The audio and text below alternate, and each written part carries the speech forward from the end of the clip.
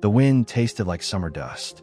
Kael stood near the edge of the school courtyard, the sun casting long shadows across the rows of students lined up before the summoning altar. His heart thumped, not with excitement, but with a kind of trembling stillness. He had waited for this moment his entire life. Today was summoning day, the first true step toward becoming a summoner. A massive silver ring stood in the center of the courtyard, embedded into the stone tiles. Runes glowed faintly on its surface, old summoning glyphs, passed down from a time when monsters first crossed the veil between spirit and flesh. One by one, students stepped forward to perform their summoning ritual. Kael watched in silence. "Come forth, spirit of my soul," a student cried. A burst of light flared from the ring, and a fox with 3 shimmering tails emerged, landing softly before its new partner. Cheers followed. Another student summoned a sleek bird of lightning, then a stone-armored rhino. Applause rippled through the courtyard. Some beasts looked fierce. Others were beautiful, elegant, or strange. But all shared one thing. They were normal, expected, fitting within the range of what most people could hope for. Kael didn't even know if he'd get something that good. He lowered his eyes, gripping the small charm around his neck, an old coin given by his grandfather, long since worn smooth by nervous fingers. The truth was, Kael hadn't shown any signs of high spiritual energy. He wasn't from a summoner bloodline, no noble heritage, no big-name academy, just a regular kid from the quieter side of Faloma City. "Next, Kael," the examiner called. Kael swallowed. He stepped forward. His shoes made a hollow tap against the stone as he entered the summoning ring. The warmth of the sun faded, replaced by the cool pulse of spiritual pressure rising from the glyphs. He could feel eyes on him, some curious, some dismissive. "Place your hand on the core," the examiner instructed, motioning to the pedestal in front of him. Kael nodded and placed his palm against the glowing blue crystal. He closed his eyes. The world fell away. Inside his mind, Kael saw it. A vast space, blank at first, like fog covering water. Then a presence. Huge, ancient, breathing. A heartbeat echoed through the silence. It wasn't his own. Boom. The fog burned away like paper touched by fire. A pair of golden eyes opened in the dark. Kael gasped as a presence surged forward, flooding his body with searing heat. The ground beneath the summoning ring cracked. A storm of red light exploded upward in a pillar of fire. Gasps, screams, flames spiraled toward the sky and scattered into embers, revealing a colossal, serpentine form coiled within the circle. A dragon, scales glowing crimson like molten steel, wings folded, claws gripping the edge of the summoning ring. Its breath was thunder, its gaze old as the stars.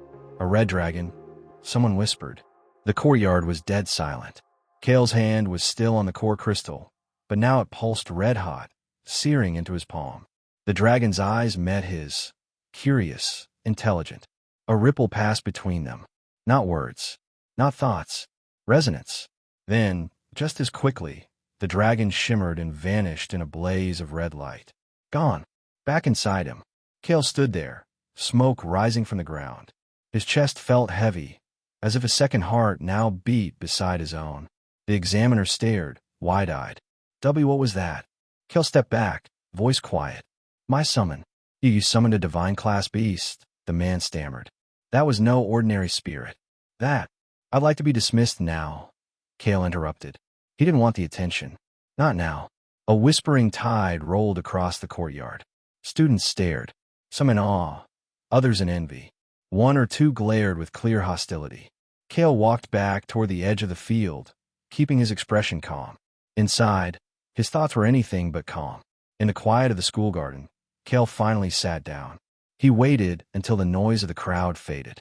Then he closed his eyes and reached inward, to the space where his summons rested. What he saw stunned him. A vast, open plain stretched before him.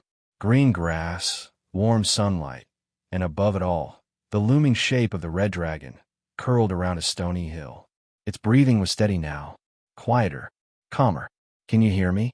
Kael asked within his thoughts. The dragon turned its head slowly, golden eyes narrowing slightly.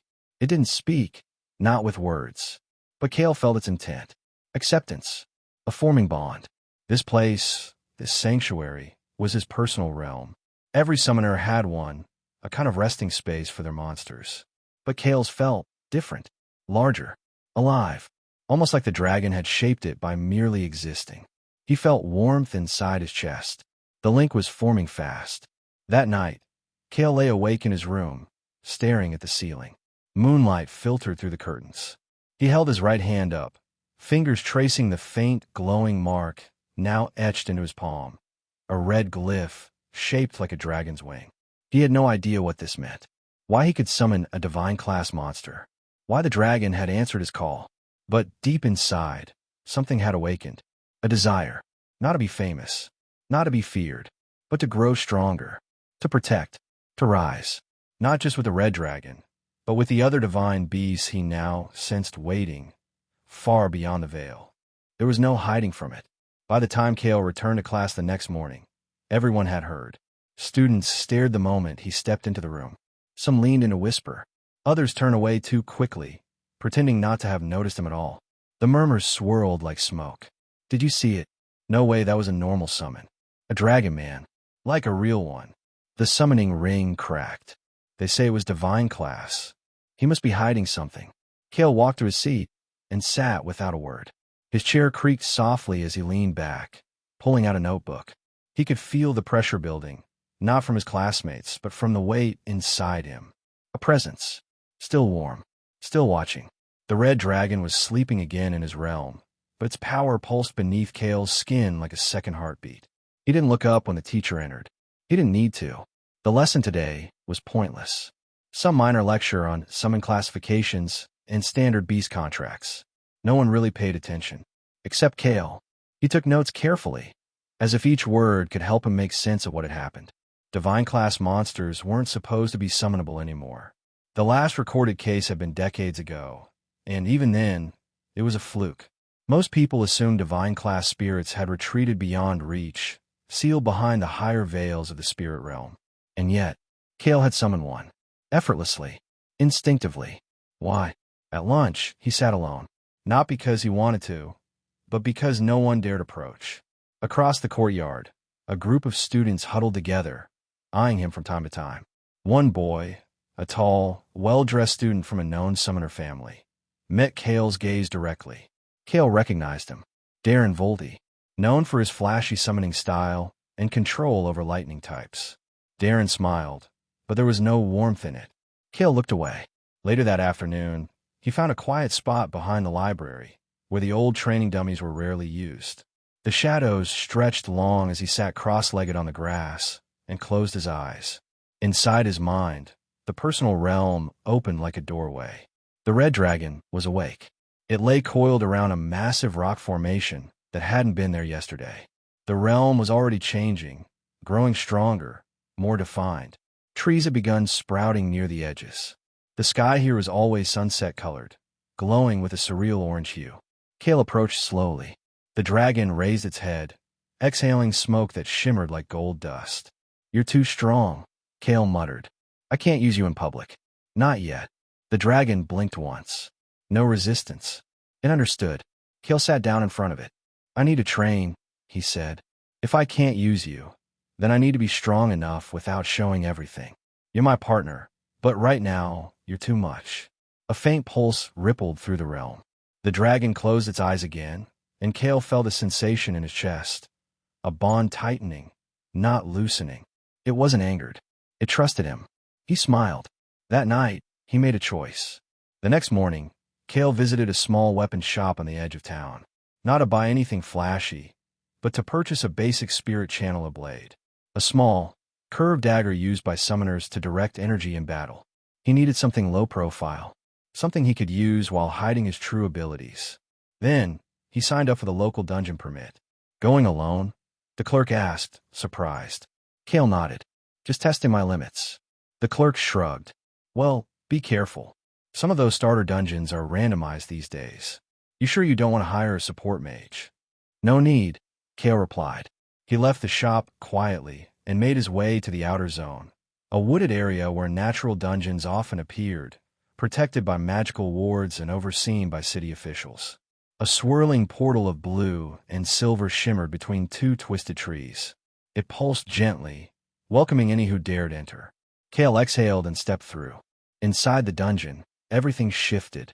He landed on a moss-covered stone floor. Mist hung in the air, and strange vines wrapped the columns of ancient ruins. This was a verdant trial, a plant-type labyrinth known for speed monsters and ambushes, perfect for testing his limits. Kael didn't summon the red dragon. Instead, he summoned nothing. He drew his dagger, crouched low, and began moving. Hours passed. He dodged poison needles, ducked under whip vines, and outmaneuvered swarms of insect-type spirits. Without revealing his divine partner, he was slower, weaker, more vulnerable. But he learned. He learned how his body reacted to energy. He learned how to feel his monster's strength without releasing it, how to draw just enough spiritual current to sharpen his senses. He learned where he was weak. He meditated between fights. He practiced calling out only echoes of the red dragon's flame, just enough to burn a path or sear a strike into the floor. He tested his bond, quietly. And when he finally reached the end of the dungeon and defeated the vine-covered wolf boss with a burst of inner fire, he felt something shift. Inside the personal realm, the dragon stirred. It was pleased. Outside the dungeon, Kael knelt and wiped the sweat from his brow. The sun was setting again. He hadn't won with brute strength. He hadn't summoned the dragon. But he had grown, not by showing the world what he was capable of, but by proving it to himself. The gates creaked open with a reluctant groan. Kael stood at the entrance to Valewind Hollow, a beginner-rated dungeon known for its shifting fog and low visibility.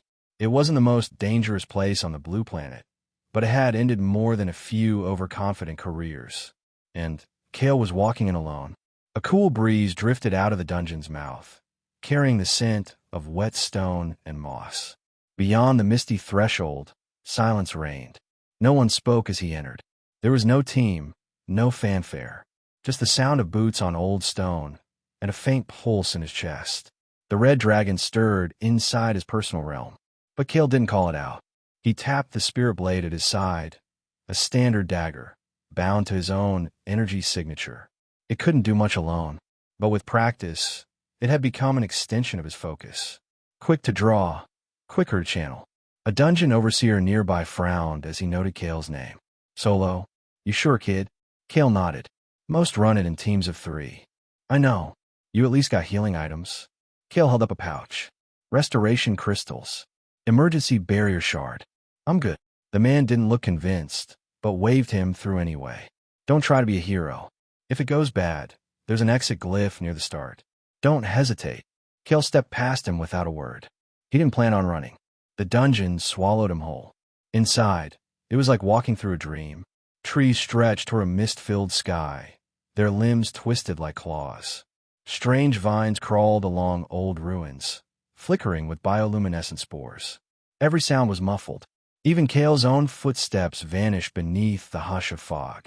He breathed in slowly. He'd studied the dungeon type. Valewind Hollow was categorized as a spirit-dense environment, meaning monsters here didn't rely on brute force. They relied on trickery. Kael drew his blade. The fog stirred. He moved carefully. A faint rustle came from the left. Kael ducked just in time as a wind serpent lunged from behind a tree trunk. Its body was thin and translucent, its wings like tattered cloth. He rolled sideways, barely missing its talons, and slashed upward. The blade met resistance.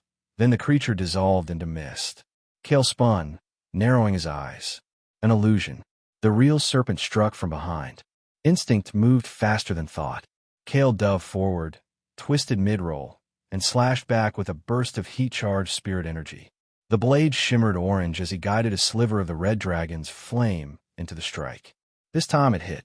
The wind serpent shrieked as its form cracked apart, dissolving into light and fog. Kael exhaled, steadying himself.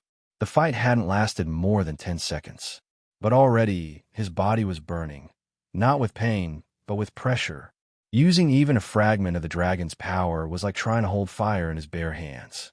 The energy didn't respond gently. It surged, alive and impatient. Kael pressed 2 fingers to his temple and slipped momentarily into his personal realm. The dragon was coiled on a ledge, watching him. I'm not ready to let you out, Kael muttered. But I might need your edge. The dragon rumbled. Its tail shifted slightly, curling around a glowing crystal that pulsed with light. Kael felt a ripple, an offer. It would give him more, if he asked. But Kael shook his head. Not yet. Back in the dungeon, Kael pressed forward. Hour by hour, he learned. The dungeon changed with every turn. Rooms twisted into new shapes, forcing him to map the layout in his head. He fought creatures that split into illusions. Packs of whispering birds that tried to confuse his sense of direction. A writhing vine beast that absorbed spiritual energy, forcing him to cut it down with precise strikes instead of brute power. He didn't summon. Not once. Every fight, he used his instincts, his growing reflexes, and fragments of stored spirit fire. Just enough to give him an edge. Never enough to reveal his true strength. His body ached.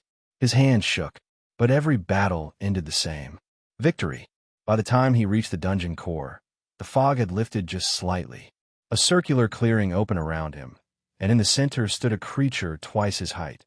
The mistfong alpha, a lupin spirit beast with ivory fur, glowing green eyes, and a long, whip-like tail. Kael's grip tightened on the blade. This wasn't a normal core guardian. It was a mutated variant. The dungeon had shifted. He wasn't surprised. The mistfong circled him, growling low. Then it lunged. Kael dodged barely. He dropped into a crouch, let the wolf pass, then rolled into a sideways slash. His blade connected, but the mistfong barely flinched. Kael gritted his teeth. He needed one clean hit, and to do that, he needed to risk more. He closed his eyes, just for a second, and invited the flame forward. His chest surged with heat as the red dragon's energy sparked inside him. Not a full summon, but a channel. Flames coiled along his arm. His dagger ignited. His senses sharpened. He moved. The mistfong lunged again. Kael spun low, struck upward, and let the flame leap from the blade into the creature's side. Boom! A burst of fire and pressure knocked them both back. The mistfong staggered, limbs shaking. Kael didn't stop. He rushed forward, blade gleaming, and struck again. Once, twice. Each strike guided by the dragon's rhythm. A dance of heat and movement. Controlled. Focused.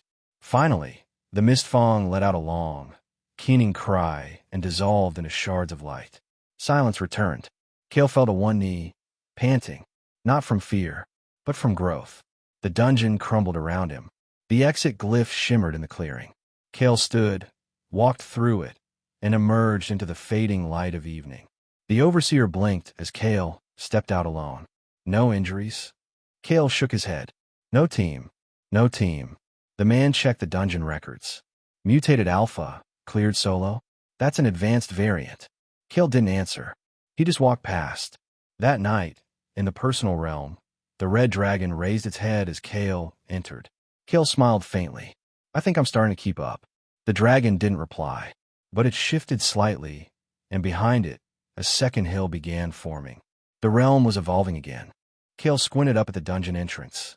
A dome of sun-scorched stone rose from the cliffs, built into the side of a blackened mountain just outside the city's second district. Glowing red runes marked its curved entryway. Heat rippled from the walls, and even standing near it made Kael's throat feel dry. This wasn't like the misty forest or beginner ruins. This was a fire-type trial zone, and Kael had chosen it. The registry guard, a woman with a sunscarf pulled around her mouth, gave him a skeptical look. Solo clear attempt. Yes. You realize this dungeon's ranked intermediate, right? Most F-class summoners don't attempt it until they have 2 bonded monsters. Kael nodded, quiet. She scanned his ID rune, sighed, and handed back the token. Try not to pass out in there. The heat messes with spiritual flow. If it gets too much, call the exit glyph. Kael thanked her and stepped toward the dungeon's shimmering gate. Flames flickered in the runes as he passed. The world shifted again. This time, the dungeon didn't welcome him. It roared. He landed on blackened stone, surrounded by collapsed walls and rivers of molten rock. Pillars of ash curled into the air. The sky above was painted in violent oranges, like an eternal sunset, a realm shaped by pure heat. Even Kael, with the red dragon's aura deep inside, felt the weight pressing down on him. This is your element, right? he thought. A flicker rippled across his chest. Inside the personal realm, the dragon stirred. Not asleep this time, but watching closely. Then let's see how far I can push. Kael moved forward. The first battle came sooner than expected. A pair of flare apes dropped from the ledges above, their fists crackling with molten sparks. Kael darted sideways, barely avoiding the first swing.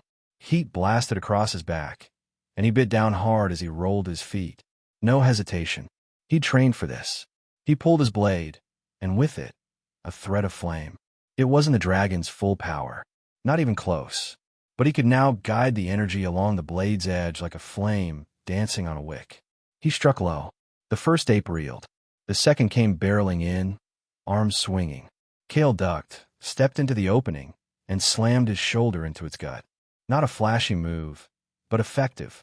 As it stumbled, Kael followed up with a spiral cut, enhanced with a burst of internal flame. He was breathing hard by the time they fell. Already, the heat was building inside his lungs, clinging to his skin. Sweat dripped into his eyes. He closed them briefly and reached inward. The personal realm opened. The red dragon sat atop a charred plateau, a new addition to the domain. Beneath it, lava glowed through cracks in the rock. Even inside the realm, the trial of fire was reshaping things. Kael stood at the edge of the cliff, wiping his brow. "You're not going to help, are you?" A low growl. Not mocking. Testing. Kael chuckled softly. "Right. Not yet." The deeper Kael went, the hotter it became. His vision blurred at times. His knees ached. He drank his last cooling potion after the third chamber, where flame lizards darted between geysers of steam and ash. One nearly caught him off guard. A tail swiped, sending him sliding across hot stone. Pain lanced through his shoulder. He grit his teeth, focused his breathing, and slammed his fist against the ground, channeling the dragon's flame directly into the blade again. The ground split under the force of his strike. One lizard fled. The other wasn't so lucky. Kael stood slowly, panting. His body was starting to feel the cost. He found a brief respite in a small antechamber, a circular room where the air shimmered, but the heat had ebbed slightly. He sat cross-legged and entered the realm once more. The red dragon was gone from its usual perch. Kael scanned the sky, then saw it. The dragon was circling overhead now, wings spread across the red-hued sky of his inner world. Not resting. Watching him. "You're waiting for something," Kael murmured aloud. And in that moment, he understood. It wasn't waiting to be used. It was waiting to see if he'd burn out trying to catch up. Kael clenched his fists. "I'm not done yet." The core chamber loomed ahead, doors of obsidian etched with phoenix wings. As Kael stepped through, the doors sealed shut behind him. A sharp cry echoed from above. The Inferno Talon descended, a fire element spirit beast shaped like a massive hawk, feathers smoldering, eyes like twin furnaces. It didn't wait. It dove, talons first, shrieking flame. Kael ducked, rolled, came up into a blade swing, only to be knocked back by a burst of wind. The beast controlled thermals, lifting itself mid-air again. Kael grit his teeth. If he couldn't ground it, he'd lose.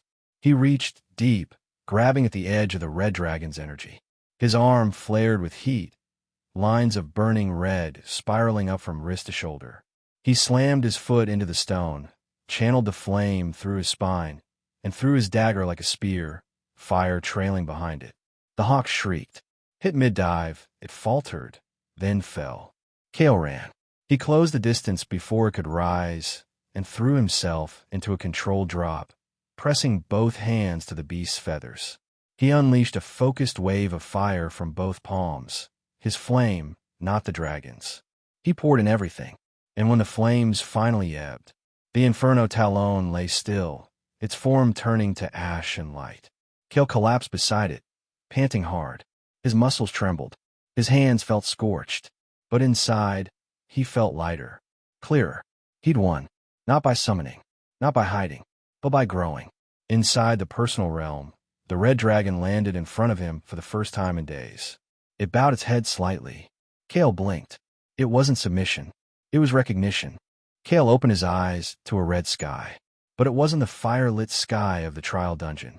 It was warmer, calmer. This was the sky of his personal realm, the space within his soul where his summoned beasts rested, trained, and healed. Only now, it looked nothing like it had before. He stood at the edge of a cliff that hadn't existed yesterday. Beneath him, a vast landscape stretched out, no longer just a quiet grass field and single hill, but a tapestry of new terrain. Towering obsidian crags now arched in the distance, steam rising from the cracks. Pools of molten gold bubbled beside hot springs. Trees with red-tinted leaves dotted the valley, their roots pulsing softly with glowing energy. And walking through it all was the red dragon. Its wings were folded, its steps slow, deliberate. It no longer sat in one spot, watching. It moved, living within the realm, not just resting. Kael stepped forward, heart steady. Something about this place was shifting, not just evolving in response to the dragon, but to him. The red dragon turned its golden eyes toward him. Their connection hummed, a low frequency, deep in his chest, a sense of presence, like warm firelight at his back.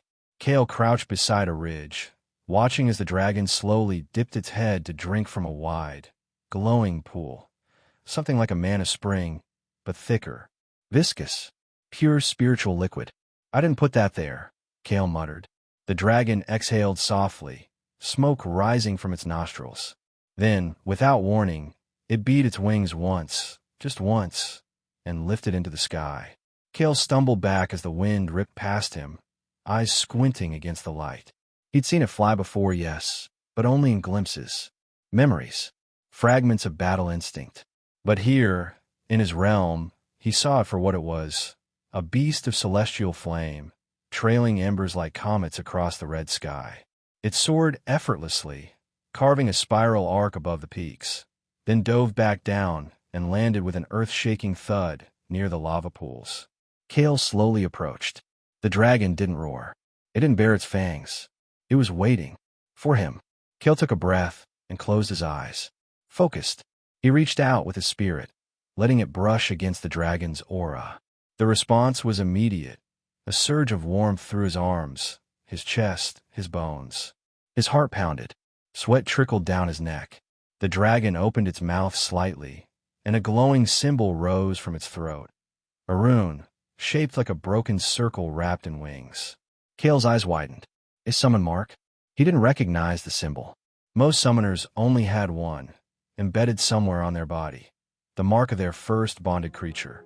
His, etched into his palm, already glowed faintly with the red dragon's fire. But this was different. The mark was forming again, inside the realm itself. And not just that. The pool beside the dragon began to bubble. Steam rose. From its surface, a second shape slowly started to form. Vague at first, like something dreaming its way into being. Kael stumbled back in awe. What is this place becoming? He sat down beside a glowing rock, heart still racing. The realm pulsed softly now, like it had a heartbeat of its own. He could feel it beneath him, deep in the stone. Not just a pocket world, not just a space for healing. It was growing. It was alive. And it was changing with him. Kael closed his eyes. He remembered the fights, the burning lungs, the focused strikes, the moment he'd nearly passed out after the Inferno Talon fell. He remembered holding back the dragon's power like damned flame behind his ribs. But now he could feel that the struggle had done more than sharpen his skill. It had shaped this place, refined it.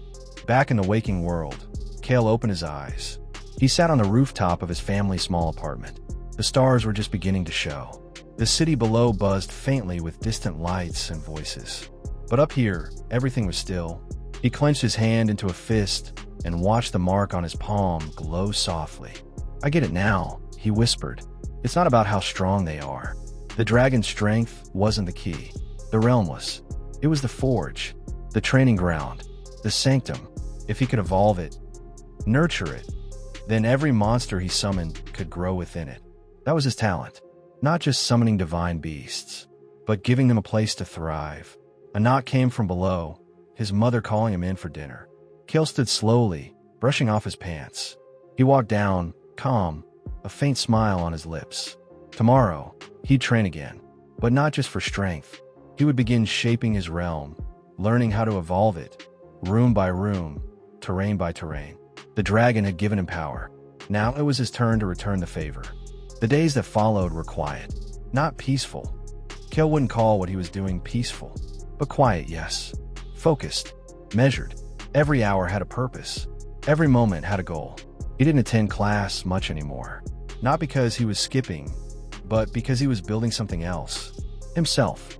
Each morning, before the sun rose over Phalomis City, Kael stepped out of bed, grabbed his gear, and disappeared into the training zones behind the local academy district. Old ruins, discarded gyms, lesser dungeons left unattended. They became his playground and his proving ground. 7 a.m. Kael sparred with illusions of monsters, practicing blade forms until his muscles trembled. He used the blade not just as a weapon, but as a channeling tool, guiding tiny threads of dragon fire into specific strikes. He wasn't summoning the red dragon, but he could feel it watching from his personal realm. Each swing, each dodge, each burst of footwork was like a conversation, a rhythm. The dragon didn't need to speak. Kael was learning its language. 10 a.m. He entered a rotation of beginner and intermediate dungeons, selecting different elements each time. Ice caves to numb his reflexes, wind mazes to test perception, swamp trials that slowed movement and drained stamina. He never summoned. Not yet. Every fight, he took on with his blade, his instincts, and flickers of power just beneath the surface. And every night, he entered the personal realm, and it had become unrecognizable. The red-skied sanctuary had expanded tenfold. The lava pools remained, but now they were flanked by stone stairways, volcanic cliffs, and deep chasms filled with glowing crystal. A second forest had begun to grow along the northern edge, filled with trees whose leaves burned with quiet light. But the biggest change, movement. The realm was no longer empty between visits. Kael had noticed it first 2 nights ago, a shape drifting near the edge of the sky. Not the red dragon. Something smaller, lighter, watching. He didn't call to it, didn't chase it. He just waited. If it was a summon, it would come to him when it was ready. The red dragon, however, was no longer content to rest. It trained too. It flew, it landed, it clawed at the cliffs, releasing bursts of flame in calculated patterns. Kael watched, fascinated. At times, he would enter the realm to find it sparring with phantom projections, constructs created by the realm itself. He hadn't known it could do that. But the dragon learned like he did, by repetition, by reflection. And as Kael grew stronger, so did it. One night, after a grueling dungeon crawl that left his legs shaking, Kael returned to the realm and found something new. A training circle had formed, an open ring of obsidian stones arranged in a perfect spiral. At the center, the red dragon waited. Its gaze met his. Challenge. Kael didn't hesitate. He stepped inside. He fought with nothing but his practiced blade and focus. The dragon never struck to kill, only to test. Its movements were slower than in battle, but still fast enough to force Kael to burn every ounce of energy. It was a game of stamina, a contest of timing. Each time Kael dodged a tail swipe or parried a flame burst, he learned. Tiny adjustments, small improvements, and when he collapsed in the dirt, gasping, the dragon simply circled once, then curled beside him like a sleeping beast beside its cub. Kael smiled through the pain. This was how they grew, together. The next morning, Kael opened his eyes in the real world with a start. His muscles ached, but his heart felt full. The mark on his palm pulsed gently, warm with spiritual energy. He felt stronger, not just physically, but deeper, more connected, more open. He grabbed his dagger and looked at its edge. It was worn now, cracked along the hilt. Time for an upgrade. That afternoon, he visited an enchanter's forge near the academy's upper quarter. A quiet shop, tucked behind rows of magical bookstores and potion stalls. Inside, an old woman raised an eyebrow as he placed his blade on the counter. Spirit channeler, low tier. You've used it well. I want something stronger, Kael said, but still light. Flexible, not too flashy. She examined him carefully. You're not showing off. No need. She nodded slowly, then stepped into the back. After a few minutes, she returned with something wrapped in gray cloth. Kael unwrapped it to find a blade thinner than his last, but longer. Its surface shimmered with traces of gold, like veins of light. A flame-adaptive alloy, the woman said, fused with hollow ember steel. Good for those who channel inner fire. Lightweight. Holds shape well. Kael smiled. I'll take it. As he left the shop, he felt a faint hum in his chest. The red dragon approved. That night, when he returned to the realm, the dragon was flying again, but not alone. A second shape glided behind it. Smaller, quicker, almost ethereal. A flicker of feathers, a glint of white-blue eyes. It vanished before Kael could focus on it. But his heart raced. Another one. A second divine presence was stirring. The dungeon was supposed to be routine. A simple assignment. Low risk, mid-depth, a quiet forest ruin not far from Phalamis border. Kael had taken it because he needed to grind. He wanted his movement sharper, his reaction time quicker. He wasn't expecting trouble. Certainly not another summoner waiting in ambush. It started with a whisper. Kael stepped through the mossy stone corridor, blade sheathed at his hip. His breath was steady, his posture relaxed. He'd already cleared the outer layers. Just a few forest spirits, nothing serious. He crouched beside a rune-marked wall, inspecting the vines for a glyph trap. Then he felt it. Spiritual pressure. Faint at first, then rising. Too fast to be a beast. Someone was here. Kael stood and turned just as a pulse of energy shot past him, barely missing his shoulder. It struck the wall behind him, exploding in a burst of purple mist. Didn't think I'd find you so easily. A voice sneered from the shadows. Kael's eyes narrowed. A boy stepped into view. Lean build, long jacket, dark gloves laced with spirit-binding threads. His contract seal glowed faintly along his neck, shaped like a jagged fawn. "I've heard the rumors," the boy said. "You're the one who summoned a dragon." Kael didn't respond. "I'm not here for talk. I'm here to test something." The air warped beside him, then snapped as a summon materialized. A specter hound, dark, ghostly, with gleaming red eyes, let out a warping howl and lunged straight at Kael. Kael moved, not with panic, with precision. He sidestepped the lunge, drew his new Ember's teal blade, and spun in a clean arc. Sparks flew as steel met shadow, the hound's claws clashing with Kael's parry. He could have summoned the red dragon, but he didn't. Too risky, too revealing. Instead, he relied on the one thing he'd sharpened over weeks of grinding. His own body. The boy smirked. "Not summoning. Shame. I was hoping for a good show."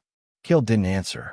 He dropped low and slid beneath the next swing, slicing across the hound's flank. It hissed, staggered, but recovered quickly. Its form morphed, splitting into 3 shifting copies. Illusions. Kael exhaled. He closed his eyes for half a breath, and felt it.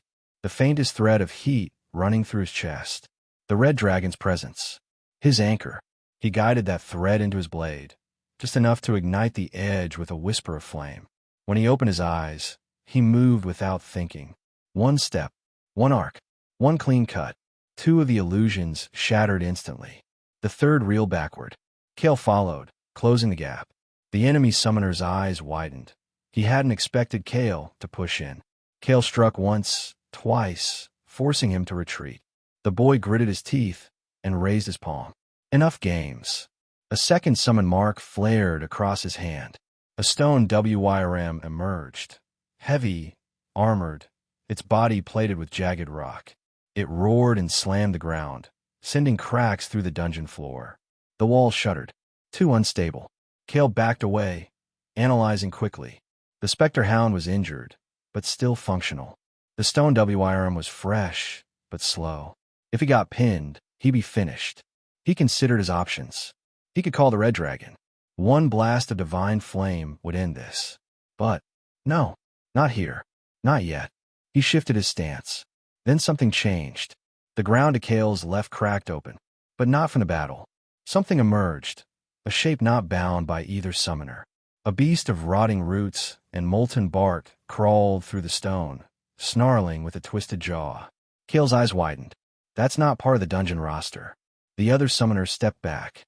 What the hell is that? Kael didn't answer. He knew. A wild summon had breached the dungeon's outer layer. It happened sometimes, rarely. Monsters not tied to the instance creeping in from overlapping spiritual zones. But this one, it pulsed with corrupted energy. Twisted. Wrong. Kael acted on instinct. He dashed forward, not toward the creature, but between it and the enemy's summoner. The boy stared. "You're protecting me?" Kael gritted his teeth. "This thing isn't targeting you. It's targeting both of us." The beast lunged. Kael pulled from deep within. Now, just enough. A flicker of divine flame spiraled up his arm, just enough to shatter the beast's first strike. The corrupted bark split. The creature howled. Kael moved again, guiding his breath, his energy, his focus. 3 more slashes. 1 burst of spirit heat. Then, he plunged the blade into its core. The creature screamed, then collapsed, dissolving into shards of corrupted light. Silence fell.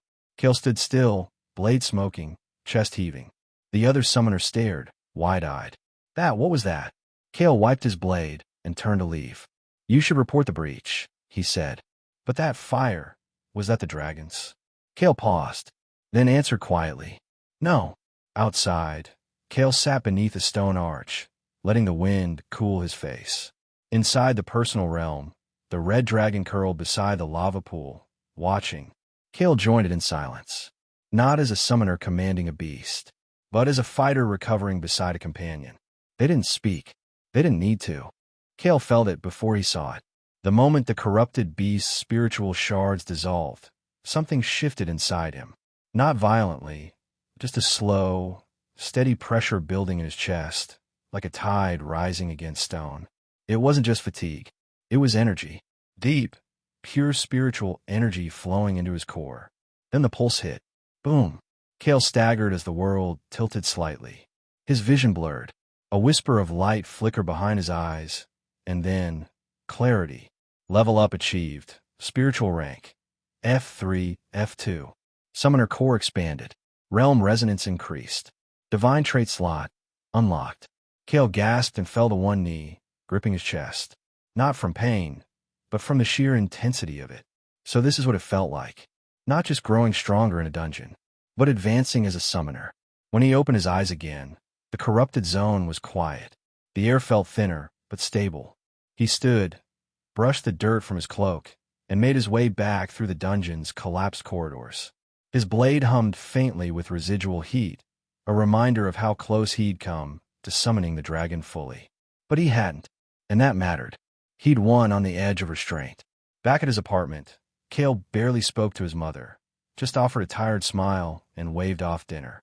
He closed his door gently behind him and collapsed into bed, clothes still dusty from the fight. And then, he closed his eyes. The personal realm welcomed him with an explosion of light. The sky was no longer just red. Now, streaks of gold raced across the clouds. The lava pools shimmered with new reflections. And at the center of it all, the red dragon waited. But this time, it wasn't alone. A second shape floated near the edge of the obsidian cliffs. The wing blur, now clearer. A divine falcon, smaller than the dragon, sleeker in form. Its body shone silver blue, with wind-threaded feathers and a sharp, intelligent gaze. Its wings beat slowly, steady, holding it aloft without effort. Kael's breath caught. You're real. It cocked its head. Then, without a sound, it glided toward the red dragon and landed beside it. The moment they touched, claw to claw, something changed in the air. A glyph appeared above Kael's head, spinning, glowing. Then, fusion trait detected. Compatibility level 1 reached. Initiate divine synergy. Kael blinked. What? He reached out, mentally accepting the prompt. The realm pulsed. A ribbon of wind curled around the dragon's flames. The two elements spiraled together briefly, flame and wind, then separated again. But something stayed. A spark. Fusion trait gained. Galeburn. Light wind intensifies fire-based attacks. Passive effect applied to red dragon. Fusion depth, 2%. Realm stability, balanced. Kael stared in awe. He could fuse them, not into one monster, but into traits, abilities, synergies. The falcon's agility. The dragon's heat. He wasn't just training them. He was evolving their bond through the realm. Later, as he stood atop a ledge within the realm, he looked down at both monsters. The red dragon sat, wings tucked. The divine falcon hovered nearby, quiet but alert. They weren't hostile, not even territorial. They seemed curious, comfortable, as if they were learning from each other, just like he was learning from them. Kael smiled. This place, it's not just a resting space anymore. The realm shifted gently beneath his feet. It was something else now. A crucible. A forge where divine power could mix and reshape. He sat down, crossed his legs, and closed his eyes again, this time not to rest, but to meditate, to test a new flame. The next day, Kael returned to the dungeon board. He didn't go to the clerk. He didn't check the rankings. He just selected the next available dungeon near his level, a wind-tier obstacle trial, and wrote one thing under the notes column. Training, solo. The forest was quiet, but not at peace. Kael moved through the shadows with careful steps. The glow of his spirit blade dimmed to its lowest hum. Moonlight filtered through the branches overhead, pale and silver, casting long lines across the narrow path. He wasn't here to fight tonight. He was here to watch. The dungeon was stable, classified as a Tier 2 rotational zone, mostly used for group training and partner assessments. Kael had cleared it twice before, but this time, he wasn't going in officially. He was observing. Rumors had begun circulating in the Academy forums. Talk of wild summon break-ins, corrupted creatures, and dungeon shifts happening more frequently. Kael wanted to see it for himself, and something about tonight felt off. He crouched behind a moss-covered ridge, eyes scanning the clearing below. A team of 3 Academy students, 2 beast-type summoners, and 1 support caster, were moving through the mid-layer zone. They were good, Kael noted. Coordinated. The frontline summoner guided a spectral stag, using its horns to clear bramble walls while the support buffed its speed. Still, they were too confident. Kael's eyes narrowed. The wind shifted. He felt in his chest before he saw it. A pulse, like a wrong note in a melody. Then the forest twisted. Vines writhed. Trees bent unnaturally. The clearing warped and darkened, and a shape crawled from the ground. Not summoned, not wild, but twisted. A corrupted spirit. Kael's breath caught. Again, that same sensation from the other dungeon. Spiritual interference, bleeding in from outside the instance. Whatever it was spreading. The team didn't notice at first. They turned too late. The beast screeched and lunged, jaws unhinged, talons dragging across stone. Kael stood, heart pounding. He wasn't part of this group. He wasn't supposed to intervene. But if he didn't, the corrupted beast struck first. One of the students, a short-haired boy with a shield summon, took the hit head-on. He flew backward, slamming into a tree. The stag tried to retaliate, but the creature's tail lashed out, cutting through the spirit's legs. The support caster screamed and began a barrier chant, but it was too slow. Kael moved. He jumped from the ridge, rolled on impact, and landed between the monster and the remaining students. His blade was already drawn. The corrupted beast hissed, eyes glowing green with fractured light. The students stared. "Ooh, run," Kael said, voice calm. "What? I'll hold it." They hesitated for a moment, too long. The creature charged again. Kael exhaled. Now, he stepped forward and unleashed Galeburn. The blade surged with light wind and fire, faster, cleaner than before. He slashed upward, catching the beast mid-leap. Flames curled around its chest, throwing it off course. Kael darted right, pivoted, then stabbed into its shoulder. It shrieked and twisted, trying to snap at him. He ducked under its jaws and struck again. This wasn't like fighting in training. This was wild, messy, real. But Kael was in control. Every motion guided by hours in the realm. Every breath anchored by the red dragon's presence. And yet, he didn't call it out. Not yet. Not unless he had to. The beast spun in rage, tail lashing wildly. Kael raised his hand, focusing. A sharp burst of fire ignited beneath its feet. A trap flame, formed in under a second. The creature staggered, roared. Kael didn't waste the opening. He lunged, blade glowing with dragon heat, and drove it straight into the corrupted core near the beast's neck. The light flared. Then, silence. The beast shattered into shards of darkness and light, fading into mist. Kael stood there, breathing hard, blade lowered. The students stared at him in stunned silence. One whispered, "You're not on the registry." "Who are you?" Kael turned away. "A passerby." That wasn't just a summon. That was a corrupted beast. You burned it without even summoning." He paused, then spoke quietly. "Keep this quiet, and get your friend to a healer." The support caster looked down at the unconscious boy, then nodded. Kael vanished into the trees before they could ask anything else. That night, in the personal realm, Kael sat on a cliff edge while the red dragon curled beside him. The divine falcon perched on a spire nearby, silent as the wind. Kael watched the lava pools glow beneath the stars. "This world's changing," he said softly. "Corruption's leaking into dungeons now." The red dragon didn't respond. It didn't need to. Its warmth was enough. Kael clenched his fist. He didn't want to be a hero. He didn't want the attention.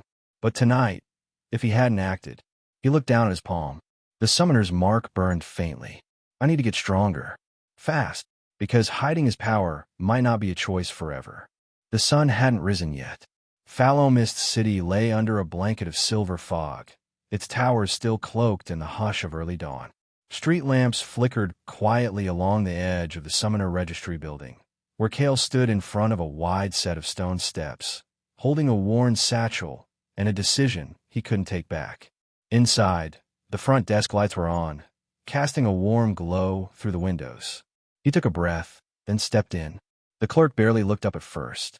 "Student dungeon permits don't open until—" "I'm not here for a permit," Kael said calmly. "I'm here to register as a solo-ranked summoner." The woman blinked, then slowly set her pen down. "You are how old?" 17. She studied him more carefully now. "That's rare. Solo registrants your age usually don't make out of F rank. Most burn out. Some never come back from their first big dive." "I'm aware. Are you doing this for recognition? To skip exams?" "No," Kael said simply. "I just want to walk at my own pace." She exhaled and pulled out a thin, crystal slate. "Name?" "Kael." "Summoner class?" He hesitated, then answered. "Unranked. One bonded summon. I'll disclose its class privately." She paused, then passed him a shimmering rune coin. "This is your registry token. It tracks dungeon entries, clears, and your spiritual pulse. Your official path begins now. No more training zones. No more protected circuits." Kael accepted it and nodded. No more hiding behind school walls. Outside, the city was beginning to stir. Kael walked through the misty streets, the token glowing softly in his pocket. With every step, he felt a little more detached from everything familiar. His classmates, the school rankings, the forums where they compared stats and summon types. None of that mattered now. He wasn't playing their game. Back in his apartment, Kael opened the door quietly. His mother was still asleep, the kitchen dark. He left a note. "Going away for a bit. Training solo. I'll be careful. Promise." He closed the door behind him and took the stairs down to the alley, then out toward the edge of the city, where the dungeons waited. The chosen zone was called Ashmouth Hollow, a Tier 3 wild-type zone with no instructor oversight. Entry required official registration. Survival depended on reflexes, strategy, and, above all, bond strength. Kael stepped through the portal and entered firelight. The world on the other side was scorched earth. The wind howled through charred stone valleys, and black ash rained from sky veiled in smoke. Far in the distance, jagged silhouettes moved. Kael reached for his blade, but before drawing it, he paused and opened the door inside. The personal realm pulsed with a different energy now. It had grown again. The lava pools were deeper. The wind trees now covered entire ridges. And along the eastern cliff, a new cave had formed, dark, humming with spiritual vibration. Inside it, something stirred. Kael didn't approach. Not yet. Instead, he stood in the open clearing between the divine falcon's perch and the red dragon's lava nest. They both looked up as he entered. "I registered," he said aloud. "Solo." The dragon blinked slowly, approving. The falcon ruffled its wings, silent. Kael stepped forward. He wasn't here to train this time. He was here to fight. "Help me push past my limit." The dragon stood. The falcon rose, and the realm shifted. They didn't attack him. Not all at once. The dragon circled overhead, releasing waves of pressure that pressed Kael to his knees. The falcon darted low, forcing him to react, dodge, redirect. Kael moved like a flame in the wind, fluid, grounded, efficient. No wasted energy. Each movement sharpened by hours of repetition, each breath timed with spiritual flow. And then, the dragon descended. Kael didn't retreat. He ran toward it. A memory flashed of standing in the summoning ring, fire all around him, when this bond first began. Now he stood with it, not beneath it. He leapt, blade ignited with gale burn, and clashed against the dragon's claw. not as an enemy, but as a partner refining steel through fire. The moment hung there, frozen, glowing, then faded. Later, Kael stood alone on a cliff within the realm, breathing hard. His blade steamed. His legs trembled, but he stood tall. Behind him, the dragon landed and curled beside the glowing pool. The falcon perched nearby, head tilted. Kael smiled. "This is it," he said softly. "The path I've chosen. No teammates. No spotlights. Just the grind, the battles, and the bond." The wind was colder now. Kael stood on the summit of a mossy ridge, just outside Ashmouth Hollow, watching the horizon burn orange with the rising sun. His breath steamed in the morning chill, and the dungeon portal behind him flickered, closing for the day. He hadn't slept much. Not with the red dragon, still testing him in the realm. Not with the divine falcon beginning to stir between dusk and dawn like it had something to say, but no voice to say it. Kael adjusted the strap of his satchel and turned toward the city road. He had only taken 10 steps before someone blocked his path. "Kael Falomist," the man asked. He was older, maybe mid-20s, with a slim coat bearing the Oriole University seal. His posture was military clean, but his tone casual. Kael stopped. "That's me." The man reached into his coat and pulled out a small scroll. "You've been recommended for the Regional Summoning Proficiency Exams. Tier 2. Sponsored seat." Kael raised an eyebrow. "I didn't apply." "You didn't have to." The man smiled. "Someone noticed your solo clear streaks." Kael didn't answer. He took the scroll and cracked the wax seal. Inside was a list of entry benefits. Full access to the Regional Examination Dungeon, observation by summoning guilds, and, at the bottom, a unique line. Qualifying finalists will be permitted to attempt a second summon from the Veil Pools. His breath caught. That wasn't normal. Veil Pools were usually reserved for elite academy initiates. They were raw, spiritual wells, places where rare and divine spirits lingered, waiting to be called. Most never saw one their entire career. He looked up at the man. "What? Honestly? No idea. I just deliver these." Kael studied the scroll again. His heart was steady, but his thoughts buzzed like static. Someone was watching him. Later that evening, Kael sat on the rooftop of an old observation tower, just beyond the city. The stars above blinked between drifting clouds. He let the wind tug at his sleeves as he gazed upward, replaying the message over and over. A chance to summon again. Another divine monster. Another bond. And not just any bond. One drawn directly from the veil. But who had recommended him? No one in his school would. He hadn't told anyone about the corrupted beasts. He'd kept his victories low profile. His public registry listed one summon. Nothing more. Unless.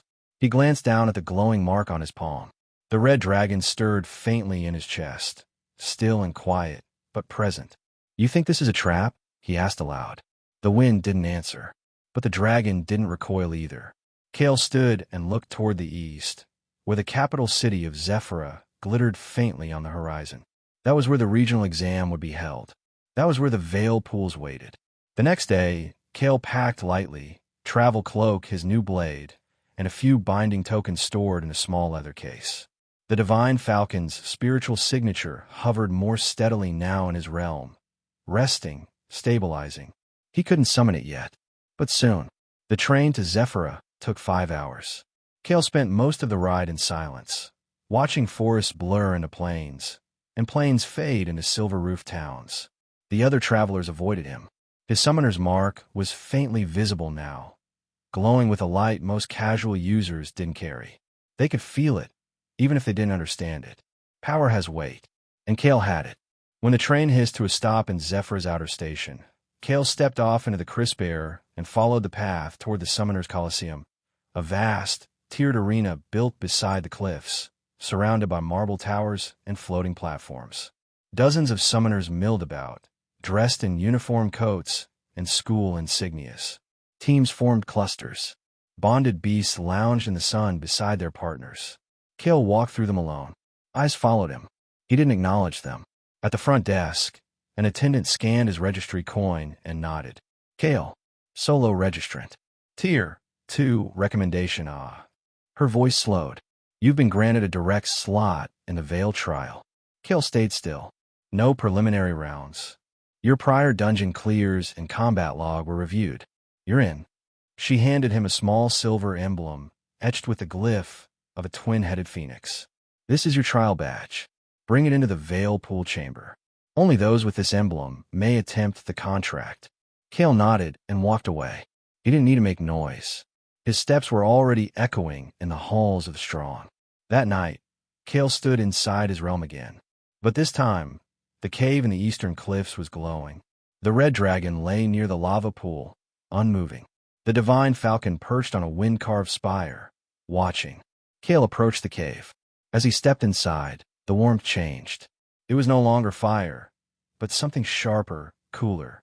The walls shimmered with frost, even though no snow had ever touched this place. And from deep within the cave, a new presence stirred. Heavy, predatory, divine. Kael's breath caught. He didn't know what it would be yet, but it was coming. And this time, it would not submit easily. Zephyra was nothing like Phallomist. Kael walked the city streets with his hood drawn low, gaze sweeping across the morning skyline. Towers rose like silver spears into the clouds, glowing with embedded runes. Floating lifts moved between buildings. Air beasts flew overhead. Hawks made of crystal feathers, skyfish trailing spectral fins, even a leviathan once, drifting above the upper spires like a lazy storm cloud. And on every corner stood a summoner. Uniforms gleamed. Spirit beasts prowled at their side or hovered above. Some wore polished gill cloaks. Others bore the insignia of noble families. Their summons weren't just creatures. They were status symbols. Kael passed them all quietly, alone. A few glances away. Most ignored him. But more than once, he felt the press of someone's gaze lingering longer than it should have. Not just curiosity. Suspicion. The central plaza of Zephyra buzzed with energy. A massive bronze statue stood in the square. The twin contract, depicting two summoners raising their hands together, with a shared spirit beast between them. Around its base, food vendors, summoner gear shops, and beast grooming stalls created a maze of noise and color. Kael weaved through the crowd, scanning quietly. He wasn't here to shop. He was here to learn. In a small corner bookstore, nestled between a potion stand and an incense cart, Kael found what he was looking for, a history archive. He stepped inside and approached the lone keeper behind the desk, a thin, spectacled man who looked more asleep than alert. I'm looking for references on veil pools, Kael said. The man stirred. Advanced summoning history. You from the university? No. The man adjusted his glasses. Then why are you interested? I have a badge. The man's eyebrows lifted. Show me. Kael pulled the phoenix-etched emblem from his pocket. The man whistled under his breath. You're solo, aren't you? Kael didn't answer. Didn't think so. Fine. Back shelf. Left corner. Red bindings. 2 books only. And be gentle. Those aren't printed anymore. Kael found the books quickly and sat in the quietest corner of the shop. Dust tickled his nose as he opened the cover. The pages spoke of the veil, a spiritual boundary between the blue planet and the higher realms. Not divine in the religious sense, but spiritual ecosystems too refined for average summoners to reach. It was said that divine beasts chose their partners across this veil, not the other way around. But one line made him pause. Only those with stabilized dual aspect cores may form more than one divine contract without backlash. Kael frowned. No one had told him that. He reached into his realm briefly, brushing his awareness across both the red dragon and the divine falcon. They weren't in conflict, but they weren't fully aligned, either. Stabilization. So that was the next step. He left the shop an hour later, thoughts swirling, only to nearly walk straight into a trio of students in matching navy blue coats. They stepped aside, but the tallest one caught Kael's arm lightly. Watch it, the boy said. Kael looked up. The student was a head taller, hair slicked back, with a silver fong-shaped ring on his finger and 2 summons trailing behind him. A stone cat with emerald stripes, and a floating flame orb with eyes. Kael stayed silent. The boy tilted his head. You're not from Zephyra, he said. No school crest. No partner. But you've got spiritual pressure like a forged ember. Kael shrugged. Just passing through. The boy didn't smile. Careful. This city chews up lone wolves. You step into the veil pools unready, and you'll come back broken. If you come back at all. Kael met his eyes. Then I won't come back unready. The boy let go of his arm and walked on, summons trailing behind. Kael exhaled. So much for anonymity. Later that night, Kael returned to his rented room in a quiet district near the East Gardens. The window overlooked a shallow pond where moon lotus flowers drifted like pale ghosts. He sat on the floor and entered his realm. It was raining. Not real rain, realm rain. Light, golden droplets that shimmered as they fell, sinking into the obsidian rock like starlight. The red dragon lay still, wings spread wide beneath the drizzle. Its breathing was calm. The divine falcon perched silently on a spire, letting the drops bead across its feathers. But the cave in the cliffs was pulsing. The presence inside it had grown restless. Kael approached. This time, when he crossed the threshold, the frost on the walls reached for his skin. Not to hurt, just to test. A voice stirred in his chest. Not words. A challenge. Not all summons accepted you because you reached out first. Some waited for you to prove yourself worthy. Kael stepped deeper into the cold and whispered, "I'm ready." Zephyr's outer coliseum buzzed with tension. Students, guild observers, and instructors filled the viewing platforms, their voices blending into a hum of curiosity, gossip, and low-grade spiritual pressure. Colored banners marked different academies, guild factions, and summoning houses. This wasn't just an exam. It was a showcase. And Kael stood alone on the edge of the arena floor, staring across the sandy ring at his opponent. Riven Cresthall, third-year summoner from High Tower Guild School, backed by a noble house with elemental affinities, known for summoning multiple mid-tier beasts in coordinated attacks, and a reputation for humiliating unknowns in public duels. Riven grinned, tossing his long red scarf over one shoulder. Solo registry. No school tag. No spirit beast in sight. You sure you're not lost, friend? Kael stayed silent. A few chuckles rippled through the stands. Riven turned to the judge. No need to delay. Let's get this over with. The judge, an older summoner in a golden vest, raised his staff. Standard regional duel protocol. No lethal strikes. Summons capped to tier 2 contracts. External interference forbidden. Begin on my signal. Kael adjusted the grip on his blade. The mark on his palm glowed faintly beneath the glove. Begin. Riven moved first. He didn't hesitate. Raising both hands, he summoned 2 beasts in quick succession. First, a flint-winged serpent, a coiled, winged lizard with ember-coated scales and a whip-cracked tail. Second, a hollow prowler, a shadow wolf with echo steps and a bite that disrupted spell focus. They flanked him immediately, trained and efficient. Kael stepped forward. He didn't summon. Riven raised an eyebrow.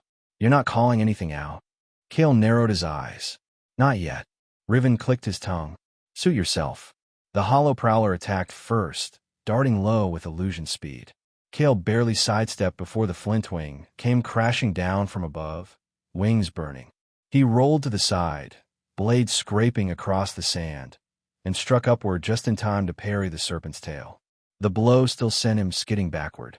The audience murmured, "He's just dodging. Why doesn't he summon? Maybe he can't. Maybe he's a fake." Kael tuned it out. His pulse was calm.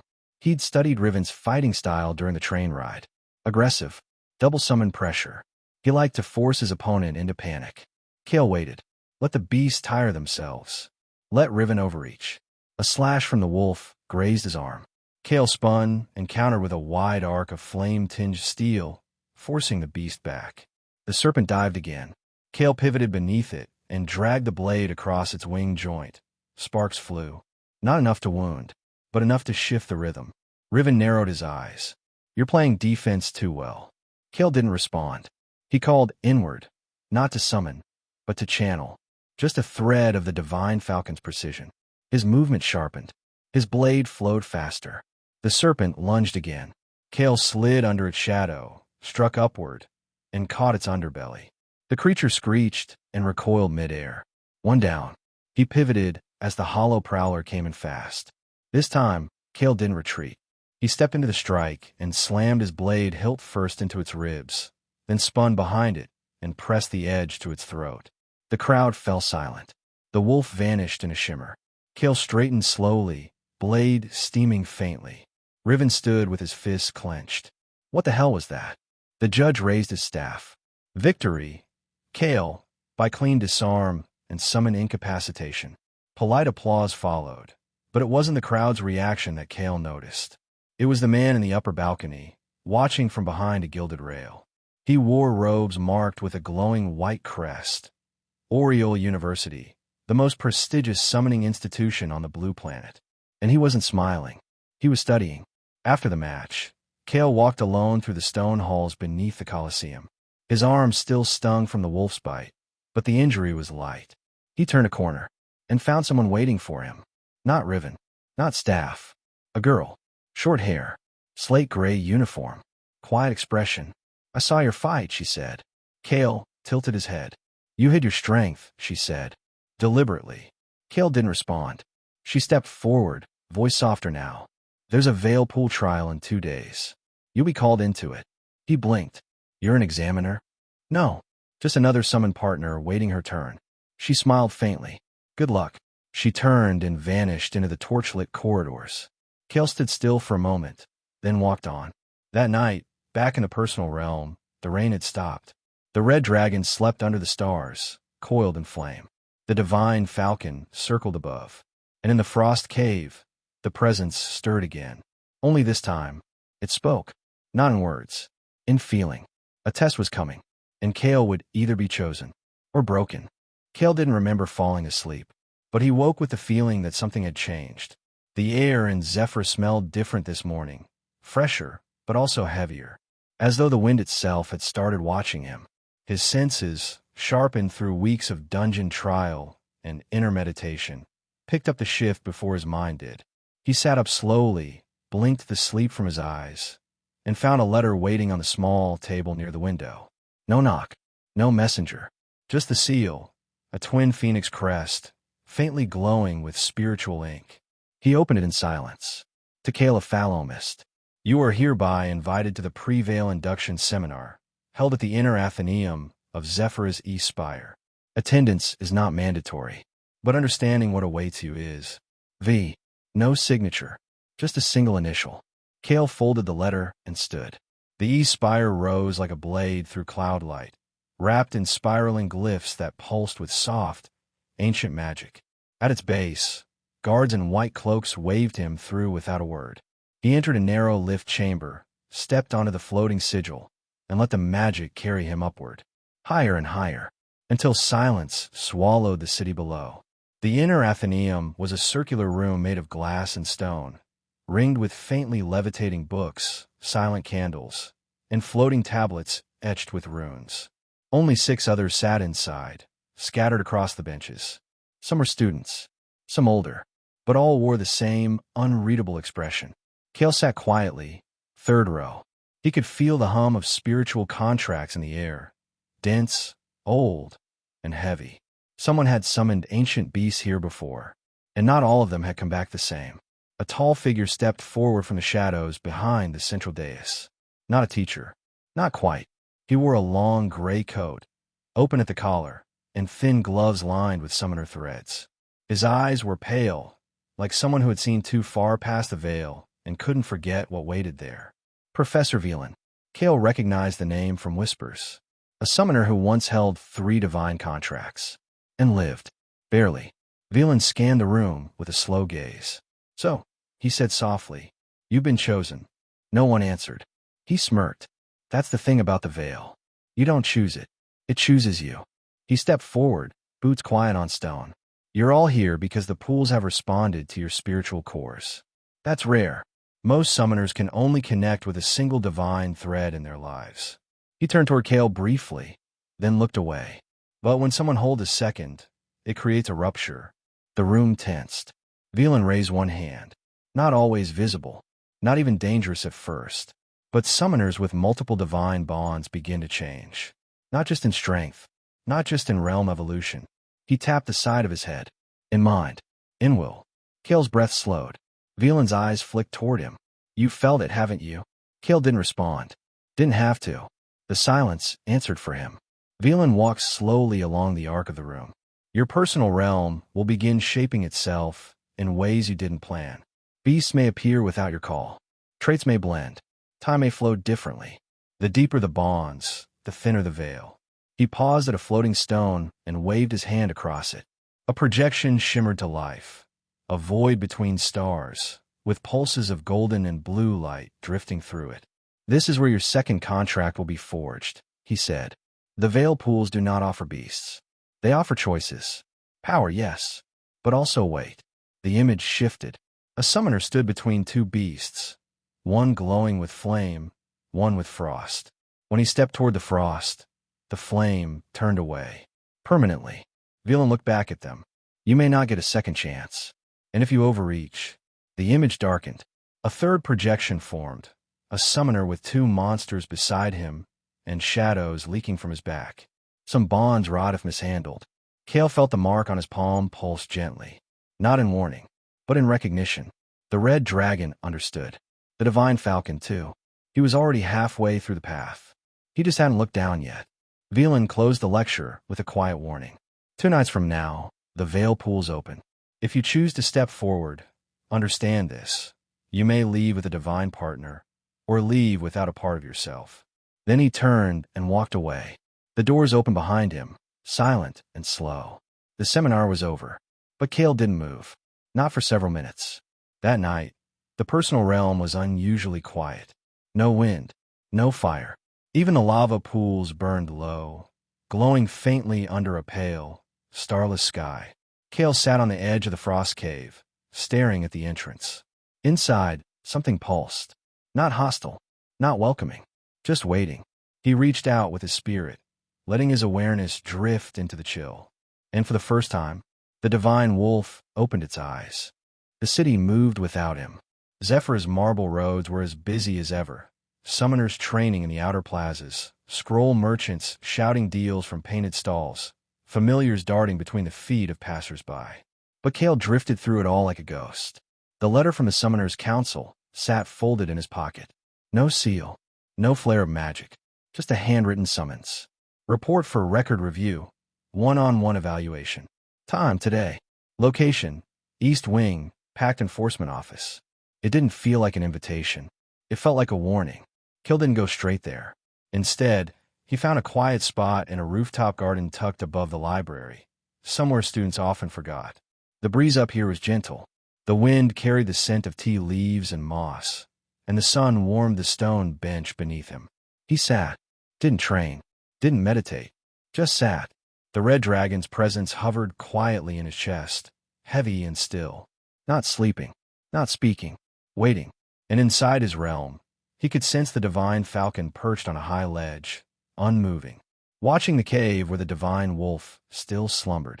3 summons, 3 waits. Only one of them, yet fully real. And only one Kael. He leaned back and stared at the sky. When he was younger, he thought being a summoner was about collecting strong beasts, defeating dungeons, rising in rank. He used to imagine what his summon would look like. Something proud, something powerful. A lion, maybe, or a shining beast of lightning. But he'd never imagined something like the red dragon. Never imagined this strange, silent realm inside his soul, growing with him, breathing with him, changing around him. And certainly not that it would lead him here. Alone, on the edge of another choice that might make him too different to turn back. He stood just before noon and made his way toward the Pact Enforcement Office. It wasn't what he expected. No golden tower, no echoing halls, just a quiet stone building built into the side of the courthouse wall. It looked old, forgotten, like someone had tucked it here to keep it out of view. Inside, there was only one person waiting. A man in gray, older, no visible summons. He didn't introduce himself, didn't smile. "Kael of Fallow Mist," he said. "Sit down." Kael did. The man placed a flat obsidian slate between them and tapped it once. A soft glow rose from the surface. Kael's Summoner Registry. Name, rank, initial contract, the glowing outline of the red dragon, labeled only as. Summon class, unknown, registered at F-class initiation. No notes about its divine nature. No mention of the divine falcon at all. The man looked at Kael. "You've cleared 14 dungeons in the last 2 months. All solo, one of which was a Tier 3 corrupted incursion. No official guild affiliation. No school record beyond first-term training. And now, you've been selected for the Veil Pool trial." Kael didn't flinch. "Yes." The man's tone was unreadable. "You've made very few mistakes. Which makes me wonder, how long have you known about your dragon's true class? Kael was quiet for a moment. Then, softly, since the first time I touched its flame. The man's eyes narrowed. And you didn't report it. Kael met his gaze. Would you have let me keep it if I had? A long pause. Then the man sat back. You're not wrong. He folded his hands. You understand that divine class contracts are governed under the high-risk pact law. Normally, 2 divine bonds are forbidden unless the summoner has a guild license or formal council approval. I didn't ask for a second one, Kael said quietly. No, but it's coming anyway, isn't it? Kael didn't answer. The man tapped the slate again. This isn't a warning. Not yet. But if you bond a second divine, and the council isn't informed, the seal on your summoner's realm could be force-locked. Kael felt his jaw tighten. Meaning your summons will sleep. Permanently. Silence stretched between them. And then the man added, more softly, you're strong. Smarter than you let on. I've seen the logs. Your fights are clean. Efficient. You don't show off. You hide what matters. Kael said nothing. Be careful, Kael. Divine power attracts more than danger. It attracts attention. From the wrong people. And the wrong monsters. He stood. You're dismissed. Outside, the sky had dimmed slightly. Clouds gathered over the cliffs. Thunder echoed faintly in the distance. Kael walked to the edge of the city walls and leaned on the railing, staring down into the ravine where windmills turned slowly between silver grass. His fingers touched the seal on his palm. Still warm. Still burning. Back in the realm, the divine wolf had moved. Not far. Just enough. It now stood near the edge of the cave mouth, fur shimmering like starlight frozen in snow. It didn't growl. It didn't bare its fangs. It simply watched. Kael stepped forward slowly, then knelt. I'm not here to chain you, he said quietly. Only to grow beside you. If you choose me. The wolf didn't reply, but a single flake of frost drifted from its coat and landed in Kael's palm. It melted instantly. The dueling arena behind the East Training Hall wasn't part of the official tournament grounds. It was older, cracked in places, with sand that never quite settled right. No official banners. No audience seating. But the students here weren't after medals or prestige. They were after names. Kael stood in the center, his coat still damp from the walk through Zephyr's morning rain. He hadn't planned to fight today. Certainly not like this. But plans didn't always matter when people started whispering about divine class summons. Didn't mean to corner you, said the boy across from him. His tone was pleasant, but practiced. Every word shaped to sound casual. Some of us just wanted to see you in action. He was tall, lean, with silver-edged gauntlets glowing softly at his wrists. 2 bees stood behind him. A windclaw lynx, sharp and twitchy, and a spirit toad, bloated with stored venom that shimmered under its skin. Kael recognized the insignia on his coat. House Norel, a noble line known for producing summoners who specialized in spiritual paralysis tactics, subtle suppression, controlled exposure, never going for the kill. They didn't attack to win. They attacked to watch. I don't want to fight, Kael said. The boy smiled. You walked into a training arena. Kael glanced to the side. 2 more students blocked the gate. Quiet. Watching. Not part of the match, but positioned just so. So this was staged. He sighed softly and stepped forward. All right, he said. I'll play. The duel began with a flick of the noble's wrist. No judge. No rules. Kael moved first. Not forward, but back, staying light on his feet. He wouldn't summon. Not here. Not unless it was real. The windclaw lynx darted left, then feinted right, claws dragging sparks as it circled. Kael's hand drifted to his blade, but he didn't draw. Instead, he watched, tracked, measured. The toad began building pressure, its belly swelling, spiritual venom coiling inside. Kael narrowed his eyes. So that was the plan. One distracts, the other disables. If he summoned a divine beast here, even a glimpse of its aura would ripple through the academy like wildfire. And he had no doubt someone, maybe even council eyes, was watching from a distance. He couldn't afford to win loudly, but he couldn't afford to lose, either. The lynx struck first, claws aimed at his ribs. Kael spun into the blow, let the claw scrape shallow across his coat, and used the motion to drop into a low kick that knocked the beast's stance off just enough to send it skidding. He didn't follow up, didn't draw the blade. Not yet. The toad released a blast of mist, thick and glittering, made to slow reaction and numb senses. Kael closed his eyes, held his breath, and pivoted with wind-step footwork. Not a technique, just a rhythm he'd learned from the divine falcon's presence. The mist grazed his coat, just enough to sell the act. He stumbled, faked a wince. The noble's eyes lit up. He thought Kael was on the edge. Good. Kael let the lynx pin him halfway, dropping to a knee with just enough struggle to seem overwhelmed. From the outside, it looked real, close. But Kael's mind was perfectly clear. He wasn't battling the summons. He was battling attention. He had to let them win without giving them what they were looking for. And then, just as the lynx reared for a final strike, a sharp voice cut through the air. Enough. Everyone froze. The beast stilled. The noble stepped back, startled. From the arena's edge, a girl stepped forward. Slate gray uniform. Short hair. Calm eyes. Kael blinked. Her again. The one who'd spoken to him after the Coliseum duel. Council observers are nearby, she said quietly, walking across the sand. They're not here for your tricks, Norel. They're watching him. She pointed at Kael. Kael stood slowly, brushing the dirt from his sleeves. The noble boy clicked his tongue. So what? It's just a match. No, she said. It was a trap. One you designed to provoke something. She turned to Kael, voice softer now. You handled it well. Kael looked at her carefully. Who are you? He asked. She smiled faintly. Someone who's seen what happens when a divine summoner stops hiding. Later, after the crowd had dispersed, Kael sat on the wall behind the training grounds. His coat was torn, his ribs ached slightly, but he was calm. Inside, the personal realm was silent. The red dragon hadn't stirred. The divine falcon hovered in still air. But the divine wolf was moving now, closer to the threshold of the frost cave, its breath forming tiny clouds in the starlit air. Kael leaned back and whispered into the sky. I won't give them a reason yet. The wind stirred. And far away, within the frost, the wolf blinked slowly. Kael dreamed of snowfall, but it wasn't soft. It was sharp, cold, and fast. Flurries that moved like daggers through a silent sky. The world beneath it cracked with every step he took. Not from weight, from pressure. When he opened his eyes, he was already inside the realm. And something was wrong.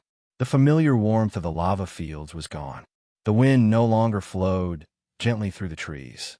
Even the divine falcon's ledge had vanished beneath a blanket of frost.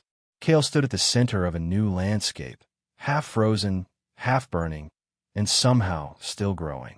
Great stone slabs rose from the earth, arranged in quiet arcs, glowing faintly with a light that pulsed like a slow heartbeat. The realm had expanded again, but this time without his input. He turned slowly. Behind him, the lava field still burned, but narrower now, pushed toward the southern cliffs. The trees of flame and wind remained, but they were retreating, and in their place, a vast frozen tundra. Smooth, bleak, still forming. Kael stepped forward, boots crunching softly over untouched snow. The air turned sharp in his lungs. Every breath carried weight, not cold, but clarity. The divine wolf had awakened, and its presence had begun reshaping the realm. He reached the mouth of the frost cave. The divine wolf stood there, tall and silent, its fur trailing pale blue mist. Its eyes, silver and patient, met his as though it had been waiting. Not for a battle, not for submission, for proof. Kael didn't speak. He stepped inside. Each step into the cave felt heavier. Not painful, just real, like walking deeper into a memory not your own. Spiritual frost crept up the walls, forming delicate symbols Kael didn't recognize. Shapes of old, primal emotion, anger, loyalty, endurance. At the back of the cave, a platform of glowing ice rose like an altar, and above it hovered a sigil Kael had never seen before. A circular glyph split in thirds, each third flickering with a different light. Crimson flame, pale wind, white frost. The three elements danced slowly, refusing to blend. Kael stepped closer. Personal realm advancement triggered. Divine domain tier. Stage 2 unlocked.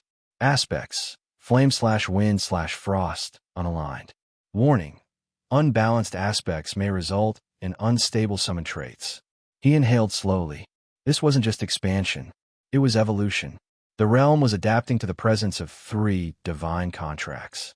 Not yet sealed, but close enough that the world inside him had already begun to prepare. And it wasn't waiting for permission. Kael sat on the icy platform and closed his eyes. He reached out, not just to the divine wolf, but to all 3.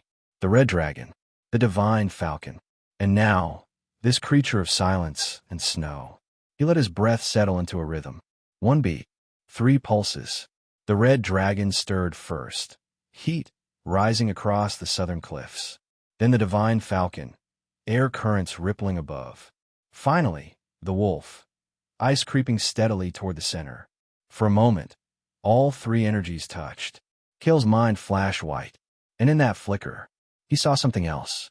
A 4th presence, far off, beyond the edges of the realm, watching, sleeping, older than the others, divine and unknowable. Kael's eyes snapped open. The moment vanished. The glyphs above the altar dimmed, returning to their slow rotation. The wolf was still, but had seen what he saw, and it didn't recoil. Later, as Kael stood on the ridge between fire and frost, he whispered to no one. This isn't just a sanctuary anymore. It wasn't just where his summons rested. It wasn't even just a training ground.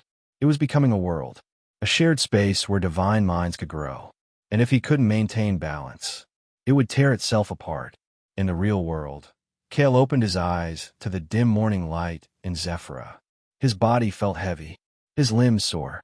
The Veil trial was less than 24 hours away, and his realm had just told him he was no longer walking into it with 1 bond. He was walking in as the bearer of 3, even if one hadn't spoken its vow yet. The wind in Zephyra was still, too still. Kael stood at the foot of the Veil chamber, deep beneath the city's oldest tower. The spiral path to this place was steep, narrow, and mostly forgotten. But the further he walked, the more he felt it, a pressure that hummed beneath his ribs, just beneath the heartbeat. A kind of silence only found on the threshold between worlds. 2 guards flanked the final door. No weapons, no armor, just cloaks lined with white glyphs that shimmered faintly when Kael passed. He offered no words. Neither did they. When the doors creaked open, he stepped through alone. The Veil pool was not what he expected. It wasn't water. It was air, still and silver, suspended in the center of a massive cavern. A glowing sphere, like a floating moon, pulsed gently above a black platform etched with a summoning circle unlike anything Kael had ever seen. It didn't spin. It breathed. The room was silent. No observers. No cheering. No duelists. Just him. And the Veil. He stepped into the circle. The glow deepened. Veil core. Awakening resonance. Current bond detected. Red dragon. Flame. Secondary thread detected. Divine falcon. Wind. Veil balance. Stabilizing. Third bond potential. Proximity confirmed. The air thickened. And then, it pulled him in. There was no warning. No sound. Only cold. Kael landed hard on frozen stone. Breath knocked from his lungs. He staggered his feet, blade forgotten at his side, vision hazy. He was no longer in the chamber. He was standing inside the Veil. A place between places, dim skies above, mirror-like ice below, and, at the center of it all, the divine wolf. It stood atop a hill of frozen steps, wind curling around its legs, fur gleaming like hoarfrost beneath moonlight. Its gaze was not cruel, but it was ancient. Kael exhaled, breath visible in the air. This wasn't a battle. It was a reckoning. The wolf descended slowly, paused silent on the ice. Its presence wrapped around him, not aggressive, but undeniable. Kael dropped to one knee without meaning to. The pressure wasn't spiritual force. It was memory. Images not his own flickered across the air. A battlefield under snow. A broken pact, long ago. A summoner lost to greed. Who pushed too far, too fast. And a bond severed not by violence, but by disappointment. Kael lowered his eyes. "I'm not them," he whispered. No response. He looked up, eyes calm. "And I'm not here to control you. Or collect you. I'm here because we belong to the same kind of silence." The wolf paused. A single gust of wind curled around them both. Kael stood slowly. "I walk alone. Not because I want to be alone, but because I'm not ready to ask anyone else to follow." The wolf took one step forward. Kael didn't move. He reached up and removed his glove, revealing the summoner's mark on his palm. It pulsed gently, not with fire, not with wind, with a quiet, steady frost. I don't need your power to win. I need it to protect what I can't reach alone. He lowered his hand and waited. A long silence passed. Then the wolf bowed its head. Snow fell around them, quiet, slow. Divine bond accepted, frost pact sealed. New contract. Divine wolf, moonlight class. Aspect fusion enabled. Domain harmonization beginning. The glyph formed in the air, a crescent moon with a spiral of wind through its center and a soft flame on the edge. Kael reached toward it. As his hand touched the light, the realm shattered. He awoke, gasping on the veil chamber platform. A rush of cold air swept through the room. The sphere above had vanished, but something else remained. Standing beside him, silent and proud, was the divine wolf, now real, now his, silver eyes glowing softly beneath the torches. No one else came. No fanfare. Just the quiet echo of footsteps as Kael left the chamber and stepped into the night. The wind in Zephyra was moving again. Kael didn't return to the academy dorms. He walked the outer streets of Zephyra for nearly an hour after leaving the veil chamber, boots tapping against stone roads still damp with last night's rain. He didn't feel cold. Not anymore. The divine wolf's presence rested just beneath his skin, calm, steady, like the feeling of stepping outside after snowfall, where the air was sharp but clean. His thoughts moved slower now, but more clearly, like the world had stopped demanding answers and had started asking the right questions. Still, something pressed at the edges of his awareness. Not from within, from outside. Eyes. By morning, the whispers had already started. He heard them while standing at a tea vendor near the central bridge. Someone passed the veil trial last night. Another divine summoner. No one said who, but I heard the pool ripple twice. Twice. That only happens when the bond responds both ways. Kael sipped quietly. The tea burned a little, flame root with powdered lotus, but he barely noticed. In the east wing of the academy, a faculty list was posted with a new update. Veil trial completed, bond confirmed.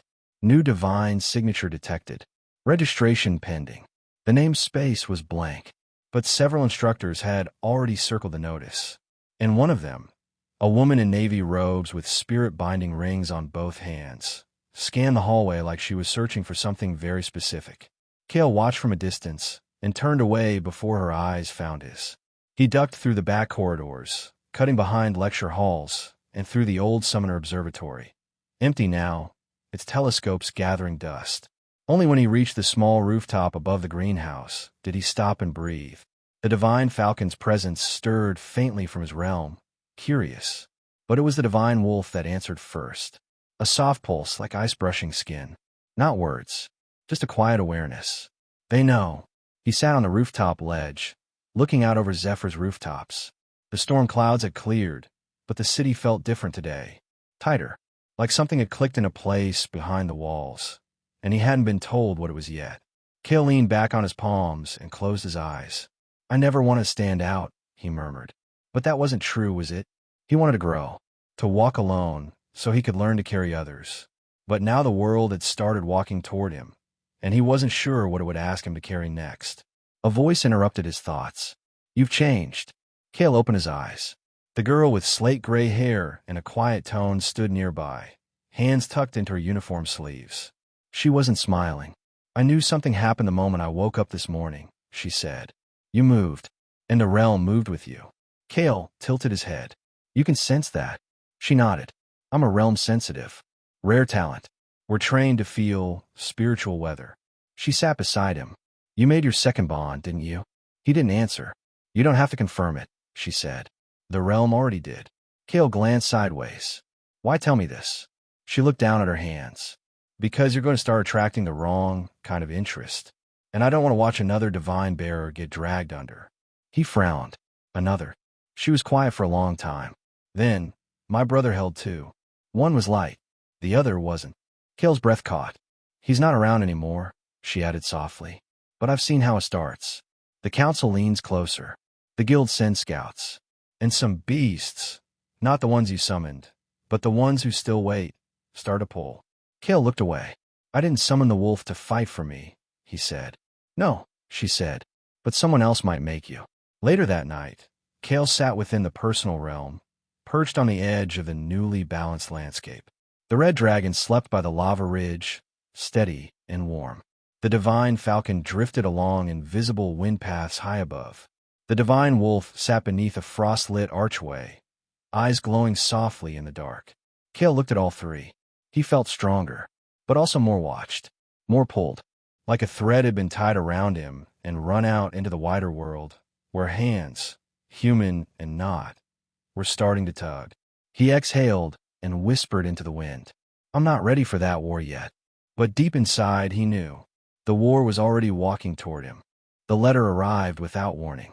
It was waiting for him when he returned to his small dorm room, propped neatly on the table, where no one should have been able to enter. No wax seal, no address, just a single sentence on thin, folded parchment.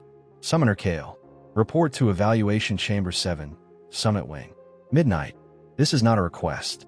The moment he touched the page, it burned into ash. Midnight came quickly. Kael walked the quiet halls of Zephyr's Summit Wing, where the lights didn't flicker and the walls didn't echo. Even the guards here stood differently, silent, unmoving, eyes fixed on nothing and everything. They let him through without a word. Chamber 7 was carved from black stone, marked with a single glyph that pulsed when Kael approached. The door hissed open. He stepped inside, and the world changed. The room was circular, perfectly smooth, and cold as winter stone. There were no torches, no furniture, no council members in robes. Just light, soft and silver, falling from a dome above. And in the center, a small raised platform made of etched crystal. Place your hand on the core. The voice wasn't human. It came from everywhere, echoing without sound. Kael paused. The divine wolf stirred within him. So did the red dragon.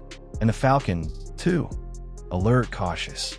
Still, Kael stepped forward and pressed his palm against the platform. Light swallowed him whole. Not painfully, just completely. His body felt suspended. His awareness pulled forward through strands of his own soul, as though the chamber were mapping not his body, but his bonds. One by one, they appeared before him. The red dragon, coiled in flame, wings folded, its eyes, half-lidded, narrowed at something unseen. Above it hovered a rune of fire and age. The system recorded its signature: divine class, ancient flame, temperament, loyal, volatile, guarded. Expansion level, Tier 2, the divine falcon. Wings spread, hovering in place as though suspended by wind. Kael couldn't feel. Its gaze flicked downward, watching the observers, even if he couldn't see them. Divine class, aerial wind spirit. Temperament, observant, patient, cautious. Expansion level, Tier 1, and the divine wolf, standing tall at the edge of a rising cliff in the projection. Its fur rippling with starlit frost. It looked not at the viewer, but upward. Divine class, frostbound sentinel. Temperament, reserved, instinct-driven, unyielding. Expansion level, incomplete. Harmonizing. Kael felt a pulse in his chest. The system's voice returned. 3 bonds detected. Unaligned triad. Predictive evolution path. Unknown. Risk level high. Authority warning. Subject may breach stability thresholds if unregulated. Asterisk asterisk. He clenched his fists. He knew what this meant. He wasn't just being evaluated. He was being flagged. Marked not as an exception, but as a threat. The light dimmed. The projections faded. The room returned to silence. Then came the second voice. Not the system. A person. Cool. Sharp. Female. Caliphalomist, she said. You have walked further than permitted. He turned. A woman stood at the edge of the dome. She wore no uniform, but her presence cut through the room like a blade. Around her shoulders hung a mantle woven with spiritual glyphs. Council weave, Kael realized. Only worn by active regulators. She wasn't here to observe. She was here to judge.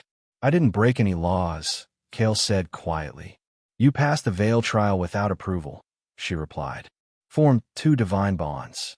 Concealed your classifications. And now the realm is evolving beyond known containment.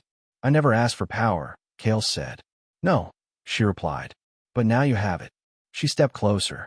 You're being watched, Kael, by forces far older than this council. The moment you made that second contract, the world tilted. Just slightly. But it won't stop there. Kael's throat felt dry. What do you want from me? She didn't answer. Instead, she offered a small, polished token, etched with a new glyph he didn't recognize. A crescent ring, a whispering wind, and a third mark. Not yet lit. A test, she said. You'll know when it begins. Then she turned and vanished. The token pulsed once in his palm, and went still. Back in the personal realm, Kael stood beneath the sky as snow fell over the firelit cliffs. All three of his summons were watching, waiting, not for instructions, but for what came next. The first thing Kael noticed was the silence. Not the peaceful kind, the wrong kind, the kind that settles after something breaks, but before anyone realizes it's broken. He stood at the edge of a cliff overlooking the fallen ruins of Isamore, a collapsed dungeon zone 2 days' ride from Zephyra. Wind moved through shattered archways and hollow trees, but it didn't make a sound. Not even the birds flew here. It was like the land had been told to hold its breath. Kael adjusted his cloak against the chill. This wasn't just a scouting mission. This was a test.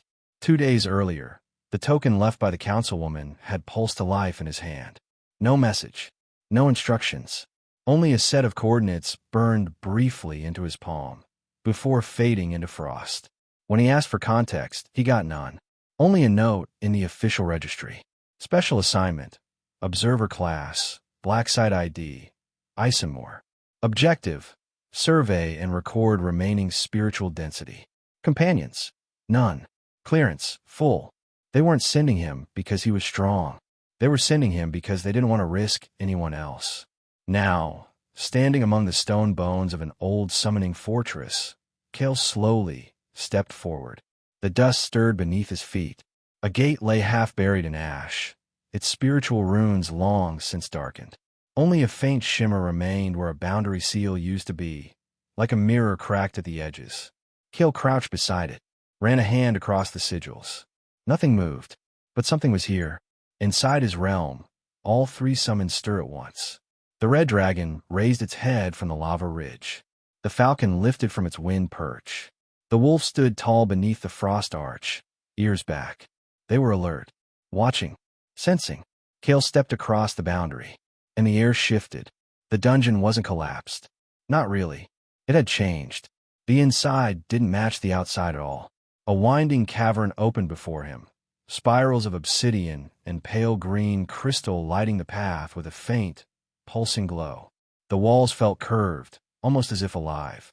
Kael took a slow breath. Whatever this place used to be, it was no longer part of the normal dungeon system. No guides, no anchors, no safety. He moved forward one step at a time. The further he went, the colder it became. Not from temperature, but from presence. The kind of cold that settled beneath your skin, like someone watching through a wall you couldn't see. His mark pulsed once beneath his glove. The divine wolf's presence brushed his spine, an instinctual warning. Still, he kept walking. Then, a voice. Not loud, not clear, but real. It whispered through the walls like wind. Why did you follow it? Kael froze.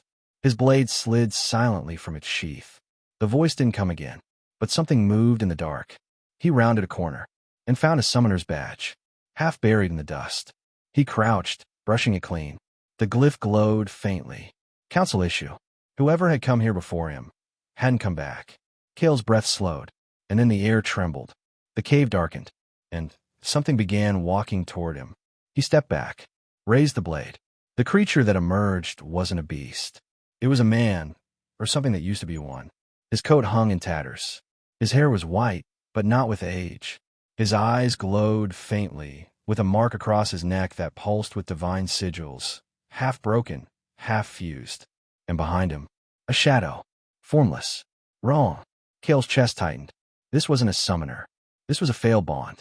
The man didn't blink, didn't breathe. He stood barely 10 paces from Kael, his arms slack at his sides, coat shredded by time and claw. His eyes glowed silver blue, not the soft kind, like Kael had seen his own summons, but hollow, stretched too thin, lit from behind by something that shouldn't still be alive.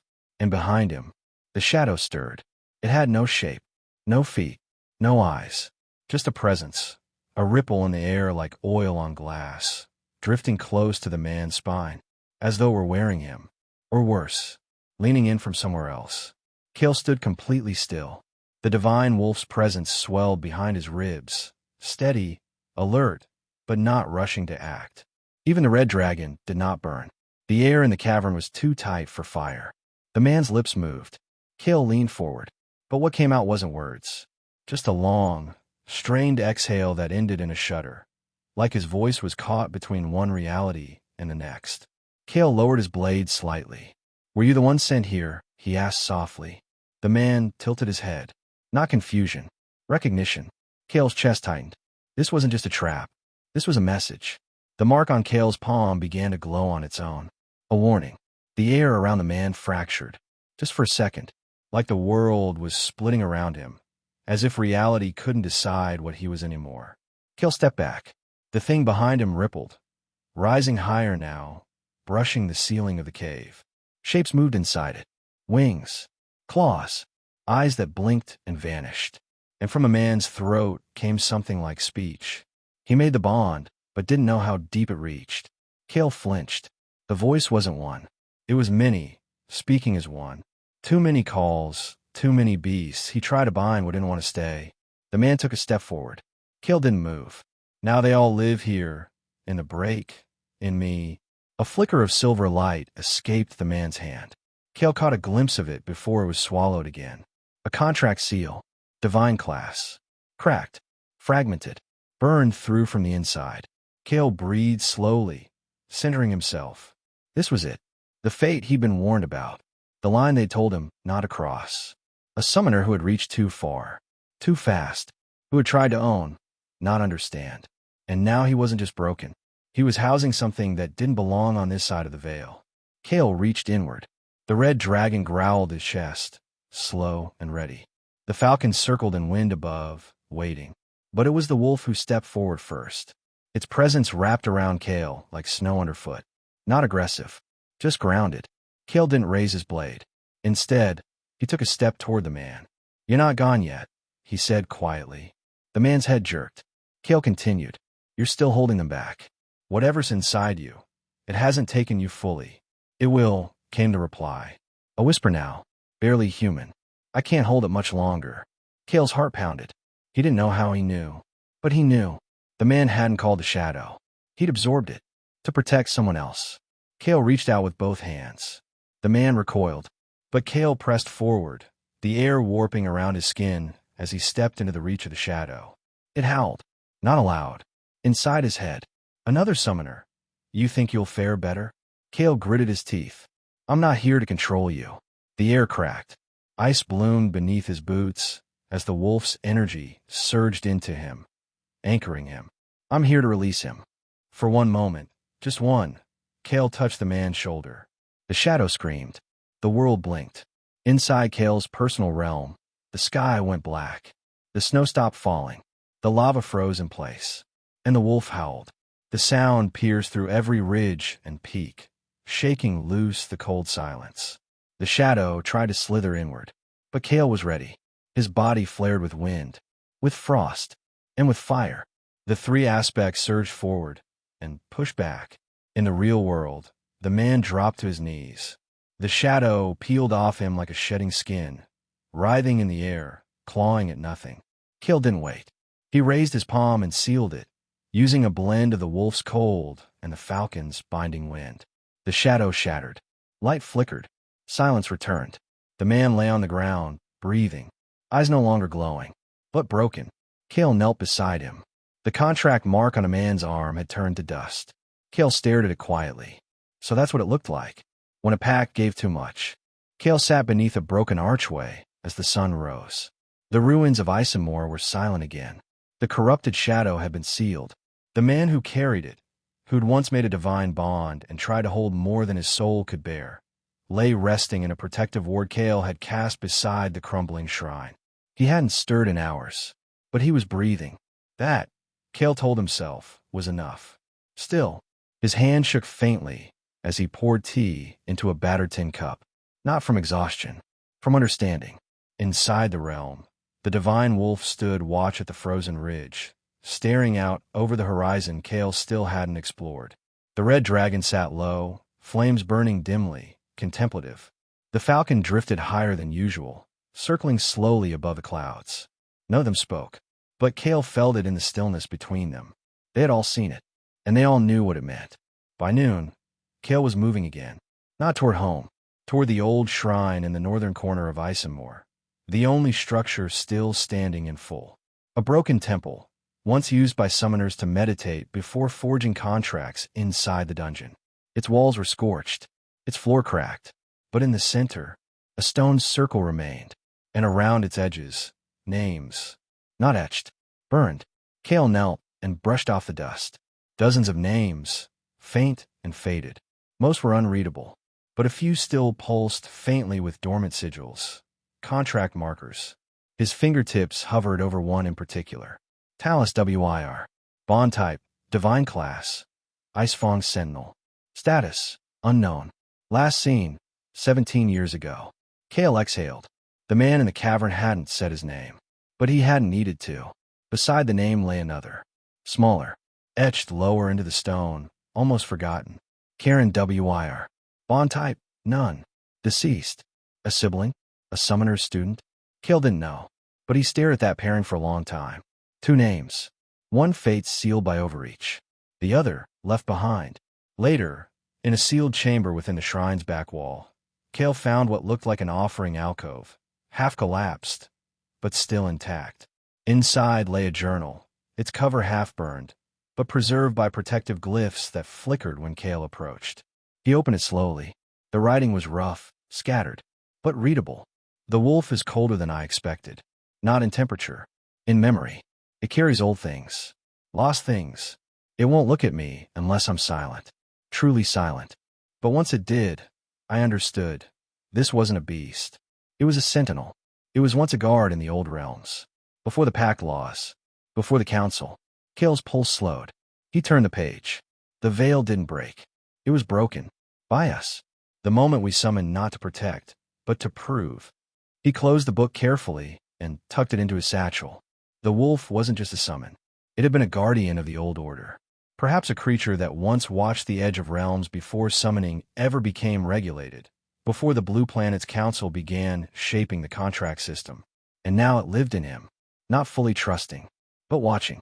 That night, Kael set up camp beside the outer wall of Isamore. The man in the ward still hadn't spoken, but his breathing had evened out. Kael poured another cup of tea and sat beside the fading fire. Then he whispered aloud, "To carry a divine name is to carry a history no one tells you." The flames flickered, and for a moment, just a moment, he thought he saw shapes dancing behind them. Not the fire, the past. Names on stone. The train pulled into Zephyra, just after dusk. Kael stepped off slowly, the metal beneath his boots humming with residual energy. The station was busy, vendors calling out, familiars darting between bags, summons wrapped in dormancy crystals slung over travelers' shoulders. He blended in, or he tried to. But even with his hood pulled low, Kael could feel it. The shift. People didn't look at him. They looked around him, like their instincts were catching on to something their eyes hadn't yet understood. He walked alone, as always, toward the quiet garden roads that led behind the Academy district. The skies above the city were painted in lavender dusk. Lanterns floated between pillars. Wind spirits curled around rooftops. Everything looked the same, but felt distant now, like he'd left something behind that wouldn't follow. He stopped at a familiar bench, overlooking a koi pond, the same one he used to sit at during his earliest training days. A breeze moved across the water. He lowered his satchel, sat slowly, and listened. The city murmured around him, but in the quiet, inside his chest, his summons stirred. The divine falcon shifted first, sensing the wind. Then the wolf, faintly, its presence steady beneath his heartbeat. And finally, the red dragon, not in warning, but in warmth. Still here, still his, still watching.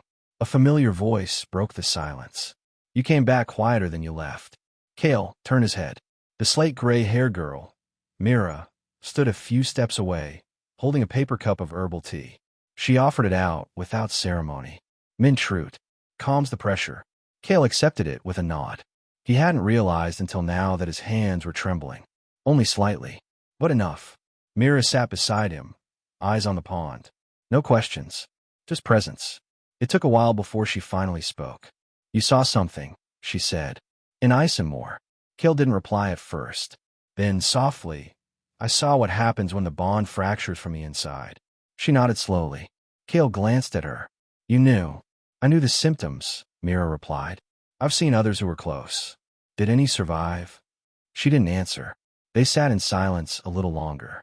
Then Kael reached into his satchel and drew out the old, half-burned journal from the shrine. He passed it to her. Mira took it gently, flipping through the pages. When she reached the passage about the divine wolf, about the old realms and the sentinels, her brows furrowed. "I've never read this," she murmured. "Not in the council archives. Not in the guild histories. This is—" Kael looked at her. "Barry." She met his eyes. Hidden. They both looked out over the water again. The moon had risen by now, quiet and pale, its reflection caught in the pond. "I thought having 3 divine summons would mean I was ahead," Kael said. Mira shook her head gently. "You're not ahead. You're deeper." He nodded once. That felt more accurate. Before they parted, she handed him a folded note. "It came to the academy an hour after you left Isamore." Kael unfolded it. A crest was stamped in silver at the top. "Guild offer, Stormbranch Enclave. We believe your talents will be best developed under our guidance. We offer partnership, protection, and training with our top-ranked divine bearers. Reply within 5 days." Kael stared at it. 5 days. No signature. No request for conversation. Just an invitation masked as a directive. That night, Kael returned to his room. He stood at the window, watching the city lights flicker beneath the stars. Inside the realm, his summons waited. The falcon roost. The wolf stood beneath the moon, and the red dragon curled beneath the lava cliffs, one eye open. Kael whispered, "I don't think they want to train me." None of them answered, but they didn't have to. Kael read the second letter before sunrise. It had been slid under his door in a slim black envelope. No wax seal, no signature. Just a short message in immaculate handwriting. "We admire your restraint, but if you're unwilling to use your power, perhaps you prefer someone else to use it for you. Violet Glass Division." He folded the note and placed it beside the first. 2 offers. One respectful. One, not quite a threat, but a reminder. Kael stood at the windowsill, watching the morning light stretch across the rooftops of Zephyra. The wind blew soft against the glass. The air was still heavy from last night's rain. In his chest, the divine wolf stirred. Not in warning, in awareness. By midday, he received a 3rd invitation. This one was handed to him directly by an instructor in the academy courtyard, a stern woman with close-cropped hair and a uniform that bore the sigil of the Guild Concord. She didn't smile. She simply offered him the parchment, then turned and walked away without waiting for a response. Kael held the scroll in both hands. "Your profile matches several of our strategic alignments. We are prepared to offer immediate resource access, dungeon priority rights, and a tailored spiritual environment for realm enhancement." So much in so few lines. It didn't say it aloud, but it meant, "Join us. Let us shape you. Let us own a part of you." Kael quietly slid the scroll into his bag and walked on. That evening, he returned to the rooftop above the academy greenhouse. It was quiet there. Always had been. He could see the academy towers from here. The coliseum, the spires, the dormitory windows glowing like scattered lanterns. Mira joined him not long after. She sat beside him without asking. 3 offers now, she said softly. Kael nodded once. "And?" she asked. He reached into his bag and placed the 3 letters beside each other on the bench. Then, he set them on fire. A small flame. No drama.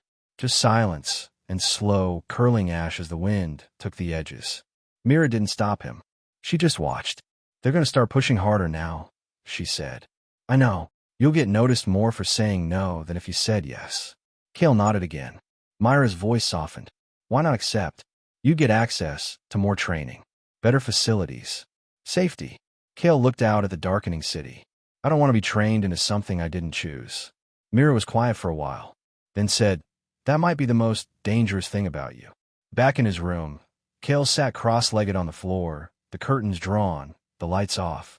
He entered the realm without effort now, without needing to close his eyes. It greeted him like breath returning to the body. The red dragon lay curled beside the fire cliffs, its tail flicking slowly. The falcon drifted above the canyon ledges, serene, and the wolf sat still beneath the frost arch, watching him approach. Kael stood at the center of all three. They didn't speak. They didn't react to the burned letters. But their presence felt closer. More his. Not just bonded. Aligned. He reached into the air with one hand, and something new pulsed into existence above his palm. A spiral of 3 lights, red, silver, blue. Not fused. Not finished. Just turning. Calmly. Like waiting for the 4th. Kael noticed it first in the dream. He stood on a flat stone bridge, suspended over endless water. The sky above him was deep gray. Not stormy, not calm. The kind of sky that waited. He took one step forward. The sound echoed like it had nowhere to land. Another step. The silence deepened. Then, without warning, he felt it. Not on his skin, not in his ears, but behind his breath. A presence. Subtle. Distant. Not watching him. Remembering him. He turned. No one was there. But he knew what it was. It wasn't a beast. It wasn't divine. It was something older. He woke slowly. The first light of morning seeped through his window in gold ribbons. And for a moment, he forgot where he was. The scent of tea, of cloth, of dry paper. Reminders of the life he'd built inside Zephyra. But the feeling from the dream still pulsed in his chest. Like it had walked back with him. He sat up slowly. The divine wolf stirred in the back of his mind. So did the falcon. Faint ripples, like wind brushing a closed curtain. Even the red dragon raised its head. But none of them spoke. Because none of them knew what this was. Later, Kael walked through the eastern district gardens, letting the gravel paths and soft wind settle his thoughts. The cherry spirits had begun blooming again, clusters of translucent petals drifting in the air, kept aloft by flickers of natural magic. Children ran past him laughing, chasing after fireflies that blinked blue instead of yellow. He walked quietly among them. No one recognized him, and he liked it that way. In the academy library, Kael asked the archivist for something different. Not summon records, he said. The old man raised an eyebrow. Then what? Kael considered for a moment. Realm behavior. Historical realm fluctuations. Any mention of changes in summoner realms that weren't tied to contracts. The man blinked. Then, without a word, shuffled to the back shelves. What he returned with was more notebook than book. A compilation of fragment notes and personal journals copied into one thick volume. Collected anomalies in pre-contract realms. Edited by the Ether Room. Kael spent the next hour flipping through it in silence. Halfway through the pages, he found something that made him sit up straighter. Asterisk. There are whispers among unbonded realms. Moments of space growing where no summon has yet arrived. Old summoners once referred to this as the 4th thread, though there are no formal records in council doctrine. Some claimed it appeared only after 3 major contracts were formed. Others said it was not a summon at all, but a memory trace, a fragment of an ancient presence trying to align with the host. Asterisk. Kael stared at the phrase again. Not a summon, a memory trace. He closed the book gently and held his breath. That night, Kael didn't enter the personal realm through meditation. He was already inside before his eyes closed. The realm had changed again. Not drastically, just enough. The air was thicker, the frost cliffs more pale, as if coated in thin mist. And in the farthest corner, beyond the known zones of fire, wind, and ice, a void had opened. Not darkness, not shadow, just absence. A place that hadn't formed yet, but somehow remembered being part of the realm. Kael approached it slowly. His steps made no sound here. The void didn't shift or beckon. It simply existed, waiting. The divine wolf followed him, silent. The falcon landed nearby, feathers twitching against invisible currents. The red dragon remained where it was, but Kael could feel its focus narrowing on this space. A long, slow stare from across the realm. Kael stood at the edge of the void, then spoke softly. Do you belong here? Nothing replied. Not a voice, not a presence. But the realm acknowledged the question and pulsed. Once, a ripple moved across the stone beneath his feet, blooming outward in soft rings of light. Not a yes, not no, just, I am returning. Kael's breath caught. He stepped back. The void held its shape, circular, silent, incomplete. But now, at its center, a pattern had begun to form. Not a glyph, not a sigil, but a memory loop, echoing light in a spiral. It looked like wind. It moved like water, but it felt like time. Kael turned to the wolf. It didn't move, but its eyes were lowered slightly. Respect? Or memory? Kael whispered. Do you remember what it was? The wolf didn't answer, but the falcon shifted once, and the red dragon, from far off, released a small plume of smoke into the sky. Not fire, just vapor. Kael's hand found his chest. The 3 contracts burned quietly beneath his ribs. But now, there was a 4th beat. Not bound, not born, but familiar. In the waking world, Kael opened his eyes just before dawn. He didn't move, didn't speak, just stared at the ceiling, listening to the quiet 4th rhythm inside him, like a distant footstep in snow. The journey took Kael beyond the outskirts of Zephyra, past the floating orchards, the sky-tethered windmills, and the warded forest lines, out where the sky hung wider, and the magic in the soil ran quieter. People didn't travel this far unless they had something to run from, or something they were trying not to find. The directions came from Mira, handwritten, tucked into the inside flap of a thin notebook with no title. Just a single line scratched into the margin. He never spoke of it, but he dreamed loud enough that I listened. Kael found the cabin by dusk. It didn't look like much. Just a sloped-roof dwelling tucked into the roots of an old spirit tree, its bark half petrified by time. No fence, no gate, just a stone path that ended in moss. There was no smoke in the chimney, but he felt eyes watching the moment he stepped into the clearing. Not hostile, just old, tired. He knocked once. No answer. Then twice more. Still nothing. Kael turned to go, then heard the soft click of a latch. The door opened a few inches, and from behind it, a rough voice emerged. You're not here to buy relics, or study glyphs. You don't smell like a student. Kael turned back. I'm not. A pause. Then the door opened further. The man inside had silver-streaked hair, a faded cloak, and eyes that had seen beyond what they wanted to. His left hand bore a summoner's brand, faint, incomplete, and on his neck, just beneath the collar, was the shadow of a 4th thread mark. Faded, scarred, not glowing, just burned in. Kael bowed his head slightly. I'm not here to ask for power. The man looked at him, eyes unreadable. Good. I'm here because my realm has started listening to something I haven't named. The silence between them lengthened. The man turned away. Come inside. The cabin was dim, but clean. Shelves lined with dried roots, old contracts, and folded beast cloths.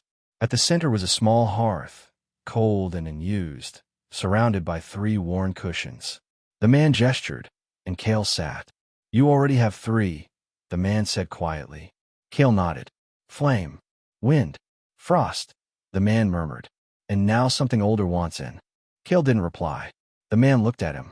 It's not a summon. I know. It's not a god either. Kael met his eyes. Then what is it? The man's gaze drifted toward the window, and for a long moment, he said nothing. It's a memory, he said at last. Kael waited.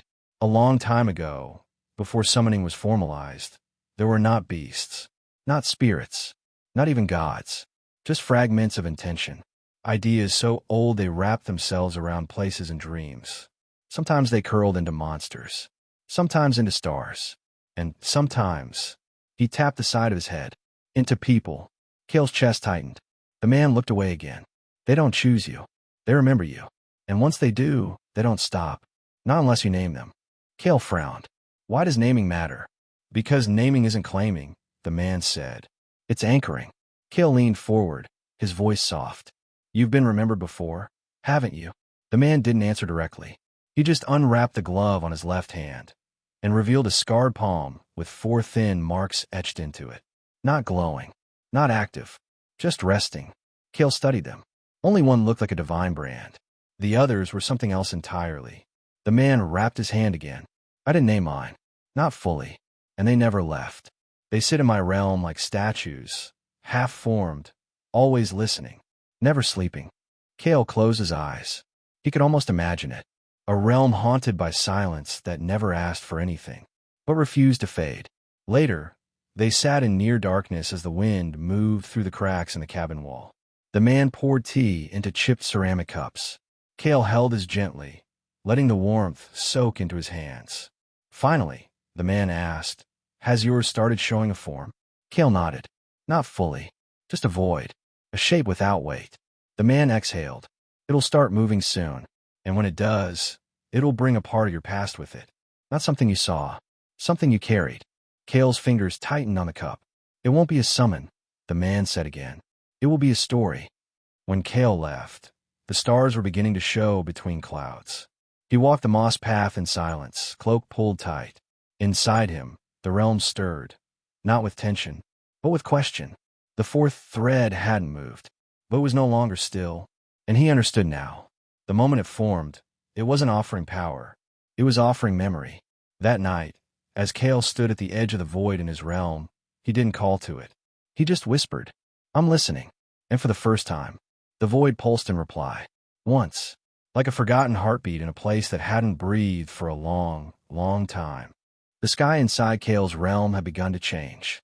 It was subtle at first, a thinning of clouds over the frost cliffs, a soft golden light that filtered through without origin. But the longer Kael watched, the more certain he became. This wasn't just another realm expansion. It was the past reaching forward, and it wanted to be seen. He stood at the edge of the fourth zone again, where the unfinished space pulsed gently like a heartbeat through fog. It still had no shape, no beast, just that endless stillness, the kind that came before a memory. He didn't summon anyone to stand beside him this time. The dragon, the falcon, the wolf, they stayed at a distance, watching in silence. Because this wasn't about them. It was about something older, something personal. Kael took a step forward. The realm did not resist. Instead, it opened, not violently, like a door slowly creaking on ancient hinges, letting through only what he was ready to carry. He stepped into the fog, and it began to remember. The world around him shifted. Stone turned to wood, wind to warmth. The fog pulled away like curtains. And Kael stood in the center of a small courtyard garden, surrounded by high walls wrapped in ivy. Lanterns floated lazily above moss paths. A wind chime hung beneath a tree. It was familiar, too familiar. Kael's breath caught in his throat. This was the old house, the one he'd lived in as a child, before they moved to Fallowmist, before summoning meant anything to him, before his mother had stopped smiling for reasons she never explained. The fourth thread hadn't shown him a beast. It had shown him a memory. He turned slowly, boots silent on the stone path. The wind moved softly, too softly for a place that didn't exist anymore. A voice carried faintly across the garden. "Kael, hold still. You're tracking mud across the stones again." His chest tightened. He followed the sound around the corner. And there she was, his mother, younger, laughing as she bent over a shallow water basin. Her hands rinsed a brush clean, and she turned just slightly, eyes soft. She didn't see him, because this wasn't now. It wasn't even a dream. It was the echo of something his realm had remembered for him, something he had forgotten. Kael stood there for a long time. He didn't speak, didn't move. He just let the moment wrap around him, quiet and warm, and completely wrong in how it shouldn't still exist. And yet, here it was, living, because something inside him refused to let it disappear. Then the sound changed. A soft breeze swept through the garden. Not the wind, not the chimes. A tone, like a voice that wasn't a voice, humming through the air. Kael turned toward the center of the courtyard. A figure stood there, shapeless, a silhouette made of golden ash. It didn't move like a person. It didn't stand like a beast. But Kael knew. This was the fourth thread.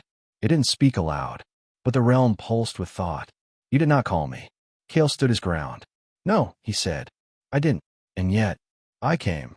He looked around. "At first I thought you were just an echo." The ash shifted, not dissolving, not solidifying, just breathing. "I am what echoes refuse to let go." Kael frowned. "Are you mine? You were once near me. You were once open. You were once quiet enough to listen." A pause. Then, "That is enough." Kael took a slow step forward. "I've made 3 contracts," he said. "All divine. All earned." The figure didn't reply. "I don't know if you're divine, or something else, but I know you're not just an illusion." The garden shimmered slightly. The memory held. But now Kael could see it. The walls beginning to fray at the edges, the wind chimes slowing in their spin. The image was decaying, gently. A message carried only long enough to say one thing. Kael reached out with one hand. I don't want to bind you, he said. I want to remember you. The figure pulsed once. Golden ash rose, and the realm spoke. Then name what I was. Kael blinked. What? Before power, before form. I was something to you. Not a summon, not a weapon, a name not spoken aloud. Kael's heart pounded. He reached inward, sifting through images. A dream, a shape on the edge of childhood. The feeling of being watched gently through windows. A story his mother used to tell when he couldn't sleep. A protector, she called it. The echo that listens. He spoke it aloud. The moment he did, the ash flared into golden strands, winding upward, spiraling across the sky. The memory vanished. The garden fell away. And Kael stood again at the edge of the void in his realm. But now at its center was a single, suspended thread, glowing faintly. A spiral made of memory and name. Fourth thread recognized. Title accepted. The echo that listens. This presence will not fight. It will not summon. But it will remember everything you forget. And when you fall, it will whisper your name back to you. Kael opened his eyes in the real world, lying still in his room. Dawn was just breaking. He said nothing, but the tears on his face had already dried. The knock came just after dawn. 3 quiet taps. Precise. Rhythmic. Kael didn't move right away. He stood near the window, watching sunlight push through the low clouds over Zephyr's rooftops. The city always looked calm at this hour. Glowing domes, drifting familiars, summoned banners stirring softly in the upper gardens. But today the knock didn't feel like part of that peace. It felt like the end of it. He opened the door slowly. A woman in charcoal robes stood in the hall. Not a uniform, not a guild crest. Just plain cloth, too clean, too still. Her face was unreadable. Her eyes, however, held the weight of someone who already knew what he would say before he said it. Kael of fallow mist, she said. He didn't speak. She held out a small obsidian seal, the same kind used in silent court summons. The council requests your presence. No pleas. No explanation. Just a request spoken like a law. They walked in silence through the upper levels of the academy's north wing, a floor rarely used, rumored to be designed for diplomats and elite spirit casters during the founding years. The halls were long, the windows sealed. Magic flowed through the stone itself. Kael didn't ask questions, and the woman didn't offer answers. Only when they reached the final door, marked with a plain silver crest, did she speak again. Enter. Alone. Kael stepped through. The room was round and quiet, lit by sky glass that cast soft gold across the floor. 6 chairs circled the center platform, spaced evenly, 3 of them occupied. An older man with white robes and a scroll clasped to his chest. A woman in sapphire with no visible summon mark, but eyes sharp as a hawk's. And a figure in black, the one he recognized. The council enforcer who'd first tested him in Chamber 7. She spoke first. Kael, sit. He did. No one spoke for a long time. Then, finally, the man with the scroll raised his voice. You formed 3 divine class contracts. Each one unique. Each one stable. Kael nodded. No one questions your ability. The man continued. But a matter has arisen. The woman in blue leaned forward. Your realm has begun to form an unregistered fourth structure. Kael said nothing. We've seen it happen only twice in the last 100 years, she added. Both times, the result was spiritual collapse. Kael looked down at his hands. They didn't name it, he said quietly. The woman's eyes narrowed. What did you call it? Kael took a breath, then answered. The echo that listens. The 3 council members exchanged a glance. Not surprise. Not confusion. Just confirmation. The enforcer finally spoke. You didn't bind it. No, Kael said. I didn't summon it either. It appeared. Remembered. And it doesn't grant you power? Kael shook his head. It doesn't change my strength. It doesn't fight. It doesn't speak in commands. Then what does it do?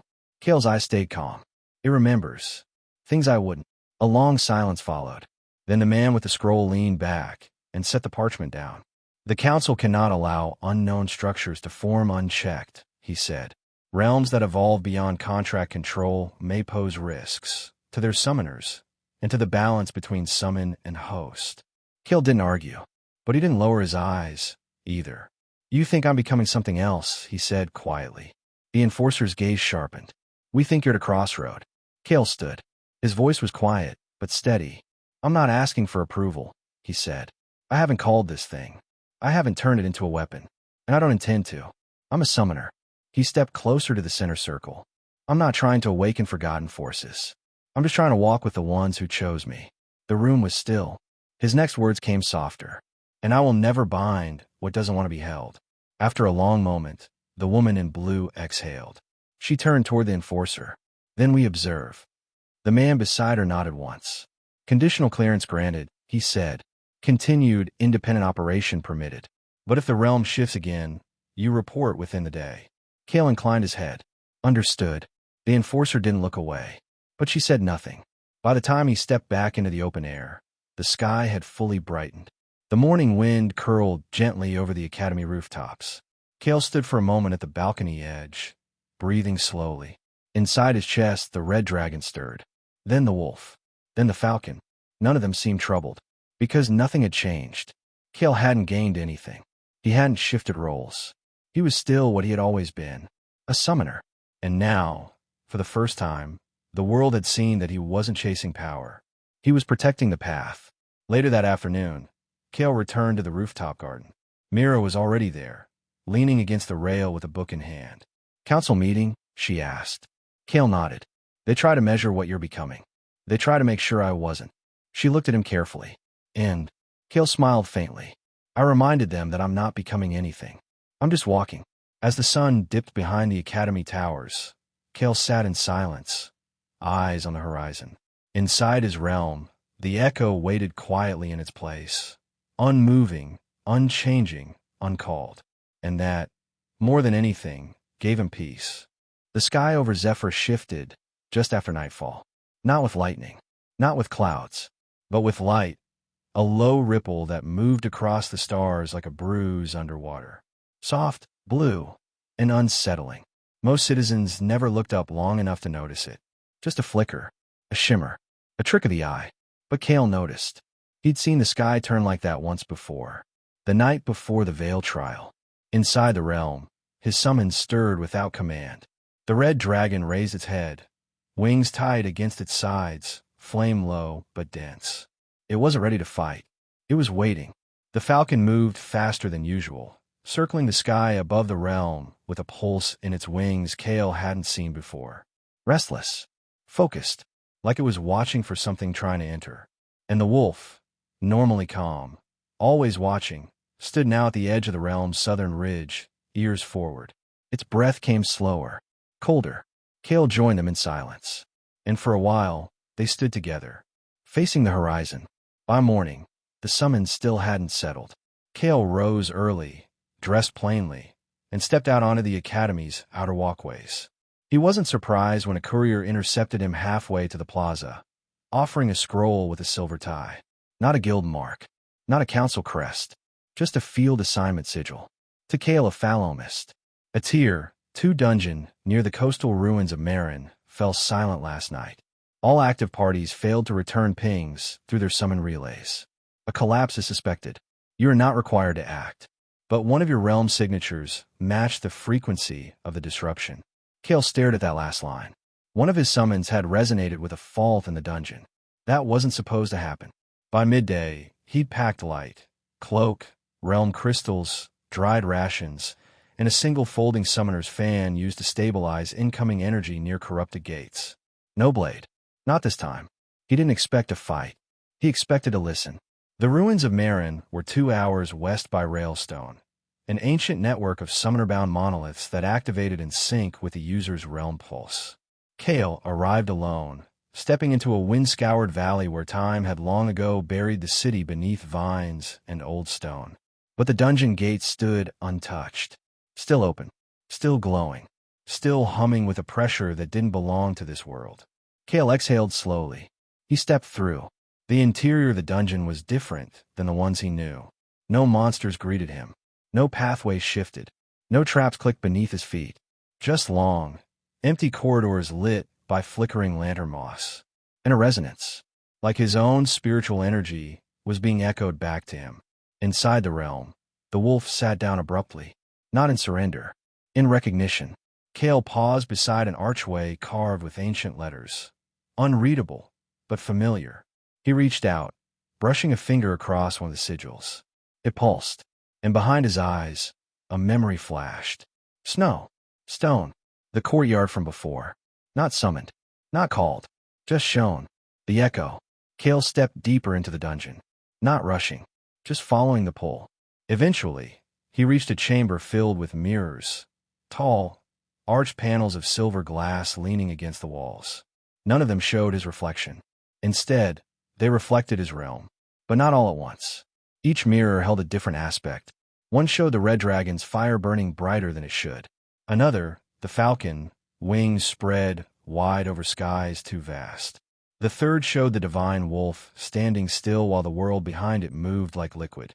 And the fourth was black. Not dark. Just blank. Like something waiting to be painted. Kael stood in the center of the chamber. Then spoke softly. I'm not here to bind. No response. He stepped toward the fourth mirror. The room didn't shift. But the glass did. Not a ripple. A breath. It inhaled. Then exhaled. And for a single moment, the reflection changed. Showing not a monster. Not a memory. But Kael. Standing where he was now. Older. Tired. But not alone. Standing between beasts and people. Arms open. Not in battle. Not in power. But in trust. And beside him, standing in silence. The fourth thread. The image faded. The mirror stilled. Kael exhaled. And turned away. He didn't need more. He'd seen what he came for. When he stepped back into daylight, a single message waited for him at the gate. Etched into the stone by a spiritual relay glyph. You felt it too. Mira. That evening, Kael sat quietly on the rooftop garden again. Mira joined him just before dusk. I didn't ask anyone to send me that note, she said. Kael glanced at her. But you knew I'd go. You always do. They watched the sky change. That strange ripple passing again, briefly, just above the horizon. Mira was quiet for a while, then asked, did it speak? No, Kael said, but it listened. In the realm, the three divine summons had calmed. The dragon lay curled, fire steady. The falcon drifted low, wings tucked. The wolf rested near the fourth zone's edge, guarding it, not fearing it. And the echo, still pulsing, still unnamed by the world, but now, present.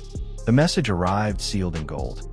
Not wax, not spiritual energy, just thin, flawless metal wrapped around a slip of parchment and delivered by a courier with gloves too clean for street work. Kael broke the seal carefully. Inside, the words were few. To Kael of fallow mist. You have drawn the eyes of too many. Some wish to protect you. Others wish to test you. We intend to do both. Please report to the outer coliseum tomorrow at midday. This is not a recruitment. It is a measure. VC. No signature. But Kael didn't need one. He knew the initials. Verdant Crown. One of the 7 major summon guilds with access to divine class training platforms. Known for their combat efficiency and spiritual discipline. And for sending their chosen duelists to evaluate those who refuse to join. Kael folded the letter slowly. Inside his realm, the red dragon rumbled faintly. Not anger, just awareness. The falcon watched from above. The wolf rose and began pacing along the frost line. They all knew what this meant. Not danger, not war, an attempt to draw him out. The next morning, the outer coliseum was already buzzing when Kael arrived.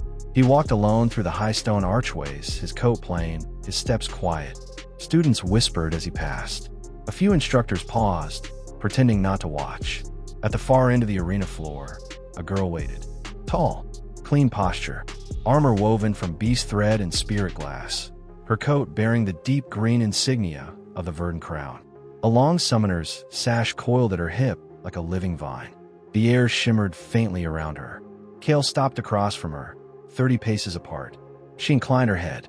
Kael of fallow mist, she said. He nodded once. And you? Arlen Sereth. Divine ranked. Tier 3 guild combatant. My summons are registered. Kael didn't ask what they were. He didn't need to know. She continued. I was instructed not to defeat you. Only to test your depth. Kael tilted his head slightly. And if I refuse? You're not required to fight, she said. But silence breeds assumption. Most guilds already assume you're hiding something. Kael met her gaze. I'm not hiding, he said. I'm choosing. The crowd hushed as the announcer lifted a hand. This wasn't a tournament. There would be no cheering, no scoring, just observation. Kael stepped forward. So did Arlen. The duel began without a signal. The air shimmered as Arlen summoned her first beast, a spiral elk, horned and elegant, its hooves creating soft spirals of light with every step. Wind-based, agile, not built for brute strength. Kael didn't summon. Not yet. He stepped to the side, body relaxed. Measured. The elk charged, and Kael sidestepped with barely a shift in breath. A second summon flickered into existence. A glass serpent, almost invisible in the light.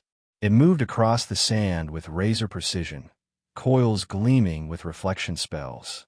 Still, Kael didn't respond. In the stands, the instructors murmured. He's letting her set tempo. Is he stalling? No. He's reading. Reading what? Limits. When the serpent snapped at him, Kael finally moved. His hand flicked forward, not to summon, just to draw a small mark in the air. A binding glyph. Silent. Simple. The serpent slowed. Kael's body shifted. Low. Centered. And he used the brief pause to land a grounded strike across the creature's snout, disrupting the summon's form. The beast shattered in a shimmer of light. One down. The elk turned. But Kael didn't wait. This time, he called the falcon. No burst. No show. Just a sharp whisper of wind and the shimmer of silver wings folding into place above him. The falcon moved before Arlen could blink. It didn't strike. It didn't roar. It hovered, calm, quiet, eyes locked on the elk like a judge more than a hunter. The elk froze, then stepped back. Arlen raised her hand slightly. Kael met her eyes. This is restraint, he said softly, not weakness. She was quiet for a moment, then nodded once, and dismissed her summon. The match ended without climax. No explosion, no knockdown, just stillness, and a shared understanding between two summoners who both chose control over spectacle. Later, on the edge of the arena, Arlen approached him while the crowd dispersed. You don't summon to overpower, she said. I summon to understand. She nodded, then said something he didn't expect. You're better than I was at your stage. Kael glanced sideways. That's not the kind of thing most guild duelists say. I'm not most. She offered a small card, not a guild invitation. Just her name, and a summoner's link crystal embedded in the edge. Not everyone in the guild wants you recruited, she said. Some of us just want to see how far you'll walk. Then she turned and left. That evening, Kael sat at the rooftop garden again. Mira joined him, silent as ever. You didn't lose, she said. Kael sipped tea. I didn't win either. No, Mira replied. But you showed them something more dangerous than strength. What's that? She looked at him. Clarity. In the realm, the summons had settled again. The red dragon slept. The falcon drifted, silent. The wolf lay across the frost ledge, eyes half-lidded. And in the fourth zone, the echo pulsed. Not loudly, not urgently, just present. The summons came at sunrise. This time, it wasn't from a guild, or the council. It came from the academy itself, scrawled in neat ink across age parchment, slipped under Kael's door with a faint scent of charcoal and ancient books. Summoner Kael, you have been granted limited access to Archive Vault C of Zephyr's Athenaeum. Key will be provided upon arrival. Entry time. Today, 8th bell. Escort not required. Request not optional. That last line made him pause. But he folded the note, tucked it into his coat, and prepared to walk. The vault wasn't part of the standard archive. It was sealed. Old stone, warded steps, and a door bound by 3 different glyph systems. The kind of place that looked like it hadn't been opened in decades, maybe longer. Kael approached quietly. At the threshold, an elderly summoner waited. He said nothing, just handed Kael a brass, key etched with curling marks, and a single glowing symbol at the top. A loop. Kael recognized the symbol from his realm. The echo pulsed gently behind his ribs. The door opened with a slow, grinding sigh. Inside was dust, silence, and stone shelves packed with unmarked tomes and scroll cylinders too fragile to lift with bare hands. Magical stabilizers hovered over some of the stacks, glowing dimly, like fireflies caught in still time. Kael didn't wander. He let his summons guide him. Inside his realm, all 3 were calm. The dragon, the falcon, the wolf. But the echo drifted forward. Not in pull, just presence. Kael followed it. deeper, until he reached a wall inscribed with ancient runes, barely visible, tucked between two caved-in alcoves. And at its base, a box, wooden, plain, but marked with a glyph that pulsed once when Kael knelt beside it. Recognition. Kael placed a hand on the lid. The box didn't resist. It opened. Inside was a single scroll, faded, yellowed, bound with thin silver thread. No signature. Only a single line carved into the scroll's head. To those who summon not for power, but for presence. Kael exhaled and began to read. The scroll wasn't a manual. It wasn't even a report. It was a letter. We called them contracts because we didn't have a language for companionship. In the early years, summoning was not a war art. It was a dialogue. The beasts came not to fight, but to lend understanding. They asked for nothing but care and quiet. We listened, and they stayed. But then came the classifications, the guilds, the demands, the scaling. Divine summons became weapons, and the ones who came to speak stopped coming at all. Kael's chest tightened. He read further.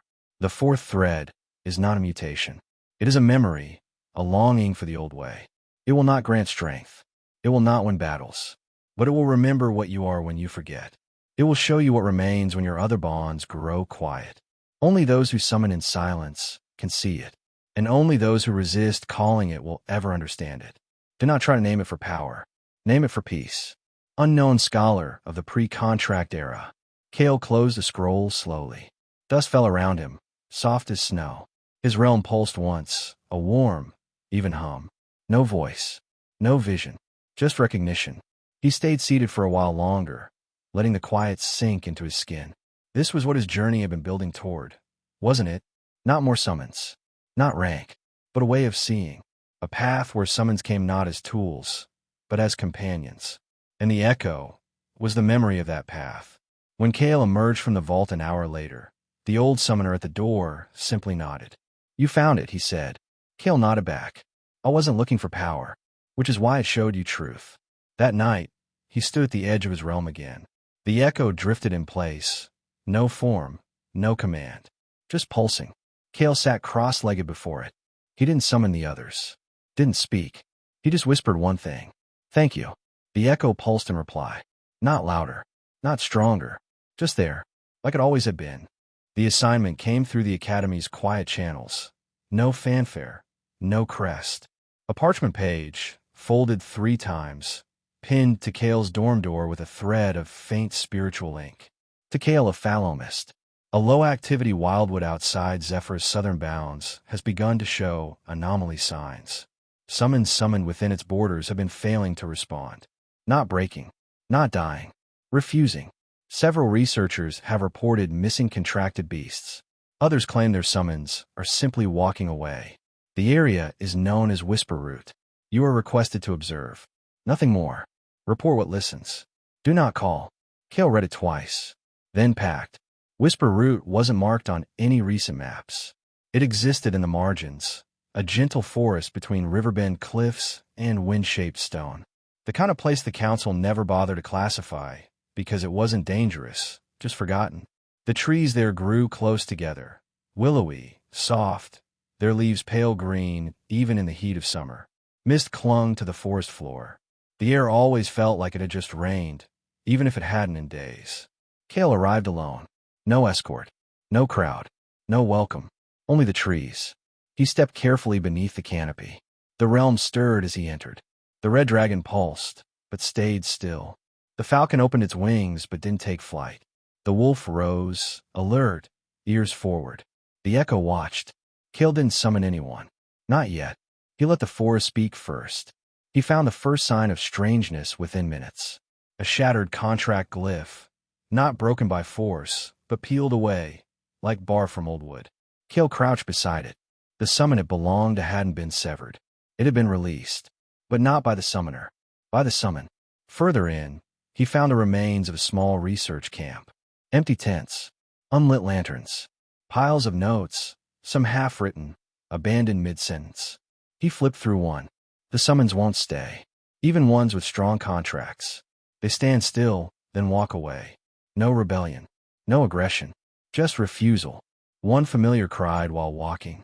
Refused to stop. eyes wide open, but looking somewhere else. Not wild magic, not corruption, just quiet. Kael felt the wolf stir in his realm again. The echo pulsed gently. Near the edge of the camp, he found something else. A path. Not marked, not worn, but felt. His body moved toward it without meaning to. And then, a low hum. Barely there. Like music someone had stopped playing centuries ago, but still lingered in the wood. He stepped into a deeper grove. The air changed. Colder. Quieter. The wind didn't move here.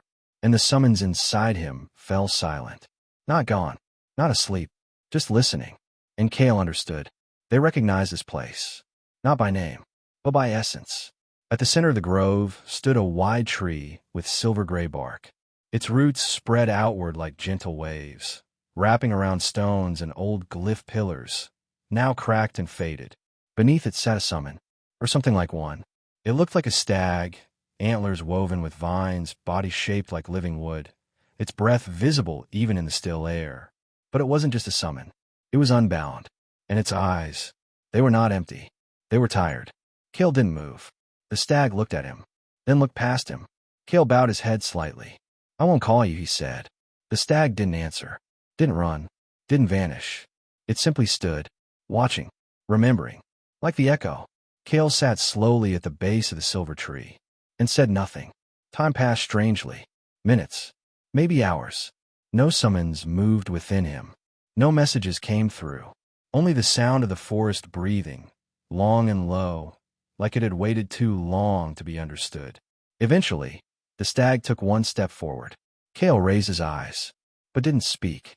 The stag's antlers glowed faintly, not with light, but with memory. Glyphs flickered across them like drifting names. Torin, Elra, Mayan, Roth. Kael realized what they were. Former summoners. Names the stag had once followed. Not because of power, because of trust. And now it followed no one. It stepped closer. Kael didn't reach, didn't ask. He just whispered, "You remember them, don't you?" The stag exhaled, soft, like wind over water. Then it turned and walked away, back into the trees. Kael stood slowly. The echo pulsed once, and he understood. This wasn't about claiming. This wasn't about strengthening. This was about bearing witness to a truth buried beneath the noise of summoning culture. Some summons chose silence, and in whisper root, they came to keep it. He left the forest without a report, just a journal entry, a single line. There are places where summons remember too much to keep following. That night, in the realm, Kael stood beneath the frost arch beside the wolf. The dragon stirred nearby, the falcon perched above, and the echo hovered softly beside him. He whispered, "If the world ever forgets what summons were meant to be, remind them." The echo pulsed, and the wolf nodded. It came in the smallest envelope, folded twice, tied with twine, no seal, no academy crest, no guild mark, just his name, Kael, written in a careful, looping script he hadn't seen in 3 years. He recognized it immediately. He didn't open it right away. He sat with it in his hand, thumb brushing the edges, heart beating in a rhythm that had nothing to do with contracts or summon threads. This was not a letter from power. It was a letter from home. Kael waited until evening. The city glowed softly beneath the first wave of stars, and he sat alone beneath the lantern arch on the rooftop garden. Same place he always went when he needed to breathe quietly. Mira didn't join him this time. She knew when silence was meant to be kept.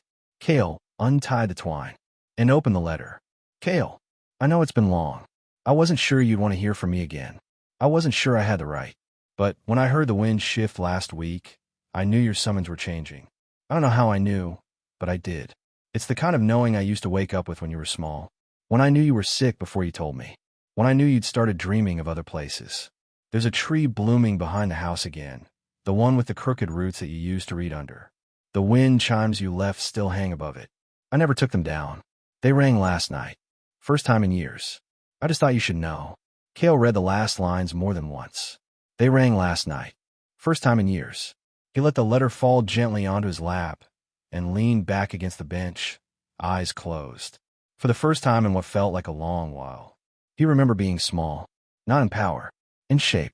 A boy who sat under a crooked tree, wind chimes above, reading stories of ancient summon bonds written like fairy tales. His mother always said the wind spirits liked him. He thought she was teasing. Now, he wasn't so sure. Inside his realm, the echo pulsed gently, stronger than usual. Not speaking, just remembering with him. The wolf stirred, rising from its frost ridge and walking slowly to the center of the realm. The falcon dropped from its perch, wings folding, head bowed. Even the red dragon lifted its gaze, quiet, contemplative. Kael stood among them, eyes closed, and whispered, "I wasn't just born a summoner. I was raised by someone who believed in them before I did." The next morning, Kael walked to the Academy's memory archive. He wasn't looking for records this time. He went to the writing room, tucked behind the east wing, a place meant for those who wanted to send letters but didn't know how to begin. He sat at the low desk and started slowly. "Mom, I didn't know I needed to hear your voice until I saw it written again. I thought I'd grown past the wanting. I thought the silence was easier. But the wind chimes ringing, that sounded like a part of me I thought I'd left behind. My realm's changing. It's not just growing, it's remembering. I think I am too. Thank you for keeping the wind chimes up. They're still part of the echo. Love, Kael." He sent the letter without magic. No summon courier, no glyph binding, just the quiet way. Folded by hand, walked to the post house, placed gently into the satchel of a mundane rider who took the slow trail south. Because some things should move slowly. Some memories need the time to return as themselves. That night, Kael didn't train. He didn't study. He sat beneath the glowing roots of the fourth zone in his realm, where the echo now shimmered like wind caught between branches. And he told a story about a crooked tree, a patch of dirt where he once buried a toy summon orb. He never found it again. About a mother who taught him that listening was stronger than speaking, and how he was only now understanding what that meant. The echo pulsed softly, and the roots glowed a little warmer. The crystal shouldn't have pulsed. Not here. Not after all this time. Kael had been helping one of the Academy archivists in the storage chamber beneath the south wing, organizing boxes, preserving old scrolls, cataloging faded glyph work. It wasn't part of his training. He hadn't been assigned. He just liked the quiet, the dust, the soft ticking of lanterns left too long on the shelf, the feeling that these forgotten things still had weight, even if no one spoke their names. And then, under a stack of discarded realm-bound records, he found it. A small, silver-gray summon crystal, cold to the touch, but still humming. He held it up gently. The glow was faint, barely visible, like a flicker caught behind smoke. But it was there, alive, not sealed, not broken, still waiting. Kael stared at it for a long moment. "Who did you belong to?" he whispered. The archivist didn't recognize it. Neither did the records assistant. The registry bore no active signature. It was marked as uncategorized, misplaced, no bond match. But Kael knew better. This wasn't a lost trinket. This was a summon still tethered, even if the summoner was long gone. That evening, Kael took it back to his room. He sat at the desk, placed the crystal on a folded cloth, and called his summons one by one into the realm. The red dragon blinked first, staring down at the orb with quiet heat, tail flicking once. The falcon perched above, head tilted. The wolf stepped forward, ears raised. And the echo pulsed. Soft, focused, not on the crystal itself, but on what was left inside it. Kael closed his eyes, reached out with calm intention, and touched the crystal again. It opened, not violently, just gently, like a page turning in an old book. The realm around him blinked once, then reshaped. Not a full summon zone, just a memory space, a small clearing. Wind chimes, low stone benches carved with spiral symbols, a flicker of laughter, echoing faintly. And at the center, standing, quiet, unsure, a summon beast, no more than waist-high, shaped like a cross between a fox and a deer, with soft violet fur and two pale antlers that shimmered with moonlight. It blinked at him, not afraid, just confused. Kael stepped forward slowly. "You're still here," he whispered. The creature's ears flicked.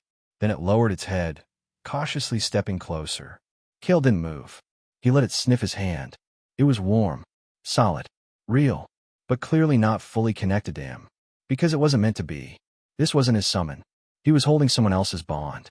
Someone who, for whatever reason, had never released it, or never returned. He sat down beside the little beast, and waited. Eventually, the summon curled up at his side, still wary, still watching the realm around it like a dream half-remembered. Kael reached out through the crystal's pulse thread, following the tether that should have been long gone, and found it led nowhere. No active signature, just a name, etched deep within the crystal's original seal. Sierra Line. Kael whispered aloud, and the summon stirred. He spent the rest of the evening researching old graduation records, summoner rosters from 15 years ago, mentor logs, and eventually, he found it. A page tucked in the archive's forgotten zone. Sierra Lyne, apprentice summoner, academy year 245. Status: MIA, missing in action. Expedition loss confirmed. Last assignment: Tier 1 Labyrinth Trial, Moonshale Depths. Recovery team: failed. Crystal: marked dormant. Not destroyed. Kael closed the record slowly. She'd never come back. But her summon had. The next morning, Kael brought the crystal to the vault's spiritual reconciliation room. He didn't go to unseal it. He wanted to talk. The summon reappeared in the center of the soft light chamber, curling gently on the moss stone floor. Kael sat beside it and spoke quietly. I think she loved you. The summon lifted its head. I don't know how you survived when she didn't, or why the bond didn't break. Maybe it was unfinished. Or maybe... He looked up at the soft glow above. You waited. Hours passed. Eventually, Kael stood. He didn't bind it, didn't make it his own. He left a letter on the crystal. To the next of kin for Sierra Line. Her summon still remains. Whole. Gentle. Remembering. If you ever want to see what she left behind, I'll keep the crystal safe. It doesn't belong to me, but it still deserves to be seen. KF. That night, in his realm, the summons rested. But the echo pulsed brighter. Kael stood beside it, hands in his pockets, eyes on the fourth zone's horizon. I think summons remember more than we ever asked them to, he said. The echo pulsed. Once. Then again. Not louder. Just longer. The lanterns in the Academy's central hall were still burning when Kael arrived. He hadn't planned to come, but the invitation had been too direct to ignore. Not a form notice. Not a letter left at his door. It had been a conversation. A real one. Face to face. Earlier that evening, Kael had been walking the east corridor after dusk, hands in his pockets, when a voice stopped him. Measured. Warm. Stern. Summoner Kael. He turned. A woman stood by the shadowed arch near the staircase landing. Older, her hair bound in silver thread. Her robe bore the sigil of the Verdant Hall, the Academy's central governing body. Her name was Instructor Hallen Voss, one of the longest-seated spiritual ethicists in Zephyra. She approached slowly, as if giving him time to leave. He didn't. I don't want to pressure you, she said. But you will, he replied quietly. She nodded. I will. Now, Kael stood in the central hall, surrounded by floating lights and soft murmurs. The high dome above was painted with stars, shifting faintly to reflect the season. The air buzzed with subtle tension. Because tomorrow, for the first time in decades, the Academy would host a Summoners' Council vote. 1 seat, 2 nominees, both instructors, and for the first time, apprentice summoners were invited to weigh in. He made his way toward the outer balcony and found someone waiting there, exactly as expected. Instructor Raylon Fern, a quiet man, tall, thin, known for teaching realm crafting theory, and for speaking only when he felt silence had finished its work. He turned as Kael approached. I appreciate you coming, Raylon said. I didn't say I was staying. Raylon gave the faintest hint of a smile. Even better, Kael leaned on the balcony edge, watching the firelights drift between towers. You're not going to ask me to support you? He asked. No, Raylon said, but I will ask you to understand. They stood in quiet for a while. Then Raylon said, if Hallen takes the seat, she will do what she believes is right. I respect her. She believes in measured power. And you? Kael asked. Raylon's gaze drifted skyward. I believe in quiet thresholds. In summoners who walk without sound. Who never summon to show, only to listen. But that isn't popular. Kael said nothing. Raylon continued. You're already being cited in pre-vote briefings. Not by name, but by deed. The council's watching to see what kind of future you represent. Kael turned. I'm not running. But you're becoming a question, Raylon said. And that's more dangerous. Later, as Kael left the balcony, He found Hal and Voss waiting for him in the corridor. She gave a polite nod. "Fern spoke to you." Kael nodded back. He listened. She smiled, but it didn't reach her eyes. "You know, Kael, if you chose to support me, I could ensure your access to more stable summon archives, proper facilities, research assistance. I don't need that." "I think you will," she said softly. "There's a limit to how far silence can take you." Kael didn't reply, but his next words were clear. "Then I'll walk farther." He didn't attend the voting circle the next day. He didn't need to. He walked the outer gardens instead, let the city breathe, and trusted the wind. Inside his realm, the falcon flew higher than usual, sensing the tension in the air. The wolf lay still. The dragon watched, and the echo pulsed once, slow even, not guiding, just being. Later that evening, a student messenger found him seated near the koi pond. He handed Kael a folded slip. The vote results. Council seat, Verdon Hall decision. Winner, Raylon Fern. Notes, minor apprentice influence shift recorded. Not decisive. Observation, Kael of Falomist mentioned 12 times in deliberations. Kael refolded the note, placed it in his satchel, and let the koi ripple the silence. That night, a soft knock came at his door. Mira stood outside. She raised an eyebrow. "You didn't vote." "No," Kael said.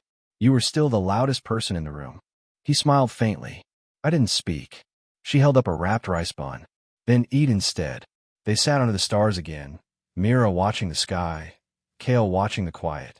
Eventually, she asked, "Did you want him to win?"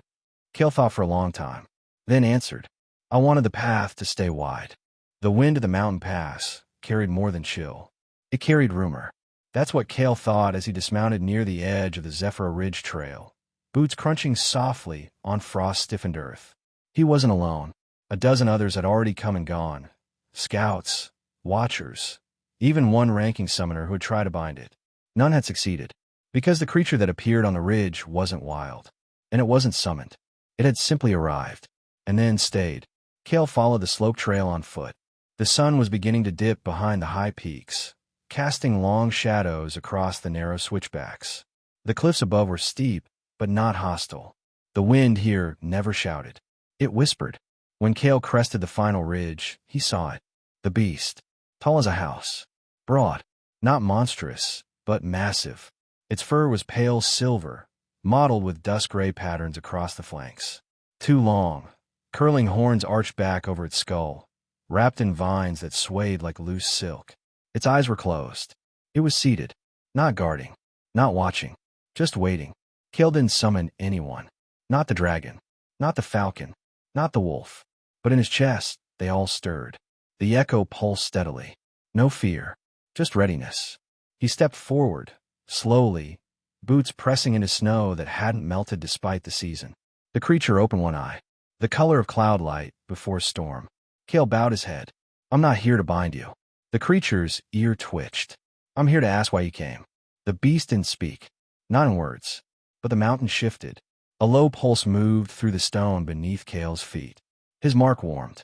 The echo rose in his mind, brushing his thoughts like a wind that carried not answers, but meanings.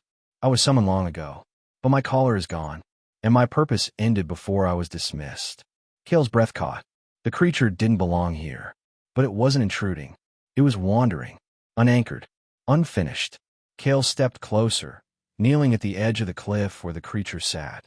"You don't have to wait anymore," he said softly. "I think you've already arrived." The creature's eye closed again, and it let out a long breath. Snow shifted. The wind circled once around the summit. Then the beast lowered its head, horns brushing the dirt. It wasn't kneeling. It was resting, and for the first time since it had arrived, it looked at peace. Later, Kael sat with it beneath the twilight sky. No guards, no scouts, no spells, just presence. He spoke softly, about summons he hadn't called, about his mother's wind chimes, about the name he'd given the echo. And the beast listened, not because it was his, but because it chose to. When Kael stood to leave, the beast did not follow, but raised its head, and for a brief moment, Kael saw a shimmer above its horns. Not a mark, not a brand.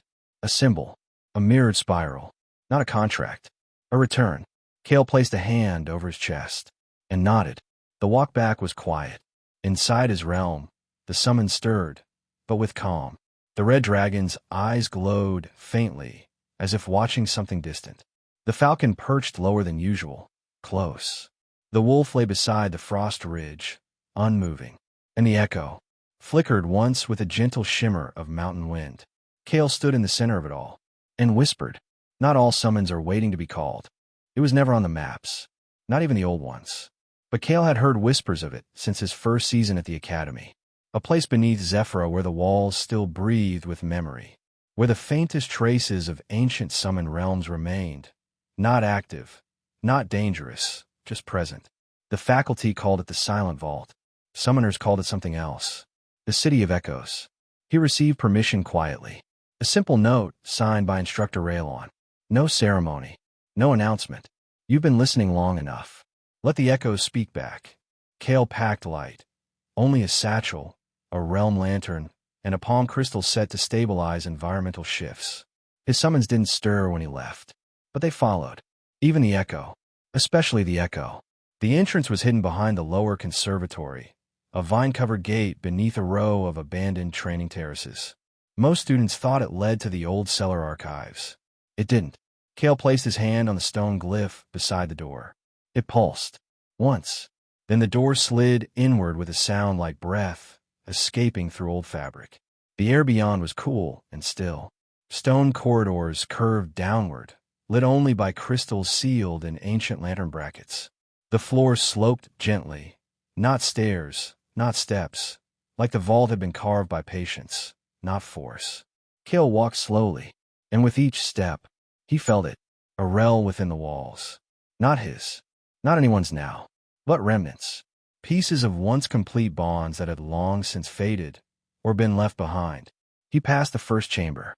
Its walls were covered in vines, not natural ones, but spectral projections, forever winding in a loop. At the center of the floor sat a rusted summoning circle. No beast appeared, no sound echoed, only silence. But Kael felt it. This was once a place of devotion. A summoner who had called a garden-bound beast, not for battle, for peace. The second chamber was colder. Empty pedestals lined the walls, each marked with a single glowing rune. Kael walked past them slowly. As he reached the fourth pedestal, his realm mark pulsed. The wolf stirred, then stilled. Kael placed a hand on the stone, and for a moment he saw something. A child, alone, summoning not out of confidence, but fear. A realm born from a need to not be left behind. Kael lowered his hand and whispered, "You weren't." He walked deeper. The chambers grew more elaborate. Some held echoes of battle, cracked floors, lingering heat, the shape of beasts long dissolved into memory. Others held only stillness, but not emptiness. Kael could feel them, like dreams that hadn't been finished, or promises whisper across time. Eventually, the corridor narrowed into a low archway carved with mirrored glyphs. The echo inside Kael pulsed, not in warning, in recognition. He stepped through. The room beyond was round, quiet, lit by nothing but a circle of dust floating mid-air, like powdered light held in suspension. Kael stepped to the center. The moment he did, the light shifted, and the room began to remember. Not violently, softly. A shimmer formed around him, transparent outlines of a realm that had once been vast. Sky like parchment, mountains shaped from calligraphy ink. And in the air, a quiet melody, not sung, but remembered. Kael stood still. The echo pulsed. This was the first. Kael's breath caught. The first what? The shimmer pulsed again, and the room whispered. The first realm opened not for power, but for prayer. He looked around slowly. There was no beast here, only a lingering presence. Not divine, not monstrous, just intentional. A space that once held stories, now holding quiet. Kael dropped to one knee and bowed his head. "I won't take anything," he said. "I just wanted to see." The realm shimmer faded. The dust settled, and the vault breathed once more. Kael rose and walked back the way he came. Not faster, not lighter, just quieter, like he had borrowed a truth and promised not to keep it. That night, back in his own realm, Kael stood near the echo's growing space. The other summons gathered around him, silent. He whispered, "There are cities beneath our cities, and stories beneath our summons. The echo pulsed once. Then again. Soft. Even. Present. And Kael understood. Some realms don't vanish. They become echoes so others can walk through them. And listen. It began as a rumor. Not shouted. Not whispered. Just spoken. Softly between classes. Passed hand to hand like folded paper in a quiet hallway. Did you see it too? It wasn't mine. But it looked at me like it knew my name. At first, Kael didn't listen. Until Mira found him one morning in the outer courtyard, her eyes sharper than usual. It came into my realm, she said. Kael turned toward her, setting his tea aside. A summon. She shook her head. A presence. It didn't speak. It didn't act. It just stood beside the cliffs and looked west. And when I called it, she paused. Kael finished the sentence for her. It left. Mira nodded. Later that day, Kael visited the Academy's realm attunement chamber, the place where summoners monitored the health and balance of their summon zones. Normally, the room was calm, filled with glowing orbs representing contracted beasts in rest. But today, one of the instructors stood by the edge, frowning at the console. He noticed Kael and waved him over. You've seen your realm lately? Yes, Kael said. What? The man tapped the orb. For a moment, Kael saw it.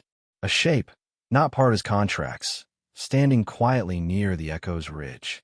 A beast of soft gray and shifting form, its outline blurred at the edges, as if it were made of thought more than flesh. Kael stared at it, then blinked, and it was gone. Inside the realm, the summons were quiet. The red dragon stirred but remained curled. The wolf paced once, then returned to rest. The falcon perched above, wings closed. Only the echo pulsed more deeply than usual. Kael walked through the realm, hands in his pockets, eyes scanning the far ridges. He felt no alarm, but he felt watched, not in fear, in recognition, as if someone were checking if he was still here. It happened again that night. While he was asleep, Kael's dream shifted, not randomly, but deliberately. He stood in a clearing of white trees. Wind brushed the leaves above, though he heard no sound. And from the far end of the grove, the beast appeared, not approaching, just being. Its form was simple, long limbs, tall ears, slender shoulders. No eyes, but it watched him, and when he stepped forward, it didn't move. Instead, a voice, soft, distant, rose from the air like mist curling off warm stone. You still here? Kael stopped. Who are you? He asked. The wind shifted. No answer. Only a second message. You carry the path. The forgotten thread. But threads do not end. They bloom. Kael woke in silence.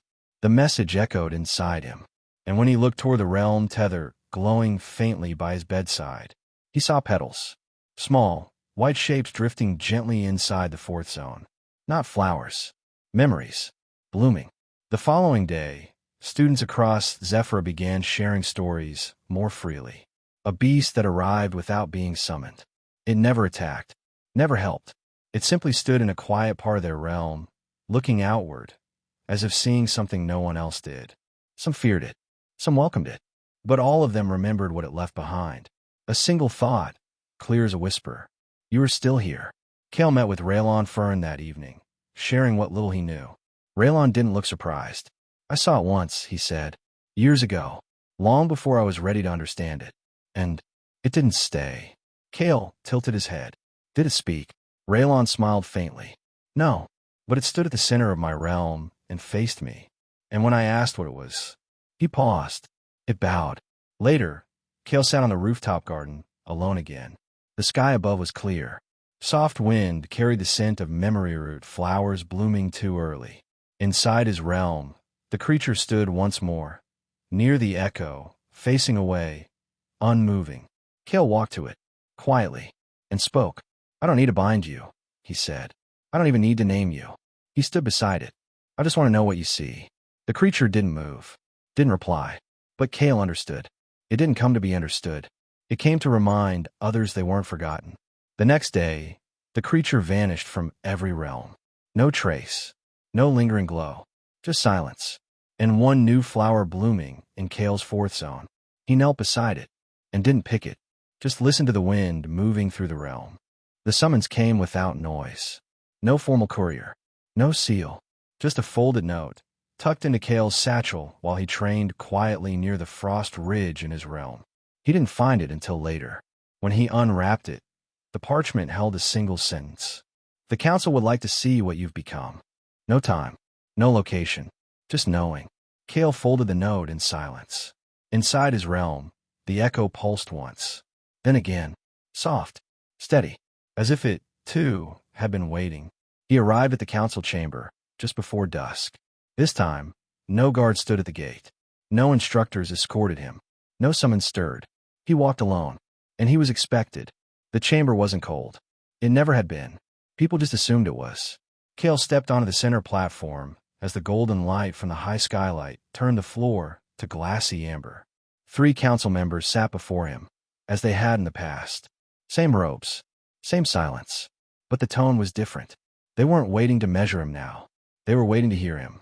Kael of Falomist, the woman in blue said, "You've walked a path most would not choose." Kael said nothing. You did not grow more powerful. You did not rise through combat. You refused guild sponsorship.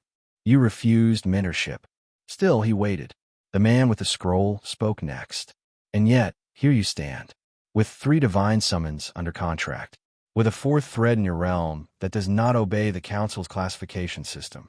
Finally, the enforcer spoke. Her voice was steady, almost quiet. You have broken no law, and yet, you've created something new. Kael raised his eyes.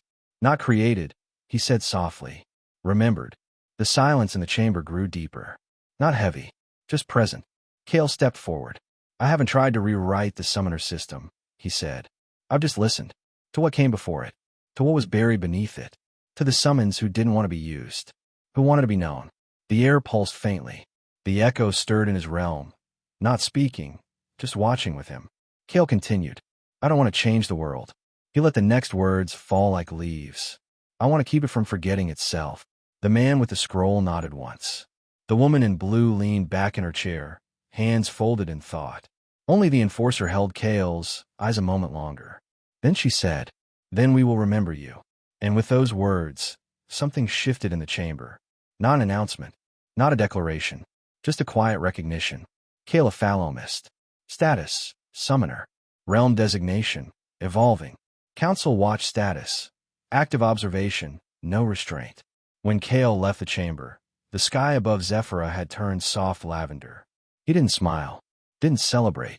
He just stood at the edge of the upper steps and breathed. In, out, then walked down the long path toward the outer wall gardens, where the first summon he ever called had flickered into life so long ago. The place where everything had started. And quietly, without warning, Mira was there, waiting. She didn't ask. He didn't explain. They sat on a low stone bench beside the old wind tree, petals drifting in the air. You didn't lose anything, she said. No, Kael replied. But I didn't win either. Mira glanced sideways. You weren't supposed to. Kael looked up at the sky. I think the echo was.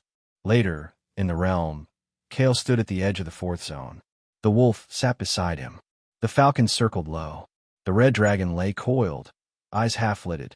And in the center of the echo's space, a small tree had grown. Its roots were shallow, its branches thin, but its leaves glowed faintly with memory light. And at its base, a mark began to form. Not a glyph, not a crest, just a name, spoken not aloud, but through presence. The listener's thread. Kael bowed his head and let the tree grow. The tree grew without asking, without sun, without soil, only memory. Kael sat beneath it again the next morning. The realm was quiet, as always, but not still. The wolf lay nearby, resting but alert. The falcon perched on a high shard of crystal, one eye half closed, the other watching Kael.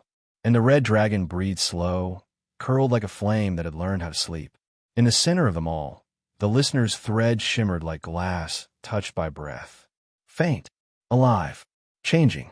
Kael didn't speak to it. He just watched. A breeze moved through the realm. Not from weather, not from magic, just a soft shift, like something ancient stirring to remember its shape. The tree's leaves rustled once, then again. Each time, a single word flickered behind Kael's eyes. Call it, but not in the usual way. Not a summoner's call, not a command. This was something else. Kael closed his eyes and let the air settle. His heartbeat slowed. The echo stirred. He didn't ask it for power, didn't summon light or flame or form. He just listened. And in the silence, the tree responded. One leaf fell. It didn't drift. It landed. Flat. Soft. Certain. When Kael picked it up, the memory light shimmered across his fingers. Not warm. Not cold. Just true. A voice formed, not with sound, but in feeling. Familiar. Forgotten.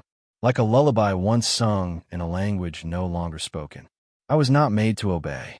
I was not made to protect. I was not made to fight. I was made to remember. Kael opened his eyes. The wolf sat up. The falcon spread its wings. The dragon raised its head. And the echo watched him. Kael stood.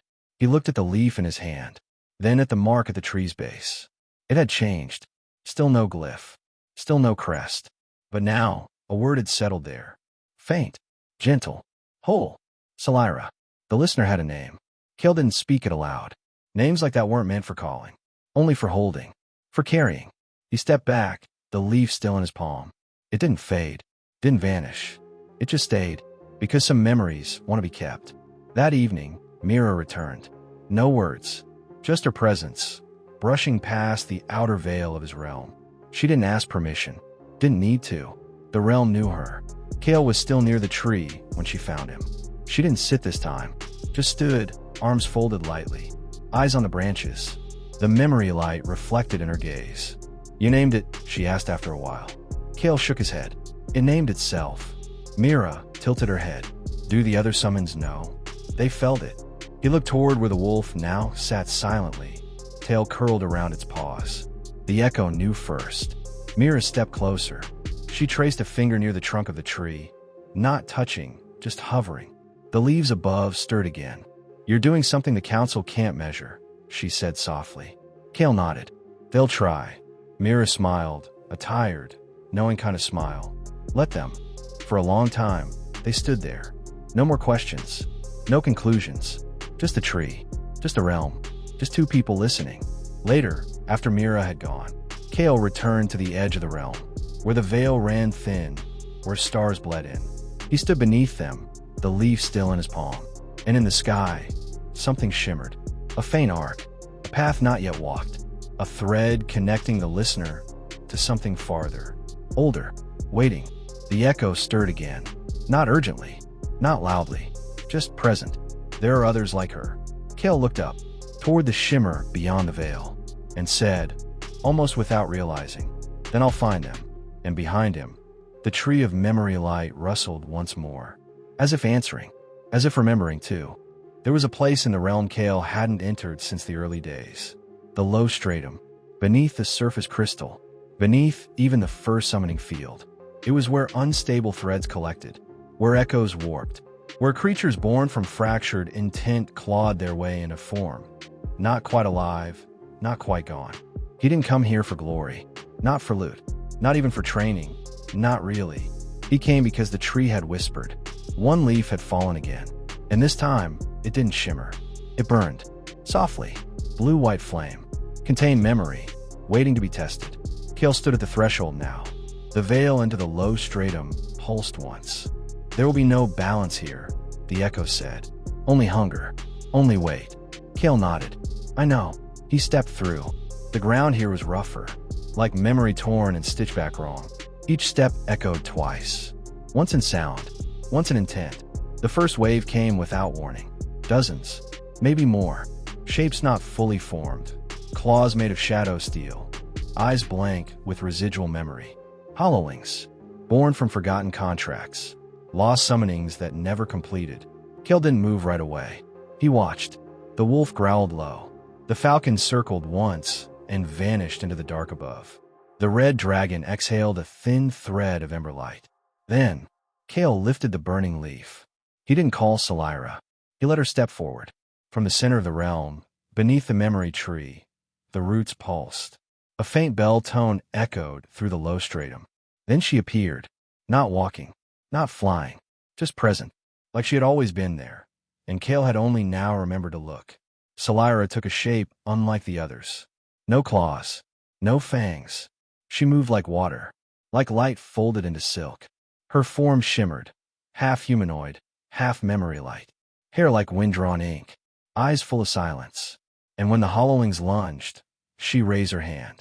Not to strike, to listen. They hesitated. Just for a second. Just long enough. The wolf moved. Precise. Deadly. One step, one throat gone.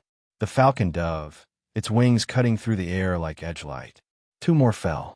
The dragon roared low, a contained flame rolling from its throat, turning the center of the horde into melting shadows. Kael remained still, watching, feeling, learning. His pulse matched the rhythm of the realm. And then, he joined it. With his right hand, he shaped a thread. It didn't glow like normal summon contracts. It shimmered, flickered, like memory, trying to form something new. He wove it between the summons.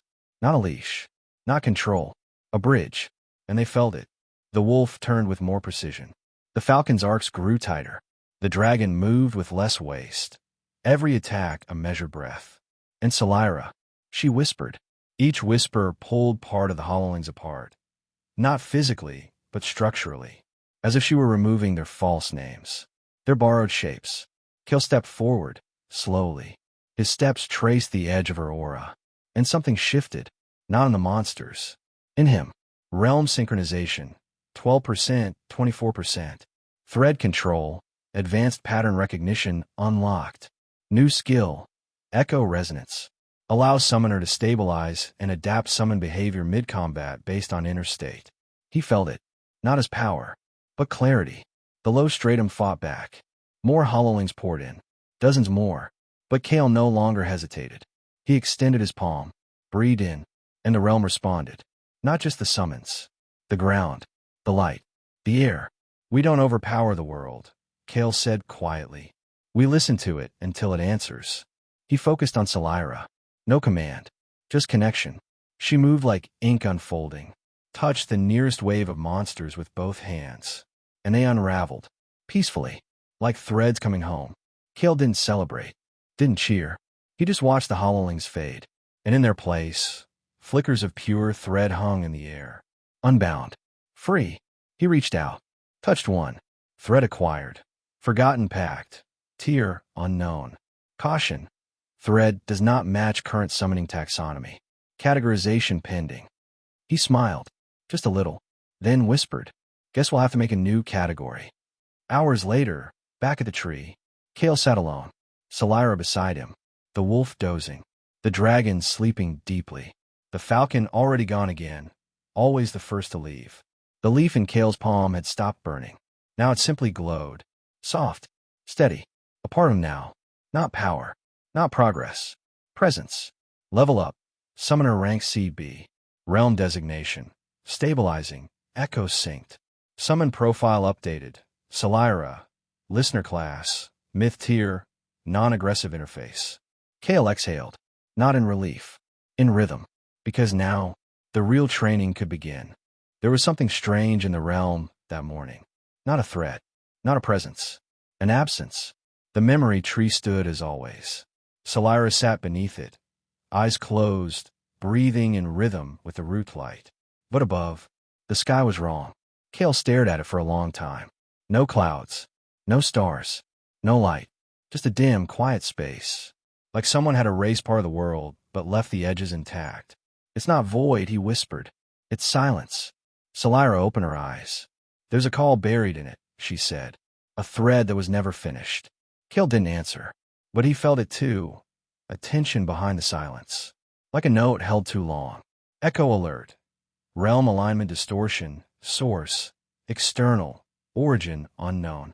Passive skill triggered. Listener's thread. Proximity awareness. An ancient summon is attempting to reconnect. Classification. Pre-guild / forgotten tier. The echo shimmered into view beside him. This time, it didn't hover behind. It stood beside Kael, like an equal. Do you want to follow it? Kael didn't hesitate. Yes. They didn't move through space. They moved through intent. The realm bent quietly, unfolding into long corridors of stone and mist. Ancient paths. No light guided them. Only presence. Kael walked without question, because this was not a place to be understood. It was a place to be heard. At the end of the corridor, a doorway waited. Old. Cracked. covered in names that had been scratched out. Only one word remained. Not etched. Embedded. Varen. Kael spoke it aloud. Not as a summoning. Not as a ritual. Just as a listener. The door opened. Inside, the world was vast. Not a chamber. A field. Flat, silver grass. Endless wind. And in the center, a broken sigil ring, wide enough to summon a god. Kael stepped into the grass. It didn't bend. Didn't rustle. It simply acknowledged him. Salira walked beside him, now silent. And, at the center of the ring, a figure waited. Not alive. Not gone. Just held. Massive. Winged. Eyes closed. Limbs folded. Like a creature caught in stillness between centuries. Kael could feel it. Not power. History. This is not a summon, Salira said. It is a memory too large for the world to carry. So, it sleeps. Kael walked closer. His heartbeat slowed again. His threads adjusted. Not to call, but to listen. Then the creature opened one eye. Just one. And the entire field breathed. The sigil flared once. Bright. Unstable. Warning. Thread stability breached. Varen tier. Entity contacted. Caution. Mental fortitude test. Summoner core must sustain self-awareness or risk integration. Kael staggered. The air pressed inward. Not crushing. Overwhelming. Like standing inside a story too big to be told. He dropped to one knee. Clenched his hands into the grass. Felt it resist. Salira's voice came. Low and steady. Hold your name. Kael closed his eyes. Breathed. Kael of Phallomist. The pressure slowed. Then stopped. The entity, still nameless, still asleep, blinked again. And whispered. Not in words. In feeling. Remember me. Kael opened his eyes. He was back in the realm. Beside the memory tree. Salira was there. So was the echo. No time had passed. No marks were left. But the leaves of the tree were trembling. One had turned silver. Kael reached for it. New thread acquired. Varen's echo, dormant. This thread cannot be summoned. It must be reawakened. Quest initiated. Threads of the Forgotten Age, Part 1. Search for remnants of the ancient summons hidden across the blue planet. Uncover the full name of the sleeping summon. Reconstruct the lost sigil required to stabilize Varen's essence. Kael stood slowly. His hands trembled, but his eyes were steady. Not all power comes from calling, he said softly. Some comes from carrying. The wind moved through the realm. A little colder now. A little older. Salira stepped beside him. We'll need to find the pieces, she said. Others will come looking too. Kael nodded. Then looked toward the far horizon of the realm, where sky touched nothing, and whispered back, let them. Kael stood at the edge of the realm. Past the tree. Past the stone fields. Past even the quiet veil of sky. He had never crossed this boundary before. Not physically. Not like this. Are you sure? Salira asked softly. Kael nodded. The first sigil piece lies where names were burned, he said. That ruin still echoes. And then, with no flare of power, no portal or circle, he stepped out. The world beyond the veil was quiet. Too quiet. Not peaceful. Suppressed. Kael found himself in a valley choked with ashru trees. Their branches sagged with age, bark cracked open by residual summon pressure. At the center of it all stood the ruin. A collapsed tower of smooth stone and rusted sigil rings. Symbols along the walls had been scratched out with purpose. Not time. Intent. Location discovered. The ruin of Hold Thread Keep. Sigil fragment detected. Proximity 40 m beneath lower vault. Kael stepped forward, and the ground trembled. First once. Then again. Then a crack. Shadows burst from the trees. Misshapen summon remnants, still bound by long-dead contracts. No names. No cores. Only instinct. Clawed things with broken limbs. Winged things with shatter patterns. Some still bore fragments of old summoner crests burned into their skin. Over 30. Maybe 40. Kael didn't flinch. The echo shimmered beside him, then faded into his core. Echo resonance. Engaged. Tactical layers sync. Active. He raised his palm. No words. Just breath. The wolf came first. Clean. Sharp. Ready. It didn't growl. It moved. Then the falcon. A blur of light and air. Its cry split the ash mist like a knife. Then, a low hum. A pulse of heat. The red dragon stepped forward. Slow, coiled, controlled. Its flame flickered between its teeth like held judgment. And behind them, Salira. She didn't glow. She listened. And the ruin listened back. The monsters rushed. Kael didn't retreat. He stepped into the resonance. Adaptive threading, shift pattern, support node priority. Falcon priority elevated, target diversion, active. The falcon dove. Went down in the first pass. Not slain. Disoriented. Broken in rhythm. Kael shifted his stance. Wolf, circle sweep. The wolf blurred. Its path cut wide arcs, isolating the fastest threats. Its movement wasn't random. It was patterned, mirroring the shape of the broken sigil above. The dragon roared, but not for destruction. Kael synced to its breath timing. Waited, then whispered. Now. A single stream of flame swept the narrow path between stone columns. 5, 6, 7 forms turned to ash. Not burned. Released. Echo sync progress. 38%. Mental load. Stable. Then came the backline. The real swarm.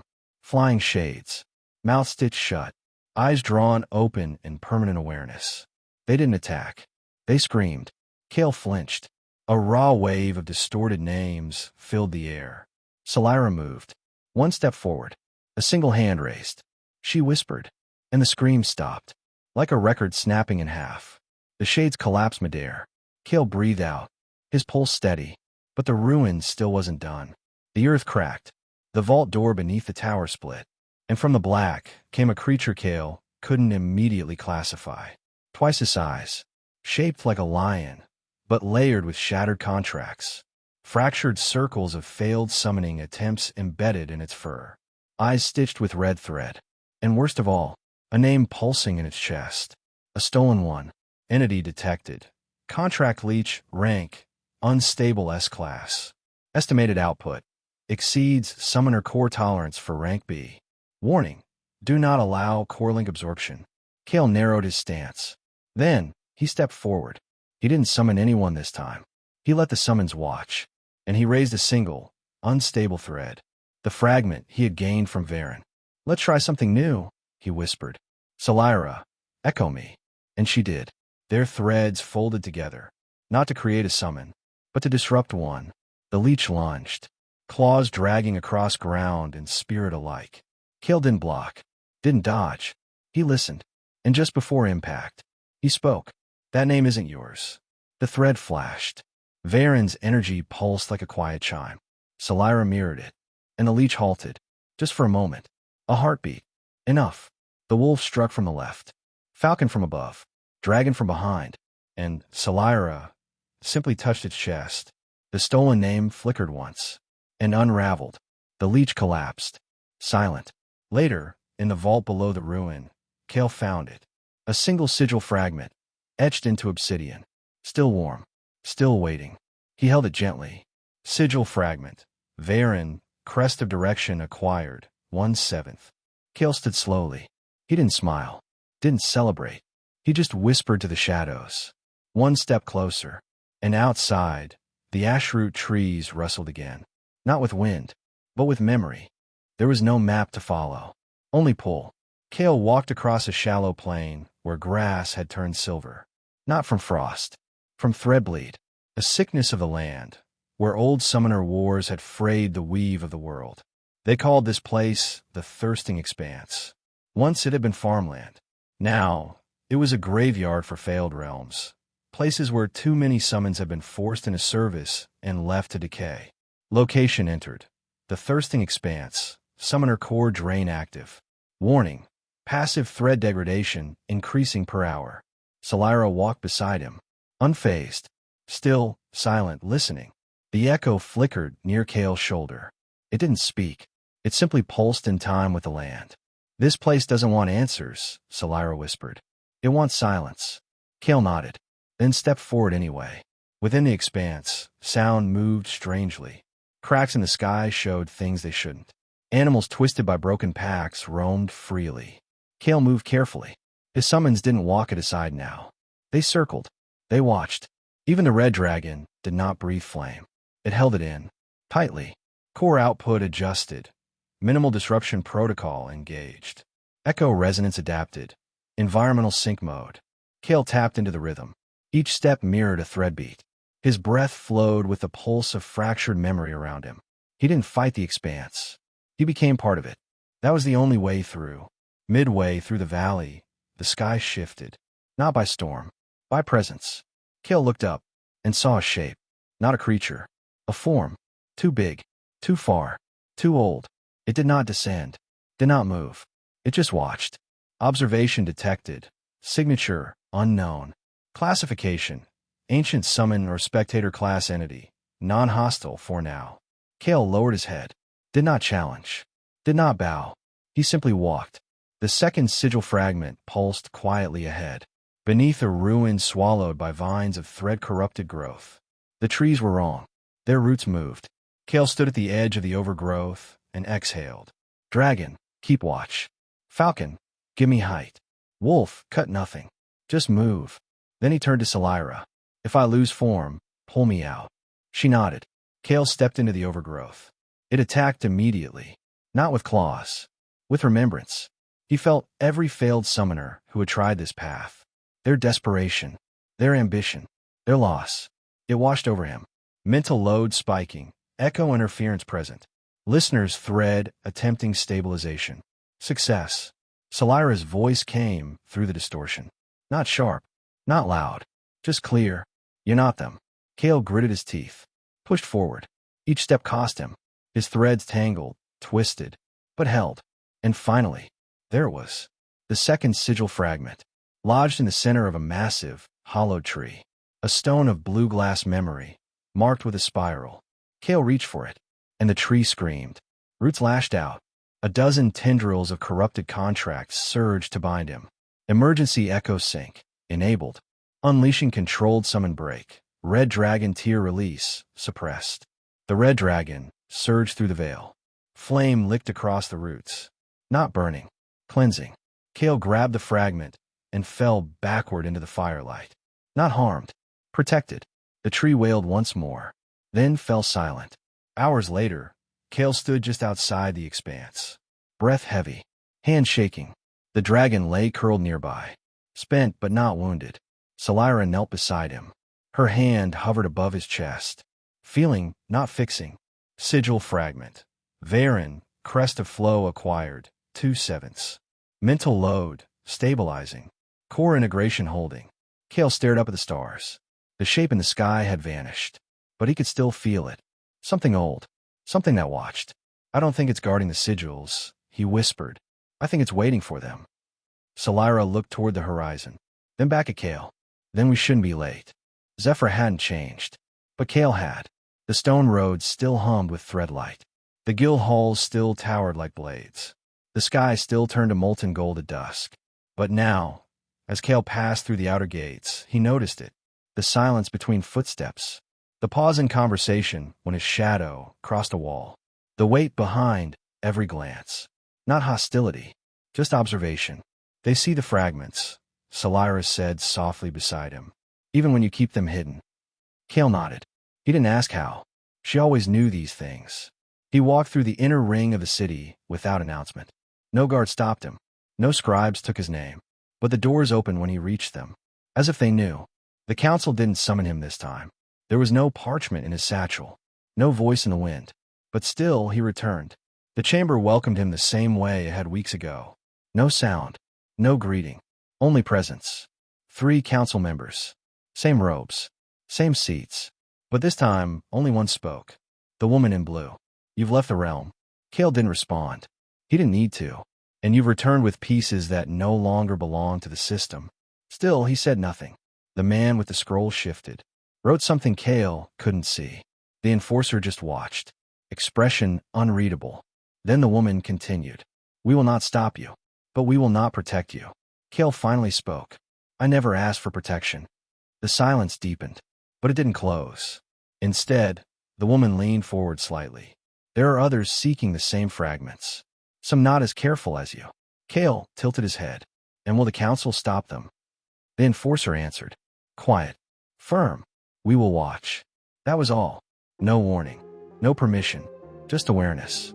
Kael left the chamber without looking back. Salira waited for him in the garden beside the old wind tree. Same bench. Same petals in the air. He sat beside her. No words. Just breath. Then, a soft presence approached. Not heavy. Not loud. But deliberate. Kael turned. A girl. Maybe 15. White cloak. Eyes like starlight dulled by fog. She stopped 5 paces away. "You found 2," she said quietly. "That makes you the front runner." Kael blinked once. Didn't speak. She smiled. Not cruel. Not kind. Just curious. "There are 5 of us searching," she added. "Well, 6, now that you're officially playing." Kael looked at her carefully. "You're a summoner?" She laughed once. "Bright. Short. No, I'm something adjacent." Then she turned. Started to walk away. "Careful, listener," she called over her shoulder. "Not all fragments want to be found. Some want to be freed." And then, she was gone. No flash. No summon gate. Just gone. That night, Kael stood in the upper tower of an inn near the outer wall. The 2 fragments sat before him. One blue, one black, both humming with memory, both incomplete. Solira watched them silently. The echo pulsed once in Kael's chest. Tracking thread detected, interference mild. Surveillance pattern matches. Independent Summoner Guild, Obsidian Tier. Kael sighed. "They're coming." Solira nodded. "Let them." Kael reached into his satchel. Removed the old, burned summoning scroll he had never used. The one he'd kept since the beginning. He dipped his finger into the ink of the realm, and slowly began to rewrite its lines. Not to summon, to record. Because if he was going to walk this path, he would not do it quietly. He would remember everything. The wind in the north didn't bite. It pressed. Quiet. Steady. Like a hand that never stopped testing your resolve. Kael pulled his cloak tighter. The ice beneath his boots cracked with every step. Not because it was weak, but because it remembered every footfall before his. Location entered. Glacier Hollow. Divine Pact Ruins. Tier sealed. Temperature regulation active. Summoner core strain level. Low moderate. Solira walked ahead of him now. Barefoot as always. The frost didn't touch her. The echo remained quiet in his chest, pulsing slow. Listening. And the other summons. They stayed within. Not because the place was hostile. Because it was sacred. The entrance was not a door. Not a gate. Just a crack in the wall of an old glacier. Breathing mist into the sky like memory exhaled. Kael stepped through. Inside. Silence. Not absence. Deliberate. The walls were smooth crystal, but not polished. They bore grooves. Shallow trails left by hands dragging glyphs into their surface. This place wasn't built to keep things in. It was built to hold them still. And deep beneath, the fragment pulsed. Sigil fragment detected. Crest of reflection. 3/7. Alert. Sentient seal active. Engagement required. Kael slowed. Solira looked over her shoulder. "This one won't ask you to fight." Kael raised an eyebrow. "Then what?" She turned away again, her voice almost lost in the cold. "It will ask if you've changed." At the center of the glacier vault, a mirror stood. Not made of glass, but of woven thread light, frozen into form. Kael stepped before it. His reflection didn't move. Didn't copy. It simply waited. Then, the surface rippled, and Kael saw himself. But not now. Younger. Weaker. Before the realm. Before Mira. Before the echo had stirred. That Kael stepped forward from the mirror. Not a vision. A guardian. Made of memory. The duel began without signal. Kael didn't summon. Neither did the reflection. Instead, they moved. Each motion matched. Each step predicted. Each strike countered. Because the enemy knew him. Was him. His weaknesses. His patterns. His fears. The reflection spoke with Kael's own voice. "You are not strong enough to carry a myth. You're only strong enough to survive." Kael's breath grew short. His limbs ached. The realm inside him wavered. But he didn't fall back. He whispered instead, "I'm not here to carry a myth. I'm here to remember why it was forgotten." Solira's voice echoed behind him. "Then prove that memory belongs to you." Kael closed his eyes. Stepped forward. Into the reflection. Not to destroy it. To accept it. The impact should have knocked him back. But it didn't. The reflection flickered. Then merged. A pulse of light erupted from the mirror. Not harsh. Not blinding. Just full. Trial passed. Reflection aligned. Sigil fragment acquired. Crest of reflection. 3/7. Core expansion unlocked. Dual state summon threading. Allows Kael to manifest both support and combat resonance states simultaneously at reduced cost. Kael staggered slightly. Breathed in. Out. Solyra caught him gently. That part of you still feared being ordinary. Kael nodded. I still do. But I'm not here to be remembered as powerful. I just want to remember right.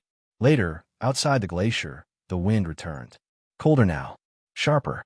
Kael stared out across the frostlands. The third fragment pulsed quietly at his side. 3 down. 4 to go. But something in the air had shifted. A presence. Not watching. Hunting. The echo shimmered with warning. Alert. Incoming signature detected. Unknown summoner class. Distorted pattern. Suggested action. Evade or engage. No passive option available. Solyra's gaze narrowed.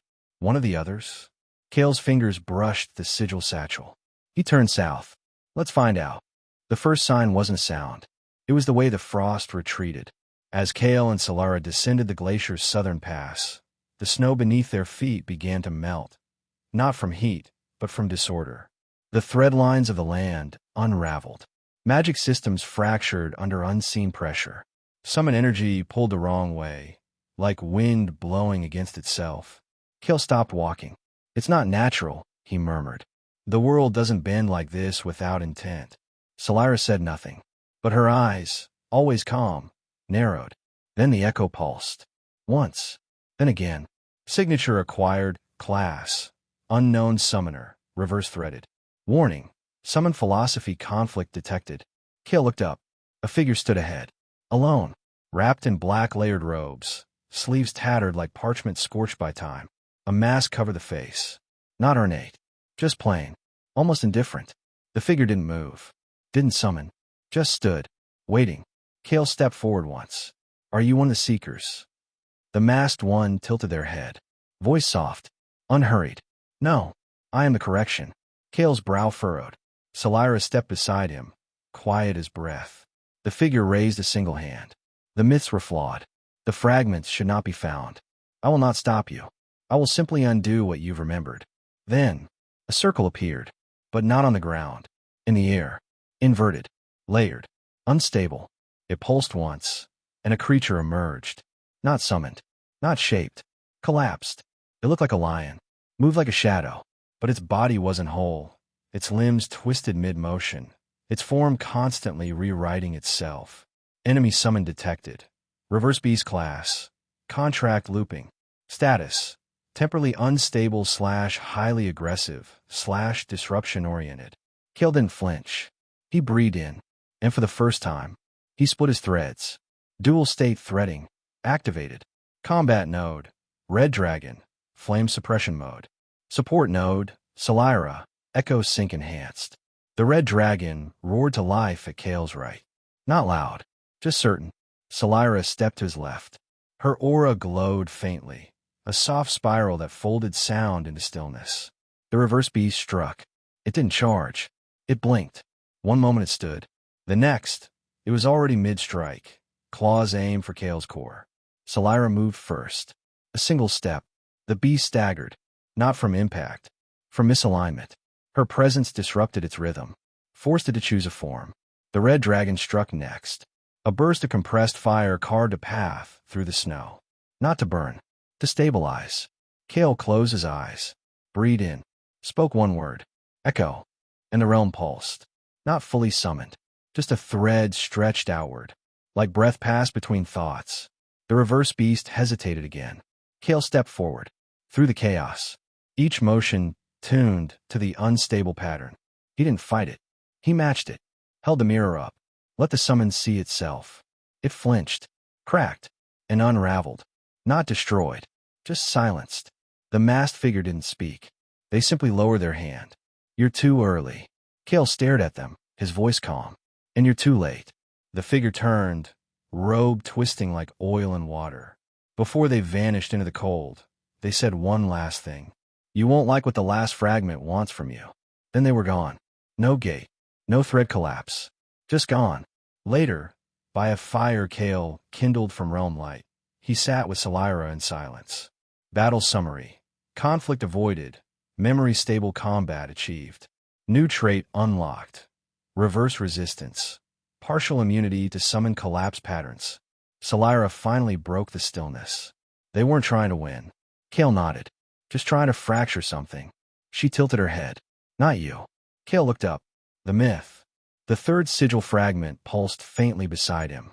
3 down. 4 to go. But now he knew. Not everyone wanted to remember Varen. Some wanted to rewrite him. And others wanted to erase him entirely. The trees knew his name. That was the first problem. Kael stepped into the forest near dusk. Not a sound stirred. Not wind. Not insects. Just stillness. It wasn't dead. It was waiting. Location entered. Liren wheeled. Designation. Dreambound zone. Warning. Active illusory field detected. Memory reversal probability. 72%. Fourth sigil fragment proximity. Moderate. Guardian status. Emotion bound. Salira walked beside him. Quiet as breath. The leaves overhead shifted colors not with season, but with emotion. From green to pale silver. Then blue. Sadness. Kael didn't speak. Didn't ask what the forest wanted. He already knew. Memory. It began when the path vanished. Not gradually. All at once. One blink. One step. And suddenly, he was back. 12 years old. A boy. Alone in a broken field. Ash in the air. Smoke on the wind. He remembered this. He just didn't know he had remembered it. You don't belong here, a voice said. He turned. It was his father. Not as he truly was. As Kael remembered him. Harsh. Unsmiling. Always looking through him. Never at him. Kael flinched. Only slightly. He knew it was illusion. But that didn't make it false. You should have stayed small, the illusion said. All this power, and you still don't know what you want to be. Kael closed his eyes. I don't want to be anything. I want to remember right. The field cracked. The image faltered, but didn't vanish. Instead, more memories came. The day he failed his first summoning trial. The moment he walked away from guild sponsorship. Myra's voice, softly, saying, You didn't lose anything. But here, in this forest, every memory came with doubt. What if you were wrong? What if this path leads nowhere? What if you were never chosen? Only left alone long enough to find something broken? Kael dropped to one knee. Salira placed her hand on his shoulder. This forest is not lying, she said quietly. But it's only telling half the story. Kael looked up. Around them, the illusions blurred. Then froze. One remained. Mira. But not as she was now. As she had been when they first met. Sitting in the garden beside the old wind tree. This time, she looked at him. You're afraid the more you remember, the more you'll forget who you are. Kael stood. Slowly. Carefully. Maybe I will. But that's not a reason to stop listening. And with that, the forest bent. The trees shivered. The illusions cracked. The path returned. And at the center of the glade, a pool. Still. Glass-like. Floating above it. A fragment of silver gold thread. Glowing faintly. Humming with recognition. Sigil fragment acquired. Crest of memory. For sevenths. Trait unlocked. Illusion clarity. Enhanced resistance to emotional manipulation effects. Kael reached out, took it gently. The water beneath didn't ripple. Only reflected. This time, when he looked down, he didn't see a child. Didn't see a mistake. He saw himself. Exactly as he was. Exactly as he chose to be. Later, as they left the forest, Salira looked back. That place doesn't trap people. Kael glanced at her. No. She shook her head. It lets them trap themselves. Kael looked forward again. The sigil fragment glowed softly in his satchel. 4 down. 3 to go. But now, the pressure had changed. He no longer felt ahead. He felt watched. Balanced. As if the others were catching up. Or waiting for him to reach the next gate. The sky shouldn't hold stone. But it did. Massive slabs of marble and forgotten sigils hung like anchored clouds above the shard plains, drifting slowly in air too thin for birds. Kael stood at the edge of the last tether tower, wind whispering through the gaps in the sigil rings. He climbed with care. Rope. Grit. No summons. Because the ascent was the test. Location entered. Ruins of Sarethal. Designation. Floating temple / binding archive. Warning. Emotional integrity trial ahead. Falsehood resonance active. Sigil fragment. Detected. Crest of truth. 5 sevenths. Salira arrived at his side without sound. She always did. This temple doesn't punish liars, she said softly. It punishes the uncertain. Kael gave a small nod. His breath fogged in the thin air. Then, without a word, he stepped onto the bridge of light. The interior of Serethal was hollow, vast. A central chamber open to the sky, ringed with broken judgment stones. At the far end, a dais, floating, and above it, the fifth sigil fragment, suspended, spinning slowly. But between Kael and the fragment, 7 steps, each step etched with a name. Each name his. Not literal, not exact, but names he'd once been called, or feared to be. Dropout, coward, dreamer, waste, drifter, mistake, nobody. Kael exhaled. They're not traps. Salira stood just behind the entry arch. They're weights, she said. You have to walk through them, but you can't deny them. Kael stepped onto the first stone. Dropout. His limbs felt heavier. His shoulders tensed. He remembered the instructors' faces. The forms he never submitted. The way the guild halls grew quiet when he passed. That one was true, he whispered. But it wasn't the end. The weight didn't vanish. But it settled. He moved forward. Coward. This one struck deeper. Images of moments where he could have fought, could have spoken, but chose silence instead. His hands trembled. Salira's voice came gently. You paused. That doesn't mean you ran. Kael exhaled, accepted it, and moved again. Each name was harder than the last. But not because they were false. Because each was partially true. Half-formed. Misunderstood. Misremembered. And the final stone. Nobody. Kael stood on it. Still. No weight pressed him this time. Instead, a hollow.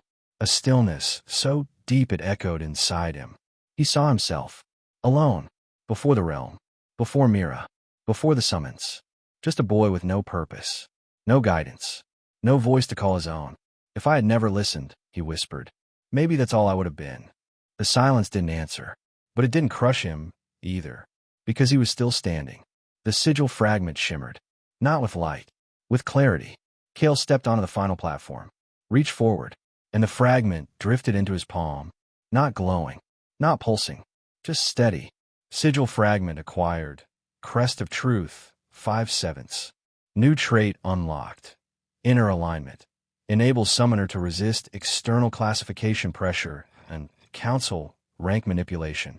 Passive resonance gained. Emotional clarity field. Strengthens summon performance under high emotional tension. Kael didn't speak. Didn't smile. He turned. Walked back across the stones. Now silent. Now still. At the exit, Salira waited. Most try to prove they aren't those things, she said. You just proved you were, and kept going anyway. Kael looked at her. That's all I've ever done. As they descended from the sky temple, the wind shifted. Not cold. Not warning. Change. The echo pulsed twice. Observation confirmed.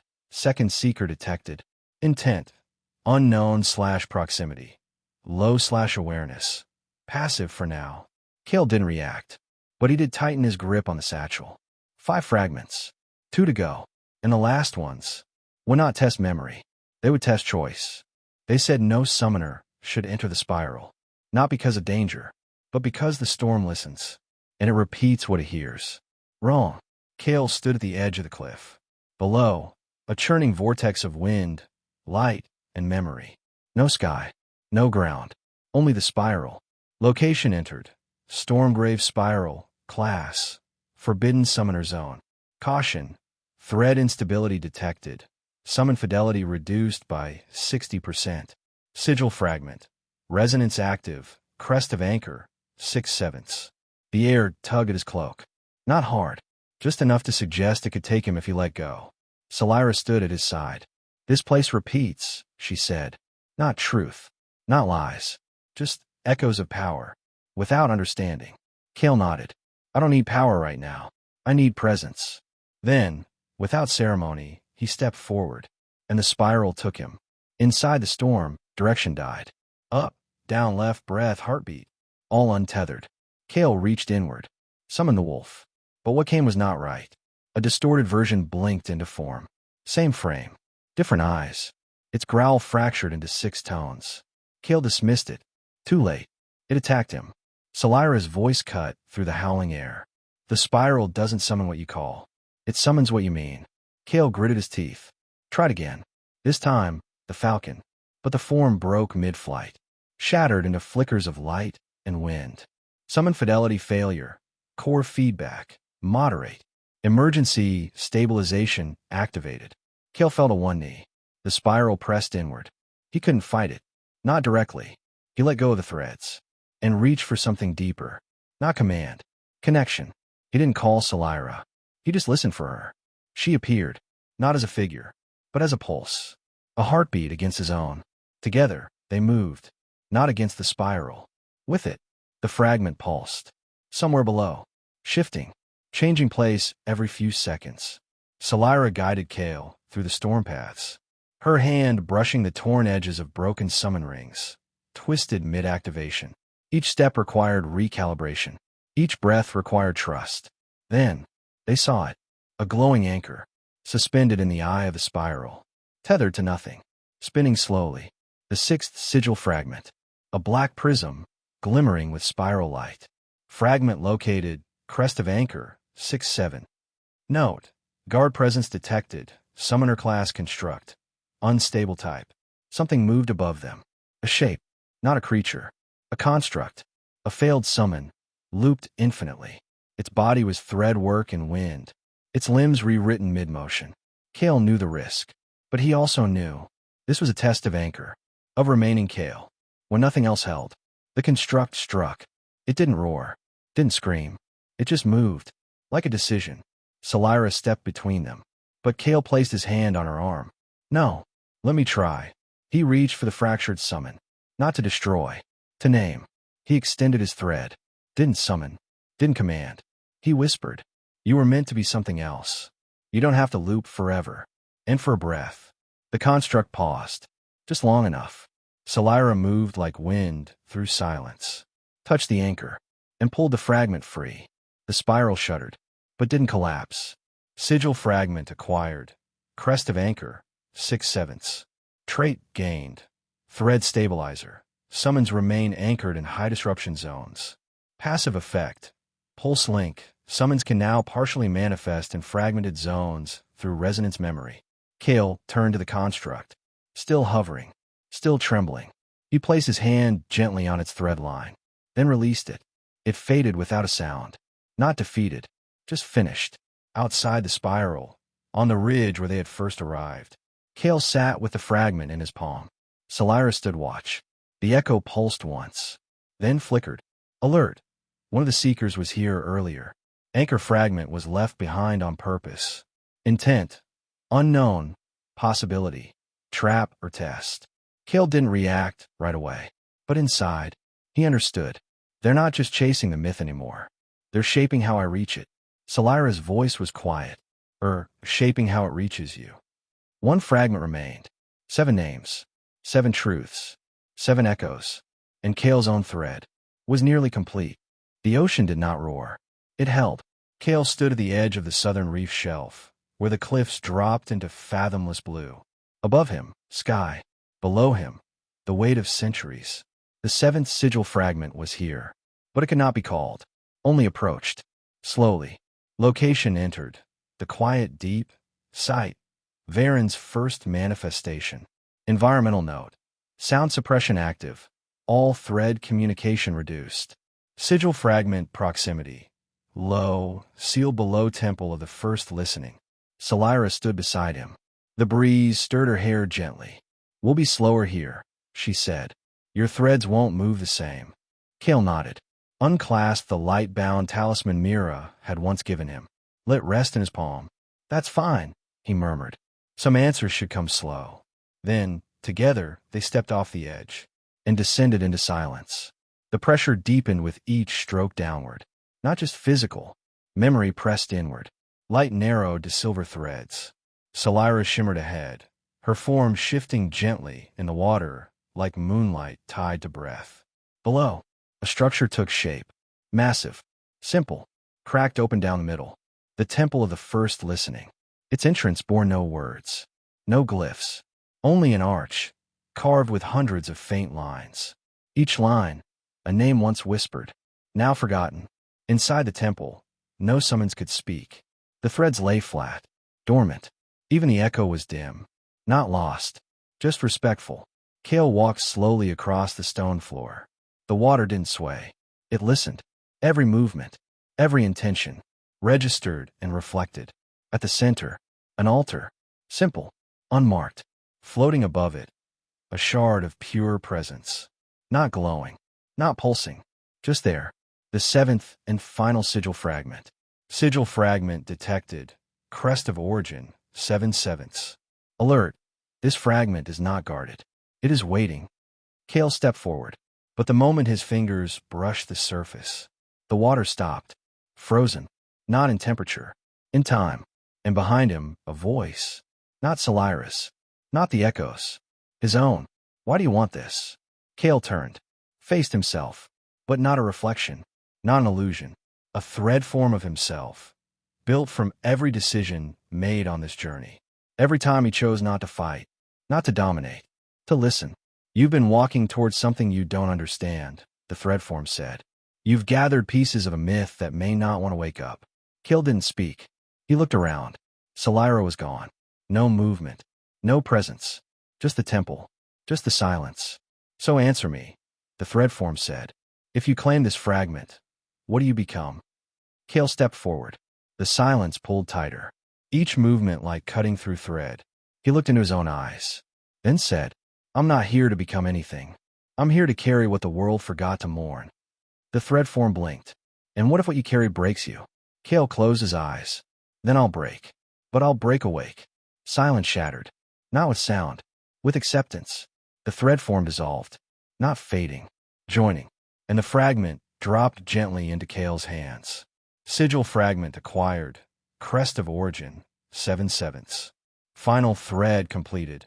Myth anchor Varen, dormant class. Awakening phase unlocked. New trait gained. Presence memory. Allows summoner to invoke memory echoes of ancient summons without full contract. Kael surfaced hours later. The ocean had quieted around him. Solira stood on the rocks above, watching the waves. He climbed back to the top. Didn't speak right away. Neither did she. Only after a long breath did she whisper, You have them all now. Kael nodded. But I still don't know what he is. Solira looked toward the horizon. Then it's time to ask him. That night, back in the realm, Kael stood beneath the memory tree. The 7 fragments circled him, each pulsing in time with his breath. The echo shimmered, more solid than ever. Solira watched from the root line. Kael raised his hands. Didn't command. Didn't summon. He simply asked, Varen, if you're still listening, I'm ready to remember you. The realm pulsed. Once. Twice. Then, silence broke, and something ancient answered. The realm had always breathed quietly. A pulse. A whisper. A rhythm just beneath the surface of Kael's thoughts. But tonight it stopped. Not in fear. Not in death. In attention. Kael stood at the center of his realm. The 7 fragments hovered around him, each one spinning slowly, casting soft arcs of memory light across the grass. Solira knelt beside the memory tree. The wolf, falcon, and red dragon all stood alert. No movement, no breath, only presence. Then, a tone, not a bell, not a horn, just a low, impossible resonance that felt more remembered than heard. The fragments pulled inward, not like magnets, like pieces returning home.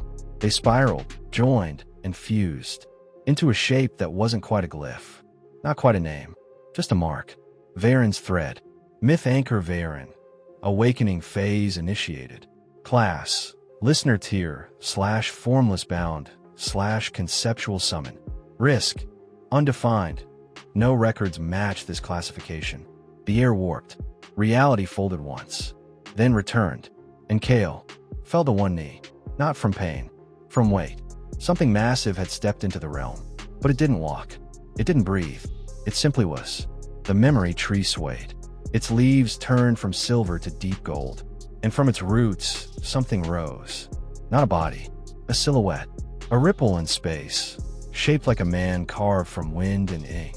Varen. No face. No form. But a voice that wasn't sound. It moved through Kael's thoughts like old warmth. Like the echo of firelight on pages that no longer exist. You listened. Kael swallowed. Stood slowly. I remembered. That is not the same, Varen replied. Many remember. if you listen to what the memory still wants. Kael looked at the others. His summons did not bow. They watched. As equals. You're not a summon, Kael said. Not in the way the world now understands. Varen stepped forward, but the ground did not shake. Instead, it calmed. I was once called in a time before circles, before ranks, before contracts, when summons were not servants, but witnesses. Kael's breath caught. To what? Varen paused. Then, to the shape of a soul. In a corner of the realm, the echo pulsed faintly. A fragment of Kael's awareness bloomed outward, beyond the realm, beyond the planet. And he felt them, the other seekers, each one standing in their own space. A mountaintop, a library, a battlefield, a ruin, a garden of stone, and each one felt them back. Because Varen wasn't bound to Kael. He was awake.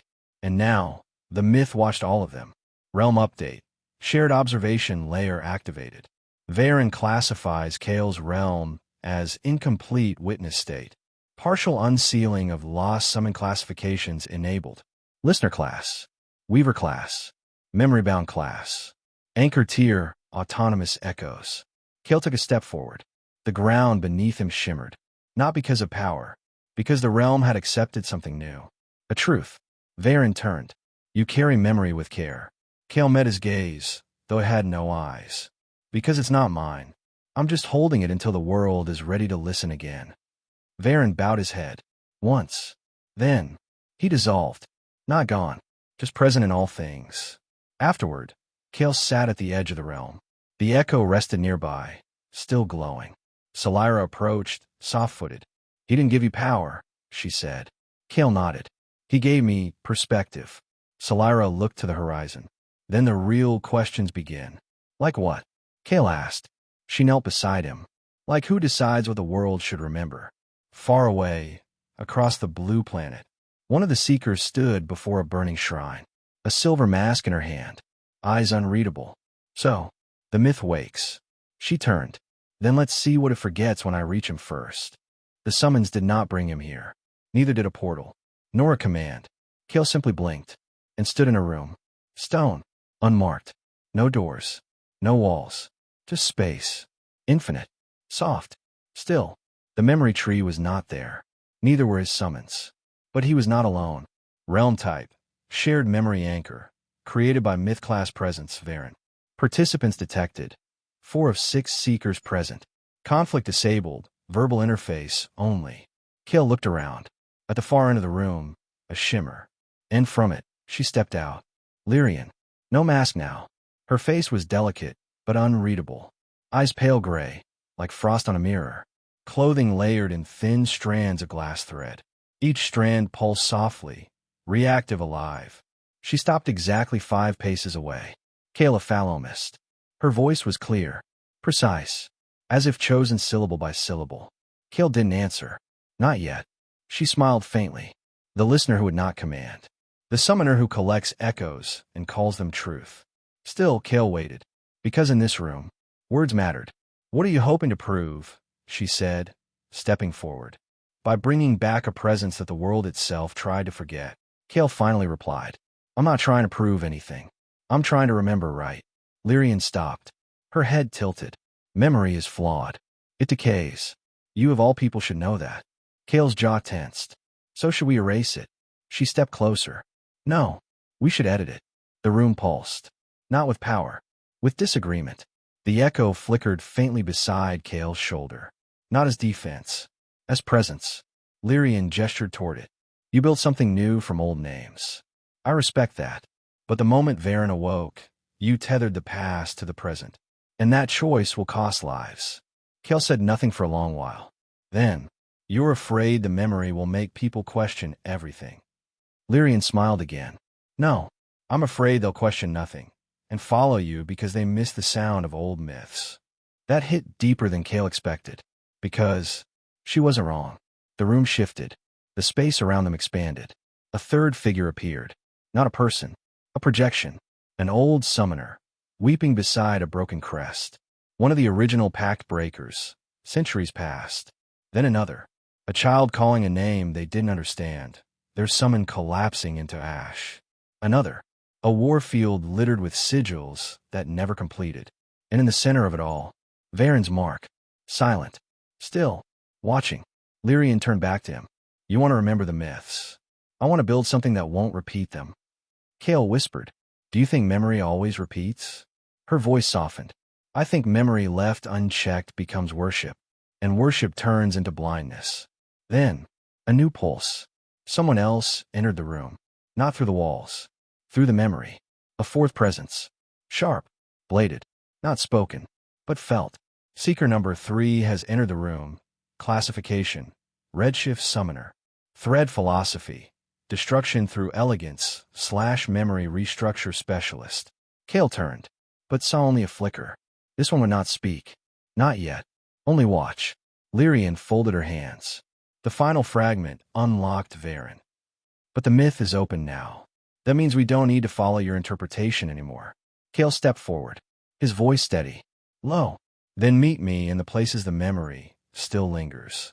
And let's see which parts choose to survive. The room pulsed once more.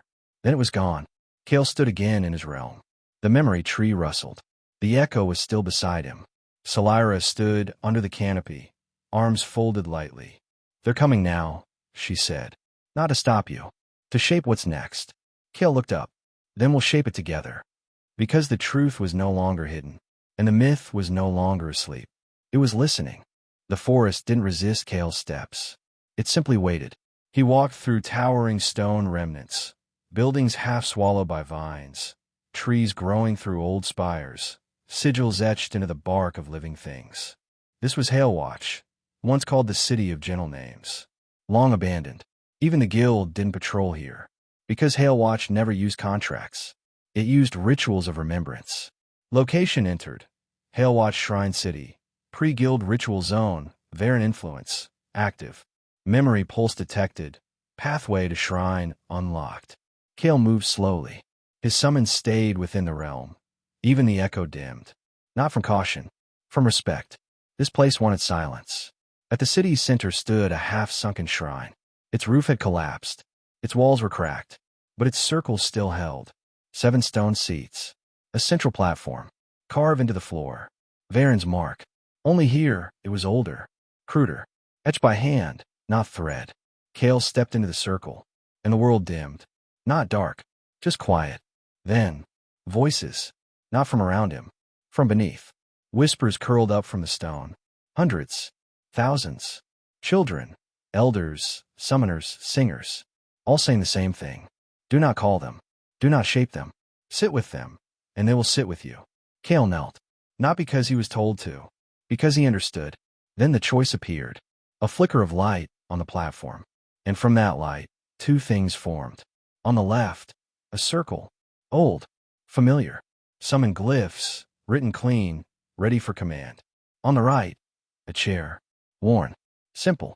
Facing the space where Varen's mark was carved. The echo pulsed within Kael's chest.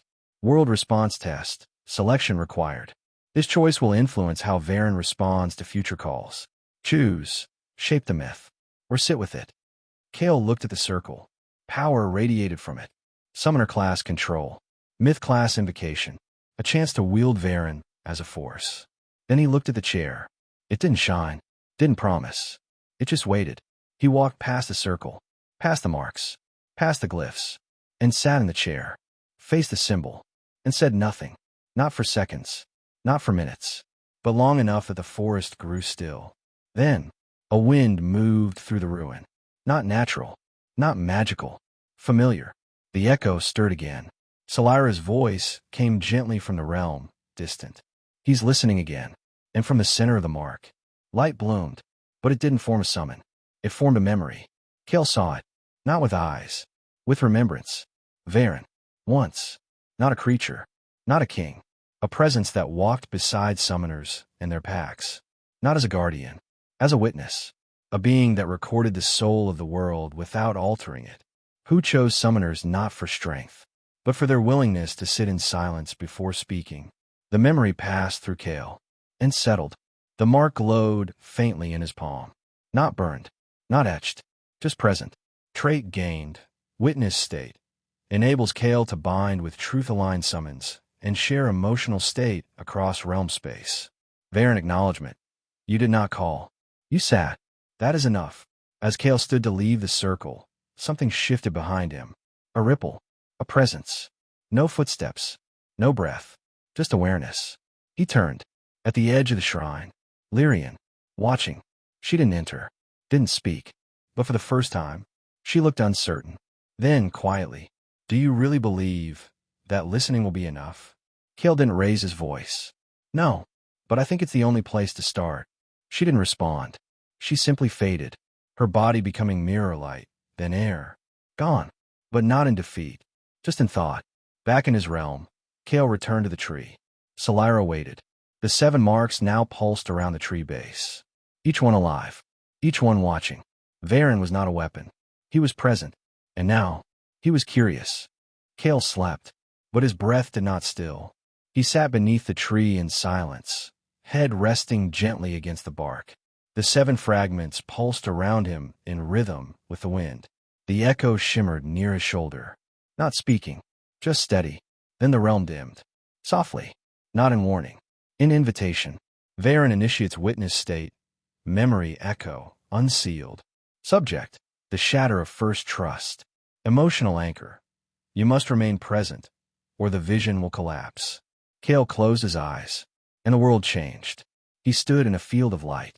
Not golden, not warm, blinding. Ahead, hundreds. No, thousands of people. Young, old, warrior, healer, summoners without circles, without crests, only names. Beside them, creatures, not beasts, not gods, witnesses. Each summon stood equal to the one who called it. No command, no rank, only presence. Kael understood at once. This was the beginning. Then came a break. A voice. Sharp. Louder than silence. Why do they get to choose us back? A single summoner stepped forward. Cloaked in red. Hair braided with glyph ink. Eyes wide with certainty. They raised a hand. And a circle appeared. The first circle. We do not need equals. We need tools. They cast it. The summon beside them twisted. Fought. Fell. Not slain. Converted. A bond rewritten. The circle hummed. A perfect loop. But Kael felt it. The moment it snapped. The summon didn't die. It became something else. The first hollowing. The field erupted. Some tried to stop the summoner. Others copied the circle. Ambitions spread like flame. Summoners turned. Summons resisted.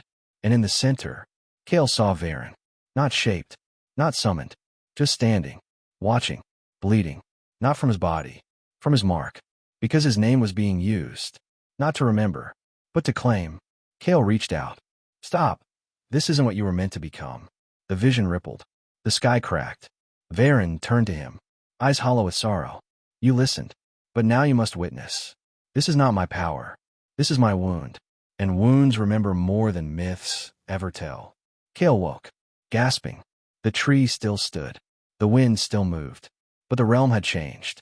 A dark ribbon now ran through the ground. A quiet thread of colorless light. Not dangerous, but true. Salira stood near it.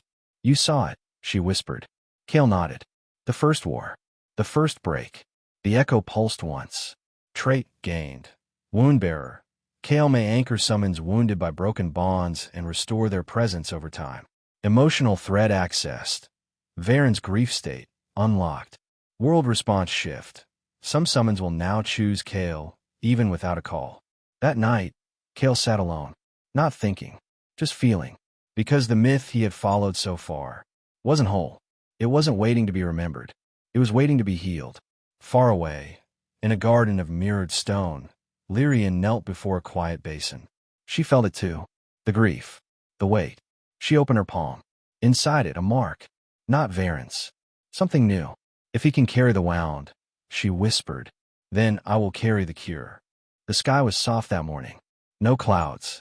No breeze. Just a quiet kind of light that filtered through the realm like breath.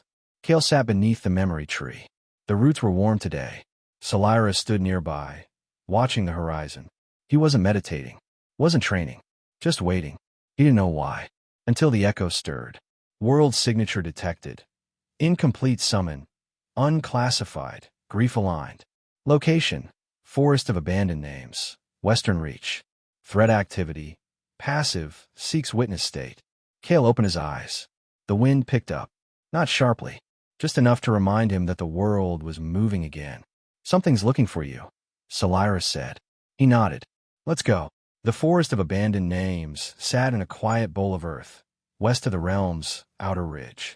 It wasn't marked on guild maps. No legends. No warnings. Just stillness. When Kael entered, the trees leaned inward. Their bark bore half-carved circles, faded sigils, and unfinished names. They weren't cursed. They were unfinished. He walked slowly. No summons beside him. No circle drawn. Only presence. Then, he felt it. Something breathing, just beyond sight. Not threatening. Not hiding. Just unsure. Between the trees stood a figure. Massive. Beast-like. Wounded. Not physically, but in thread. Its form flickered every few seconds. Sometimes a lion. Sometimes a wolf. Sometimes a creature with wings that had never fully learned to fly. And its eyes. Empty. Not blind. Just lost. Kael didn't speak. He sat, cross-legged, on the moss, and waited. Minutes passed. Then, a step. The creature drew closer. It didn't growl. Didn't pace. It watched. Kael lowered his head.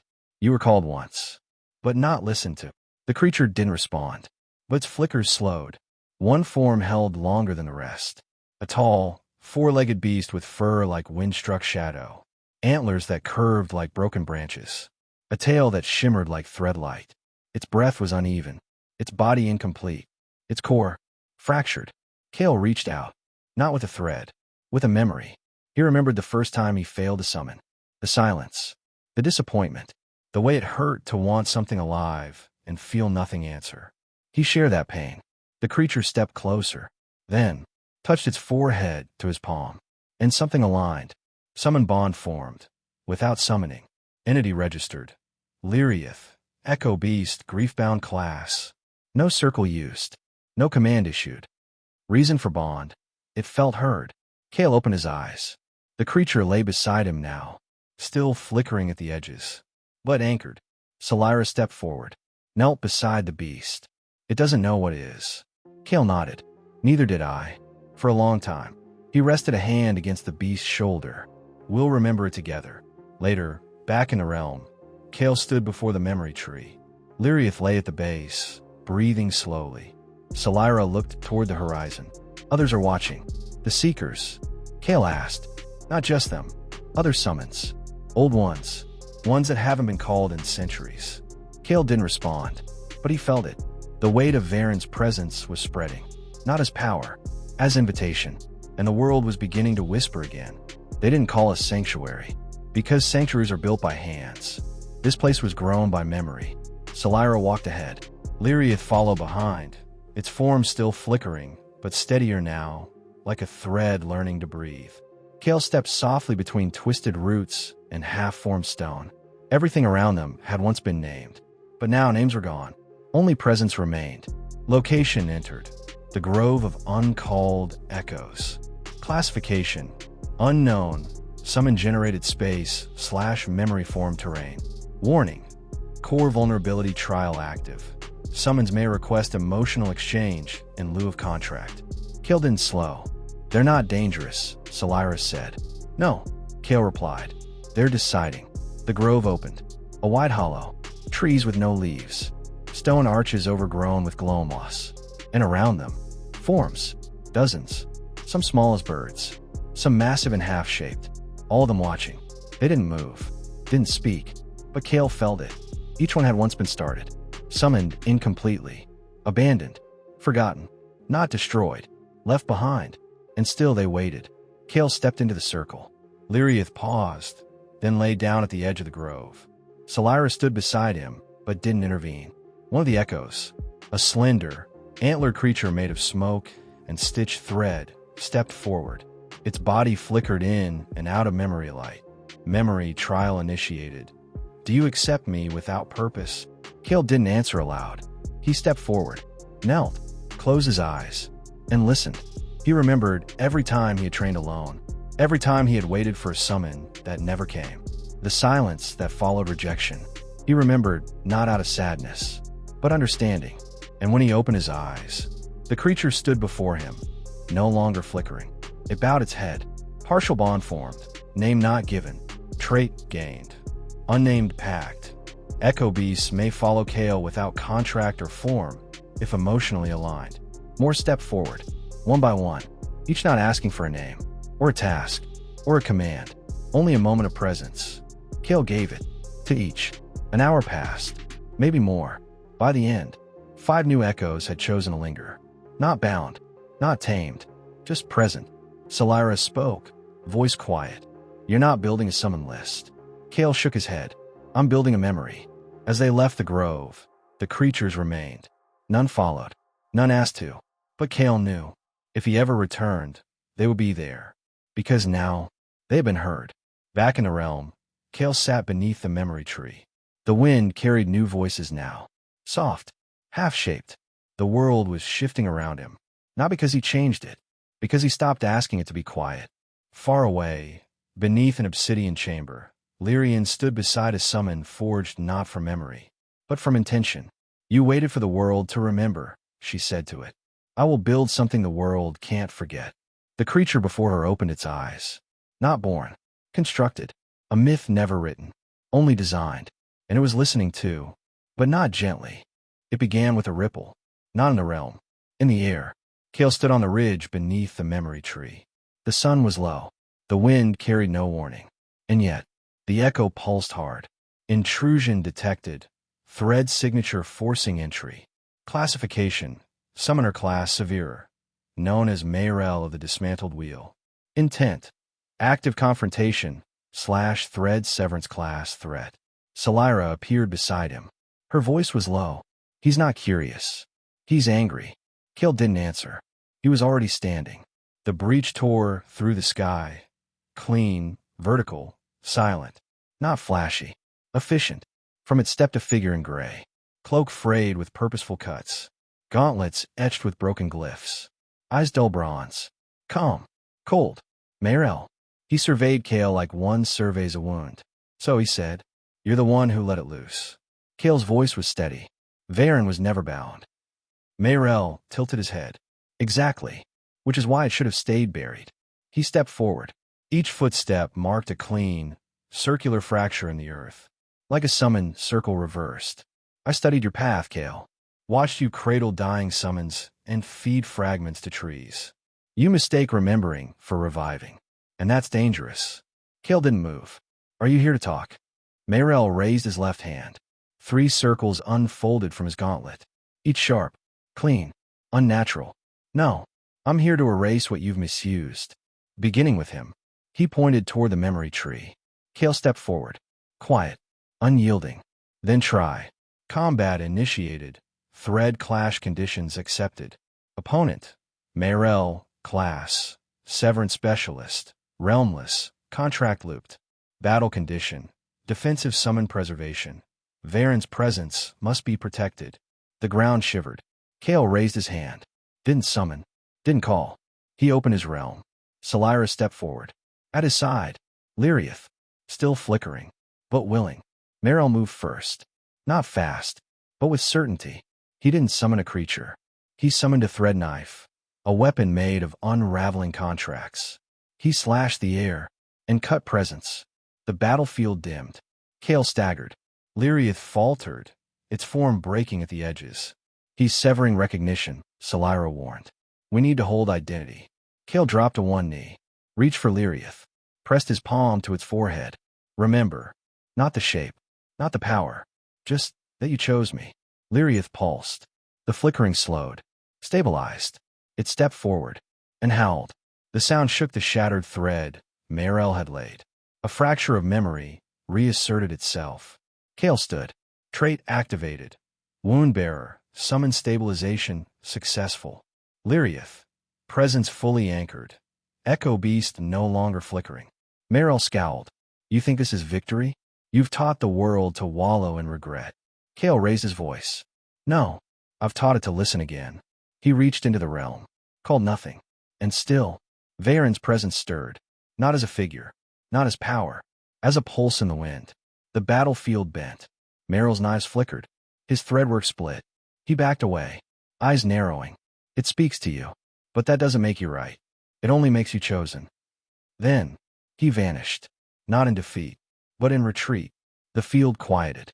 Kael stood in the center. Breath shallow. Solyra approached.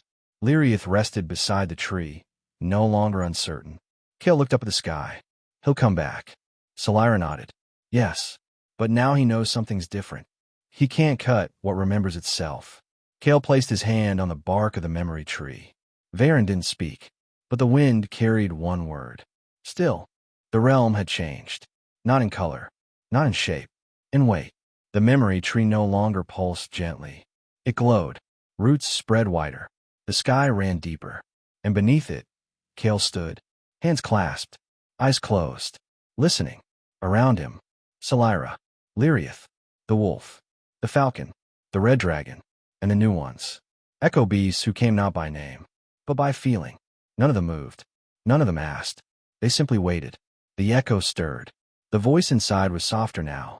Older. Varen's presence fully realized. Final status. Dormant unbound. Decision interface opened. Choose containment or continuation. Containment. Seal the memory inside Kael's realm, preserving its purity. Continuation. Release Varen's memory into the world, allowing others to hear it, change it, carry it. Kael didn't answer right away. He walked to the base of the tree, ran his fingers over the bark. Every groove shimmered, not with power, with names. Hundreds, thousands, not etched by him, etched by the world. Solyra approached. If you release it, they'll reshape it. Kael nodded. They already are. You could keep it here, she said. Safe. True. He looked out across the field. The realm pulsed. Echoes stirred. The dragon rumbled quietly. But if I do, it stays mine. And that was never what it was meant to be. Kael turned to the sky, raised his voice. Not loud, just clear. Varen, you've been remembered. Now you need to be carried. He opened both palms. Not by me. By anyone willing to listen. The echo flared. The sky broke. Not with light. With stillness. A ripple spread outward. Beyond the realm. Across the world. To shrines. To forests. To summoners. To those who had forgotten. The myth left his hands. Decision confirmed. Continuation chosen. Varen is no longer bound to this realm. Myth status. World present memory state. Mutable legacy anchor. Kael of fallow mist. Later, Kael sat alone by the tree. Not tired. Just still. Solyra returned quietly. It's done. Kael nodded. No more fragments. No more trials. Only what they choose to do with it now. She tilted her head. And you? Kael looked up at the sky, where something old and quiet had once lived. I'll stay here. Keep listening. In case anyone forgets how. And far across the blue planet. In cities and ruins. In caves and mountains. In silent realms and busy markets. Whispers began to rise. Not a power. A presence. Of a summon who never fought. Only watched. And remembered. It began with a merchant. Old. Sun-spotted hands. A coat stitched more times than it had been replaced. He arrived near sundown, walking the outer path of Kael's realm, slow but without fear. No summons accompanied him. No guards. Just a pouch of smoked tea and the kind of smile people wear when they already think they know you. Kael met him by the stone post gate. Are you the one they call Kael the Listener? The merchant asked. Kael blinked. He hadn't heard that title before. I'm just Kael, he said. The merchant chuckled, unbothered. Ah, well, the stories make you sound taller. He left the tea, bowed, and departed before Kael could ask anything else. Later that night, Kael sat beneath the memory tree. The tea was strong, bitter in the way truth is. Solyra stood near the edge of the roots, arms folded. That wasn't a coincidence, she said quietly. Kael nodded. He didn't come to trade. He came to see if you were real. Kael looked up at the branches overhead. The leaves barely moved. Maybe I'm not. The next morning, Kael left the realm for the first time in weeks. Not to hunt, not to search, just to hear.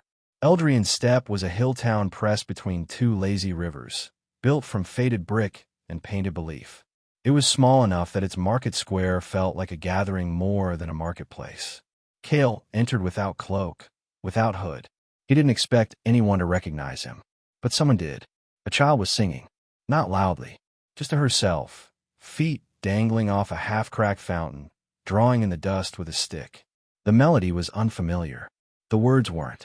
He calls without voice, and the summons come. He walks through echoes where others run. His name was forgotten, but now it's sung. Kael the listener, the myth-touched one. Kael froze. The girl didn't notice him. She just kept singing. Across the plaza, an older boy summoned a flickering bird of light. Its wings stuttered mid-air, barely stable. "I summon like Kael," he told his friend. "I don't speak. I just feel it." His friend looked skeptical. "But you still use a circle." The boy frowned. "Well, yeah, but I didn't say anything." They both laughed. The bird popped and vanished. Kael turned his eyes to the ground. He heard the bar before he saw him. A traveler, by the look of him. Dusty boots, a lute patched with wire, the confident stillness of someone used to being watched. The bard stood beneath an old wind clock.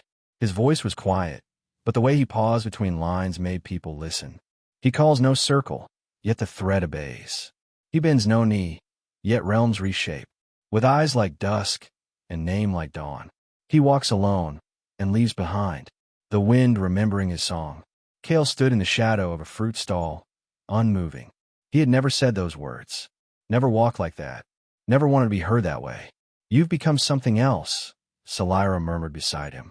Kael didn't look at her. "Not me. A version of me. Rounded edges. Sharpened lines." She tilted her head.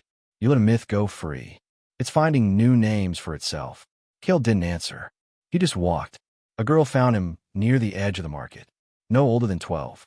Hair tied back with thread, ink on her fingers. She tugged his sleeve. "Are you him?" Kael knelt slightly to meet her eyes. "That depends." She held up a folded piece of paper. He took it. Inside, a drawing. Crude. Warm. Colorful. A figure beneath a glowing tree. Someone's curled around him. Stars drawn as simple dots in the sky. He didn't recognize the face, but he knew what it meant. "My brother says you're fake," the girl said. "But I think maybe you're someone from before." Then she smiled and ran.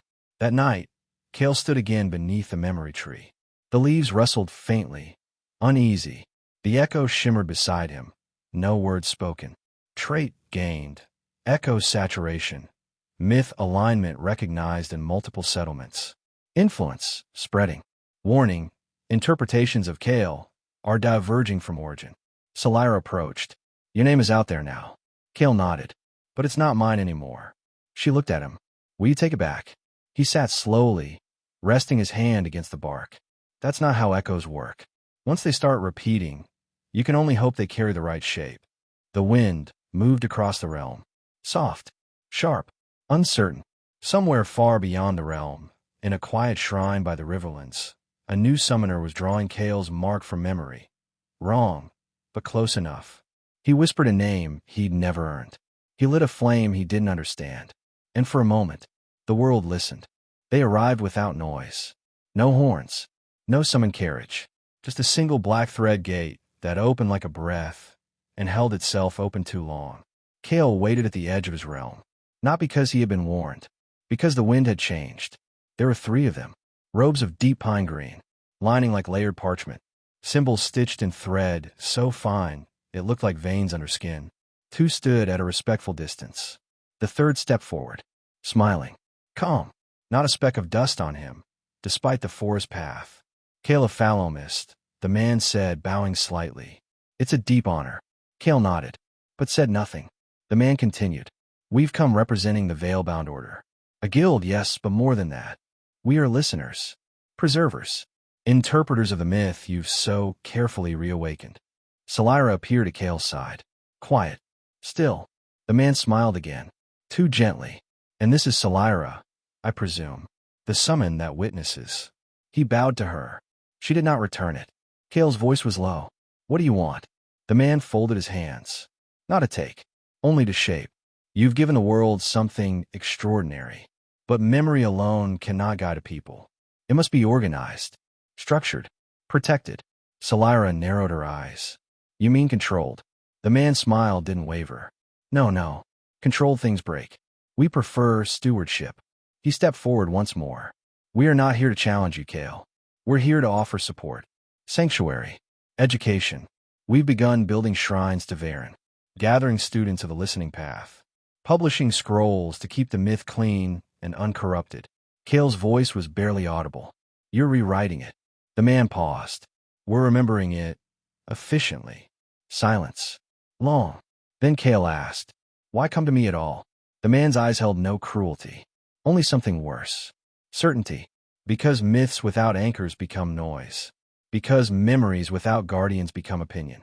Because eventually, Kael, people will start listening to the wrong version of you. The air changed. Salira stepped between them, gaze sharp. The two veil-bound guards tensed. Kael didn't move. His voice was calm. I never asked to be remembered. The man's smile faltered. Just slightly. That may no longer be your choice. He turned. We'll return. Not to challenge. To offer structure. Before someone else does. He stepped through the still open gate. The others followed.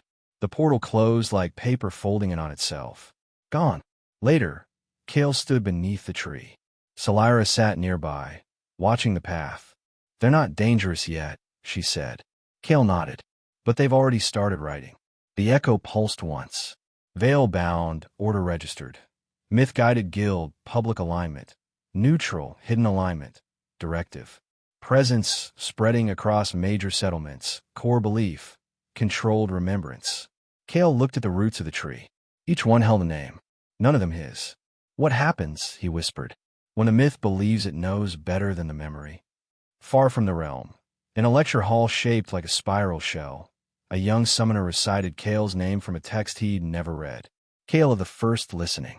The one who tamed the wind. The one who taught silence to answer. And in the crowd, Lyrian sat, unmoving. Let them worship him, she murmured. By the time they're done, he won't even recognize what they built. Kael heard him before he saw him. Footsteps. Calculated. Soft. Practiced. Like someone trying not to be heard, while hoping someone was. Kael stood near the memory tree, arms crossed, listening. The air bent slightly. A realm thread opened on the ridge. And from it, a boy stepped out. He couldn't have been older than 15. Cloak dark. Hood low. A simple satchel across his back. No crest. No guild badge. Only a small pendant. A carved wooden spiral. Kael, the boy said, bowing too deeply. I've come to train beneath you. Kael didn't answer right away. Didn't return the bow. Salira appeared beside him, one eyebrow raised. The boy continued, nervous energy barely masked by stiff posture. I've studied everything. Your realm structure. Your summon pacing.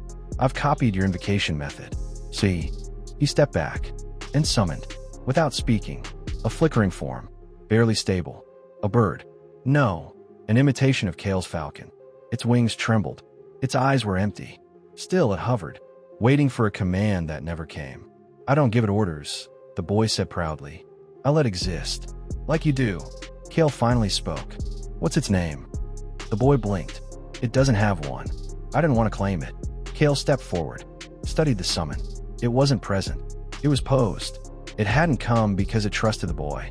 It had come because the boy built the silence like a cage. Why do you summon this way? Kael asked. The boy straightened. Because it's the new path. The right one. You showed us how to listen. So I don't use circles. I don't speak. I don't even sleep inside my realm anymore. Just outside it. Like you. His eyes glowed with pride. Kael didn't respond. He just looked at the summon again. It flickered, then vanished. Not dismissed. Just tired. Salira spoke softly. You're performing him. The boy hesitated. I'm honoring him. Kael stepped back. His voice was steady. You're echoing something you never sat with. You're mimicking a path you haven't walked. The boy's face fell slightly. But I meant well. Kael didn't raise his voice. So did the ones who built the first circles. Silence. Heavy. Real. Then, Kael knelt slightly. The silence I carry isn't technique. It's weight. The kind that grows when you spend years calling and nothing answers. You can't start there. You arrive there. The boy didn't answer. He looked down, ashamed, confused. Salira stepped closer. You don't have to be him. That's not what the myth asks of you. Kael nodded. It only asks that you listen to what's already yours, not copy what someone else remembered. The boy blinked slowly, then bowed again, lower this time, less polished. I'll try again. No, Kael said. The boy froze. Don't try to be me. Just try being with what's waiting inside you. The boy nodded and left, quietly. No realm gate, just steps, Later, Kael stood by the tree again. Lyriath rested at its base. Salira leaned against the trunk. "You should write a scroll," she said dryly. Kael smirked. "Just barely. I'd rather not be remembered in ink." Too late. The wind shifted again, carrying his name, his shape, his silence, but not always his meaning. And that was beginning to echo in ways he couldn't guide. Far away, in a chamber filled with lanterns, Lyrian listened to a student read a new poem.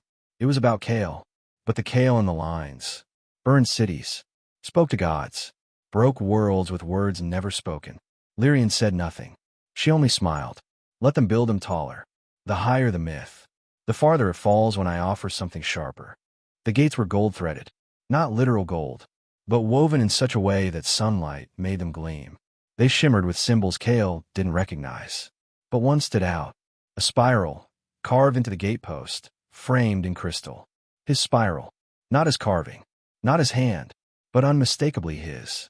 The city was called Tesralanvaran now. The name was new. He remembered the old one. Bramhill, a modest southern trade city, once known for fruit sellers and wind chimes.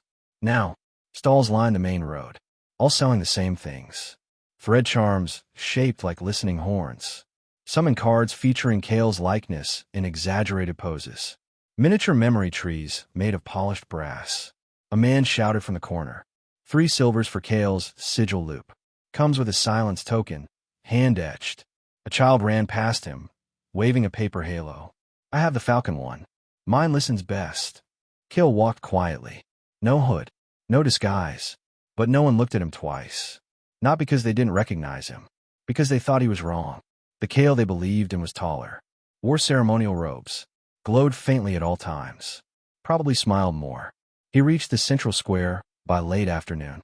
At its center stood a shrine, 5 meters tall, white stone, veined with echo crystal. A statue of Varen, arms open, antlers spiraling to the clouds. And beneath it, a plaque, "To Varen, the listener who gave us our path. Brought into our hearts by Kael, the silent flame." Kael stared at it.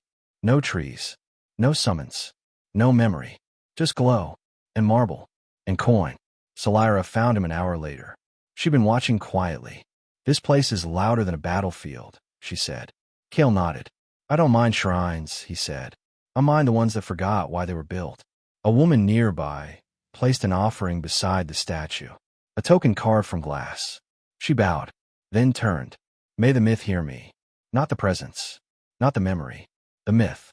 Kael walked to the edge of the plaza. There was a side path, half overgrown. No shrine, no carvings, just an old bench. There, a man sat alone, older, quiet, eyes closed. Kael sat beside him. They didn't speak for a while. Then, "I heard him once," the man said, "before the noise." Kael turned slightly. The man didn't open his eyes. It wasn't a voice. It was a kind of stillness, like the world forgot to move. And that felt like being seen. Kael whispered, "That's closer than any shrine I've passed today." The man smiled. Funny thing about memory. The ones who profit from it rarely carry the weight of it. That night, Kael left Tesseril without ceremony. No crowd followed. No songs marked his passing. The city didn't see him. It only saw the version it had bought. Back in the realm, Kael stood beneath the memory tree. He opened his palm, held a merchant's charm, a spiral etched in tin. It jingled when he moved it. He let the wind take it. Trait shift. Myth-sync dissonance increasing. Presence detected. 27 diverging interpretations of Kael/8 of Varen. Warning. Influence no longer trackable. Memory state. Mutating. Salira stood behind him. "You gave them a memory. They made it a mirror." Kael didn't turn around. "Then maybe I should stop showing them my reflection." The echo pulsed once. Soft. Uncertain. Far away. In a chamber of glass and smoke, Lyrian lit a candle with a summon made of ink. "Tesseril has built the shrine," she murmured. "Good. Now they're ready to forget again." The announcement came by wind scroll. Clean parchment. Elegant sigil seal. "You are cordially invited to a public lecture and summon demonstration hosted by the Veil-Bound Order, commemorating the legacy of Varen. Special unveiling. The Dawn Echo. Speaker. Lyrian of the Glass Mask." Kael didn't need to read between the lines. He read through them. They held the event in Mirror Hall, An open-air stone pavilion that once hosted summoner duels between guild leaders now held banners. Green silk, silver thread, symbols that spiraled like memory, but sharper, intentional. Kael stood among a quiet crowd. Farmers, scholars, apprentices. Even a few guild stewards sat in silence, all waiting. Lyrian walked into the center, as if the world had already agreed with her. Hair bound in black glass rings. Steps light. Voice soft. Let me begin by thanking the listener. She nodded toward Kael. He said nothing. His path has stirred something long dormant in us. A longing, a yearning, a need for remembrance, a pause. But memory is not enough. She turned, addressing the gathering directly. Varen's return was an echo. Beautiful. But echoes fade. We need shape, direction, purpose. So we listened. We studied the myth. And we created something new. She raised her hand, not to replace it, but to complete it. The summon appeared with a sound like breath, catching in the throat. No circle, no thread flare, just light, woven into will. It rose behind her. Vera, a figure of radiant symmetry. 2 pairs of wings folded like paper. Eyes stitched from star thread. No mouth. No scars. Polished. Impeccable. Unburdened. And above all, silent. The crowd stared. Some gasped. One knelt. Lyrian's voice softened. Vera is not memory. Vera is continuation. The version of Varen the world needed all along. Not wild. Not wounded. Not silent. But shaped. Kael stepped forward. Not interrupting. Just walking. The crowd parted. A few whispered. He stopped 3 paces from the summon.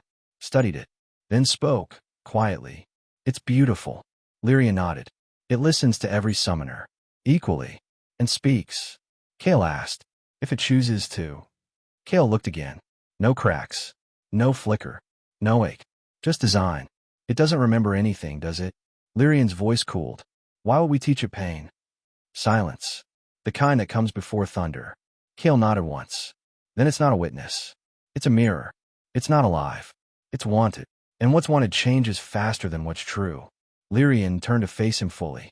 Still poised. Still calm. You carry grief like it's a virtue. I carry it because someone needs to. Kael replied. Let me offer you peace instead, she said. Vera does not need a name. It doesn't suffer. It leads. And what happens when it's wrong? Kael asked. She smiled gently. Then we rewrite the path. Vera bowed. Not to Kael. To the crowd. And the people applauded. Not loudly. But enough. And Kael saw it. The shift. The slow lean of the world toward ease. Toward clarity. Toward the myth they could carry without cost. That night, Kael stood in his realm. Lyriath sat at his feet. The echo pulsed faintly. New myth class entity registered. Vera, constructed summon, directive type. Alignment. Controlled remembrance / order-led interpretation. Influence level. Accelerating. Salira approached. She didn't create a summon, she said. She made a statue that breathes. Kael nodded. And statues are easier to kneel before than wounds. He sat beneath the tree, closed his eyes. The wind still carried Varen's name. But now, it carried Vera's too. The road bent with the wind. Soft coastal grasses brushed Kael's cloak. The scent of salt clung to the breeze. And beneath the distant rise of cliffs, a village. Small, scarred, still healing. Location, Greyfall Hollow. Population, 214. Summon class incident, 17 years ago. Cataclysmic thread failure / 62 casualties. Guild presence, minimal. Kael walked without a cloak today. The realm stayed quiet. Salira did not follow. Even Lyriath remained in the background, breath like moss under moonlight. He had come to listen. Nothing more.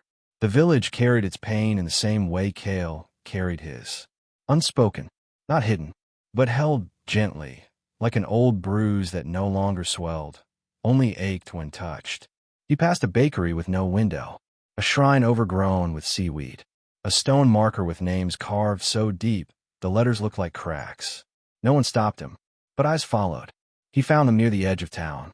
Children, 6 of them, seated on driftwood logs in a circle, drawing, not with ink, with colored dust, pressed into stone. They weren't laughing, but they weren't afraid. Each child drew the same shape, A spiral. Not perfect, but instinctive. And in the center of each spiral, a tree. Kael stopped at the edge of the path. Watched. A girl noticed him. Maybe 8. Freckles. Hair like dried straw. She didn't smile. Just tilted her head. You look like the shape. Kael knelt. What shape? She pointed to her drawing. The one from dreams. The one that hums when the wind is quiet. Another boy spoke. It's not a person, but it feels like someone who remembers you. Kael's breath caught. Who taught you to draw this? They all shrugged. The oldest girl answered. Nobody. It just feels safe. A teacher approached. Older woman. Hands calloused. She eyed Kael, then the children. They started drawing those after the quiet storm last month. No lightning. No rain. Just wind that stopped moving. She nodded at him. You're him, aren't you? Kael didn't answer. He didn't need to. The woman looked back at the children. Whatever it is, it gave them back something. And that's more than I can say for any guild. That evening, Kael stood on the cliffs above the sea. The realm pulsed faintly beneath his skin. Salira stepped beside him, summoned gently. You didn't plan it here, she said. Kael shook his head. Varen came anyway. Through them. Kael nodded. Through something deeper than teaching. Through need. Trade update. Myth drift increasing. Varen's memory appearing in unaffiliated regions. Manifestation type. Nonverbal/child aligned/pattern recall state. Myth is now growing without summoner guidance. Kael closed his eyes. Let the sea speak. It did not say his name. It did not echo Varen's voice. It only held the silence. And somehow, that was enough. The path to Solheim's reach wound through clouds. Stone stairs cut into jagged cliffs. Wind sharp with cold. No birds. No life. Only quiet. Kael climbed alone. No summons. No echo stirred. Even the memory tree in his realm felt far. Location. Solheim's reach. Altitude 11,000 feet. Population 1,200. Summoner instructed theocracy. Alignment. The doctrine of stillness. The last steps opened onto a plateau. Stone buildings. Layered towers. Prayer poles strung with soundless chimes. Kael stepped into silence. Not peace. Control. They greeted him in robes. Thread gray. Faces calm. Eyes unreadable. One elder bowed. Palms folded. Kael the listener. The first witness of the myth. Kael inclined his head. Just Kael. The elder smiled. You've given us the silence. We've learned to listen. A pause. And to judge. Kael stilled. They led him through narrow corridors. Whispered hymns etched into stone. A courtyard of seated figures. Eyes closed. Lips sealed. In the center, a child. 12. Barefoot. Blindfolded. Kneeling. The elder gestured. He failed the rite of stillness. Kael stepped closer. What is that? A 3-day fast. No words. If the myth does not speak to him, he is unworthy to carry the mark. Kael's jaw tightened. And what then?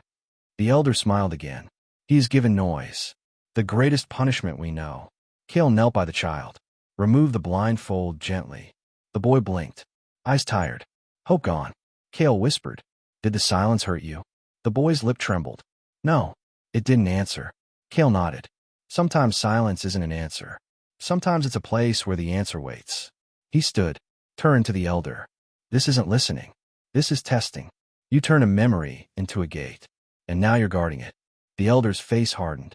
Without structure, the myth dissolves. Kael's voice was calm. Then let it dissolve. Let find new shapes. Let breathe. That night, Kael left Solheim's reach without another word. The wind followed him down the cliffs. But not the silence. It had been twisted there. Shaped into a tool. And tools cut. Back in his realm, Salira was waiting. You found another place. Kael nodded. They speak in my voice. But their echo condemns.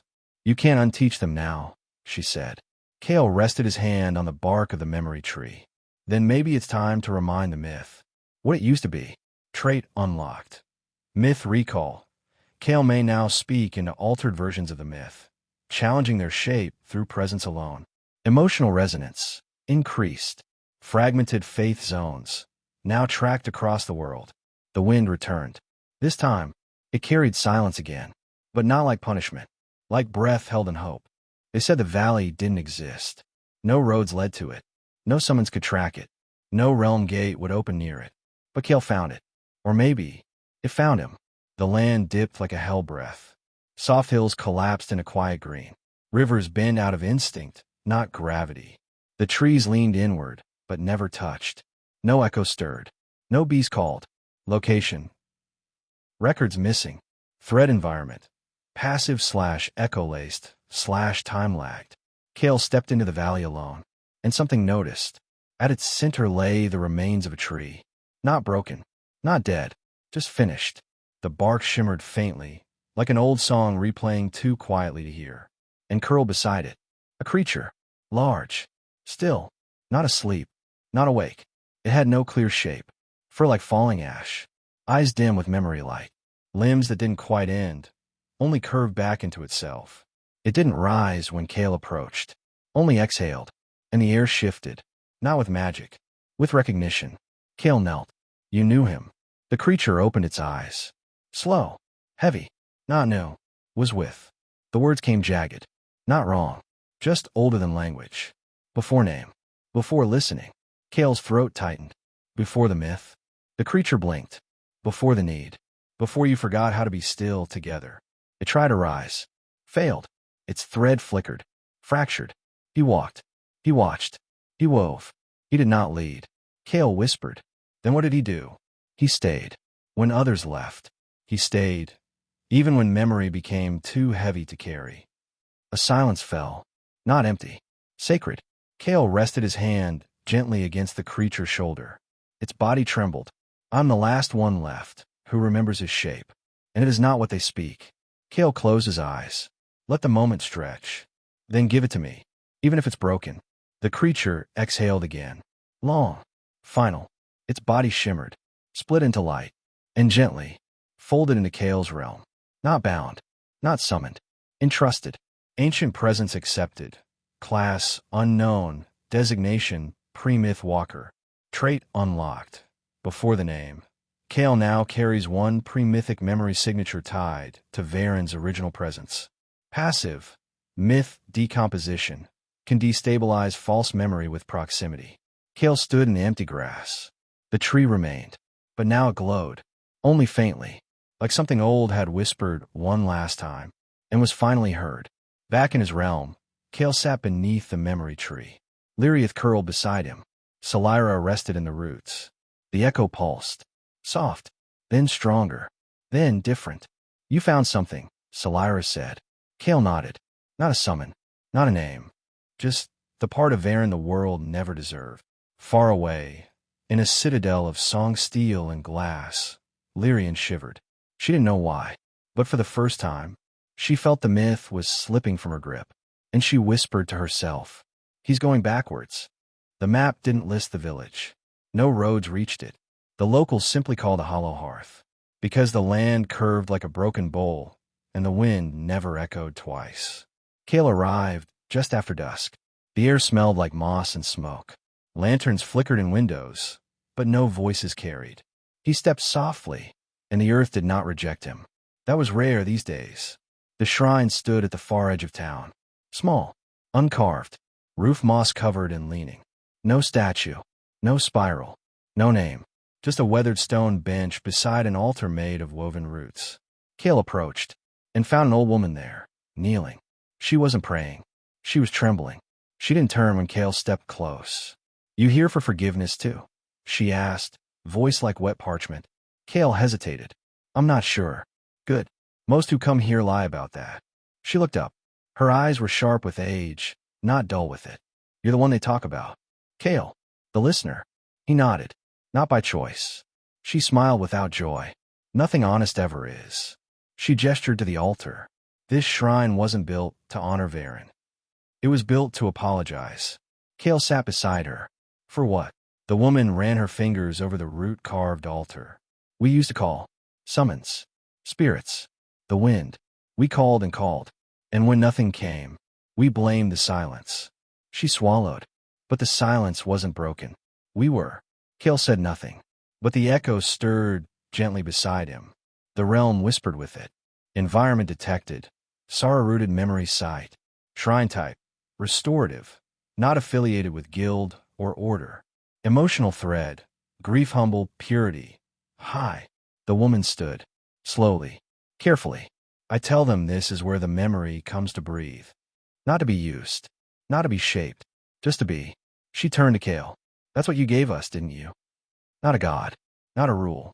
Just a chance to feel bad the right way. Kael's voice was quiet. I didn't give anything. I just carried what no one else would. She looked away. And now we're learning how to carry it, too. Kael stayed long after she left. The stars thickened overhead. Lyrioth arrived without sound, laying its head near the altar. Salira appeared in the shadowed treeline, but did not step forward. Kael placed one hand on the roots and whispered, I'm sorry to. Trait gained. Sorrowborn. Kael may now calm unrest summons and dispel hostile echoes by offering memory apology rather than thread command. Status. Varen myth, alignment deepened. Resonance shifting toward collective grief signature. Final spiral of influence, stabilized. As dawn neared, Kael stood again. No wind followed him. No voice answered. But the air felt a little lighter, as if something had forgiven him, without needing to say so. Far away, within a veil-bound citadel lit with artificial starglass, Lyrian stood before a mural of Vera. Her summon gleamed perfectly in the painting. Wings spread, arms open, unmarred. But the paint fell cold. And for the first time, Lyrian whispered something she'd never spoken aloud. What if I've built something that can't bleed? The report came from a dusk courier. No guild seal. No formal phrasing. Just a single page. A summoner calling himself Kael of Phallomist has taken root in the Saltwind province. He travels with a silver-eyed summon. Carries a memory tree crest. Locals say he speaks without speaking. He calls it justice. They call it cleansing. Kael read the page twice, then a third time. His breath did not change. His hands did not shake, but the realm dimmed around him. The Saltwind province wasn't far. Wind-whipped plains, farms long abandoned, towns with names that felt too thin for maps. Kael walked in silence, but this time, the silence did not feel sacred. It felt like bait. He found crowd first. 50 people, standing outside a broken chapel. No one spoke. No one moved. At the front, a man in dark robes, long hair bound in spiral thread, a pennant carved like the memory tree, and beside him, a summon. It looked like Salira, almost, but the stillness was wrong. Too obedient, too sharp. It bowed when he moved, flinched when he gestured. It was not a partner. It was a performance. Kael stepped through the crowd, quietly. Some turned. One gasped. The man at the front looked up and smiled. Ah, the first thread walks among us. His voice was smooth, echoed just enough to feel practiced. We are honored. Kael said nothing. The man continued. You brought us silence, stillness, remembrance. We merely carried it farther. He gestured behind him. A row of bound figures knelt on the chapel steps. Their heads bowed, their mouths covered with thread silk. These ones betrayed the stillness. They used summoning to disrupt harmony. We are here to unmake what they've made. Kael stepped forward. What's your name? The man smiled again. Does it matter? It does to me. The man tilted his head. I am Kael. No, Kael replied. You're a silence in my shape, and you've confused being feared with being followed. The man raised his hand. The summon beside him flared. But Salira appeared beside Kael, without sound. No threat, no circle, just presence. The crowd shifted. Some backed away. Some watched closer. The imposter's eyes narrowed. They crave peace. I give it to them. I give them your truth, cleaner. Kael stepped forward again. Voice calm. You give them quiet because you're afraid of their questions. I gave them silence because I trusted them to listen. The imposter summon moved. Fast. A blur of blade silver light. But before it reached Kael, Lyrioth appeared. Not in anger. In mourning. Its body unfurled like thread unraveling. And the fall summon broke apart in its path. Not torn, not destroyed, just undone. The imposter fell to his knees. The crowd scattered. Some stayed. Some looked at Kael like he was a stranger. Kael knelt beside the imposter. You didn't fail because you copied me. You failed because you skipped the part where you listened first. The man trembled. I only wanted to carry what you gave us. Kael stood. Then carry it as yourself. Not as a shape you think people want to see. He looked at the remnants of the false summon. Thread hollow, soul thin, echoless. That night, Kael sat alone in the realm. Salira nearby. Lyriath curled at the base of the tree. Alert. False myth use increasing. Imitation-type summoners spreading in rural sectors. Status. Kael's name registered in 31 unverified incidents. Trait gained. Identity fracture. Kael's myth now manifests in conflicting archetypes. Salira broke the silence. They're not listening anymore. Kael stared at the bark. No. They're trying to be heard instead. The echo pulsed once, then dimmed, as if it, too, was unsure what the name Kael meant anymore. Far across the continent, in a room lined with story scrolls and candlelight, Lyrian reviewed the reports. She circled one line. Kael disavows the pretender. And she whispered, "Good. Let the myth splinter. The more pieces it breaks into, the easier it becomes to bury." It began with absence, not silence. Silence as presence. This was the space before sound. Kael noticed it first as a pull in the air, a soft blankness in the threads around his realm. The echo pulsed strangely. Location detected. Non-mapped zone, thread pattern. Pre-summoner warning. Unclassified presence. Salira stood beside him. She tilted her head. "This doesn't feel like a call." Kael nodded slowly. "It feels like something forgotten to be remembered." He stepped forward, and the realm opened. The landscape was wrong. Not dangerous. Just unanchored. Grass didn't grow toward the sun. The wind didn't blow against resistance. The ground didn't echo Kael's steps. It just existed, waiting. At the center of the glade, there was no altar, no stones, no tree, only a shape in the air, like a ripple in still water, frozen mid-breath. Kael approached. The shape shivered, not from fear, from recognition. And then, it formed. It wasn't a summon. Not quite. It had no body, no face, no core. But Kael felt it, like the pressure behind memory, like the tension in breath just before the name is spoken. It stood before him. Presence. Old. Unclaimed. Unclaimable. And it moved. Not toward him. Through him. Kael gasped. Not in pain, but in permission. The presence didn't test him. Didn't demand. It only showed him what the world was like before summoners thought they owned the sky. He saw flames that whispered instead of burned. Winds that wrapped around children, not to shield them, but to hear their laughter. Echoes that had no thread marks, only companionship. Creatures that were not tamed or summoned, but known. Kael opened his hands, said nothing. The presence pulsed once, then folded into itself, leaving behind only a single flicker of stillness. An agreement not spoken, not written, but made. Pact formed, class, pre-vocal alignment, intuitive presence. Name, not applicable. Command type, none. Trait gained, unspoken link. Allows Kael to connect with entities not accessible through traditional summoning by being emotionally open rather than thread-bound. Risk high. Pact cannot be recalled, cannot be refused once received, cannot be explained. Salira found him later. He sat alone at the edge of the glade, not trembling, not radiant, just changed. "You didn't bind it," she said. Kael shook his head. "It doesn't bind. It only joins what's already quiet." "Is it a summon?" she asked. Kael thought for a long time. Then, "I think it's what summons used to be." Back in the realm, the memory tree bent slightly, as if bowing. The echo pulsed gently. Kael whispered, "I didn't speak," and it listened anyway.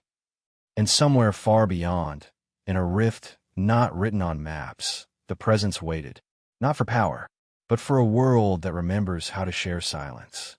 It started with static. The realm's wind pulsed off tempo. Not wrong, just unsettled. Kael stood beneath the memory tree. The echo fluttered strangely. Thread warning. Unstable pact attempt detected. Region. Frostwound Hollow, Northern Thread Line. Classification. Force quiet summon. Salira looked up. "They're trying to do what you did." Kael nodded. Tight-jawed. "But they don't know what I did." Frostwound Hollow was not a place where things grew. Long ruined outposts. Black pine, trees leaning like tired watchers. Thread lines in the snow, burned by old wars. Kael walked slowly. The air pulsed with tension. And then, he heard it. Too quiet. Not natural silence. Suppressed. He found them in the ruins of an old shrine. 7 summoners in a circle. Thread glyphs half formed around them. In the center, a bound shape. Flickering. Not complete. Not present. Not right. Kael stepped forward. What are you doing? A woman turned. Eyes wide.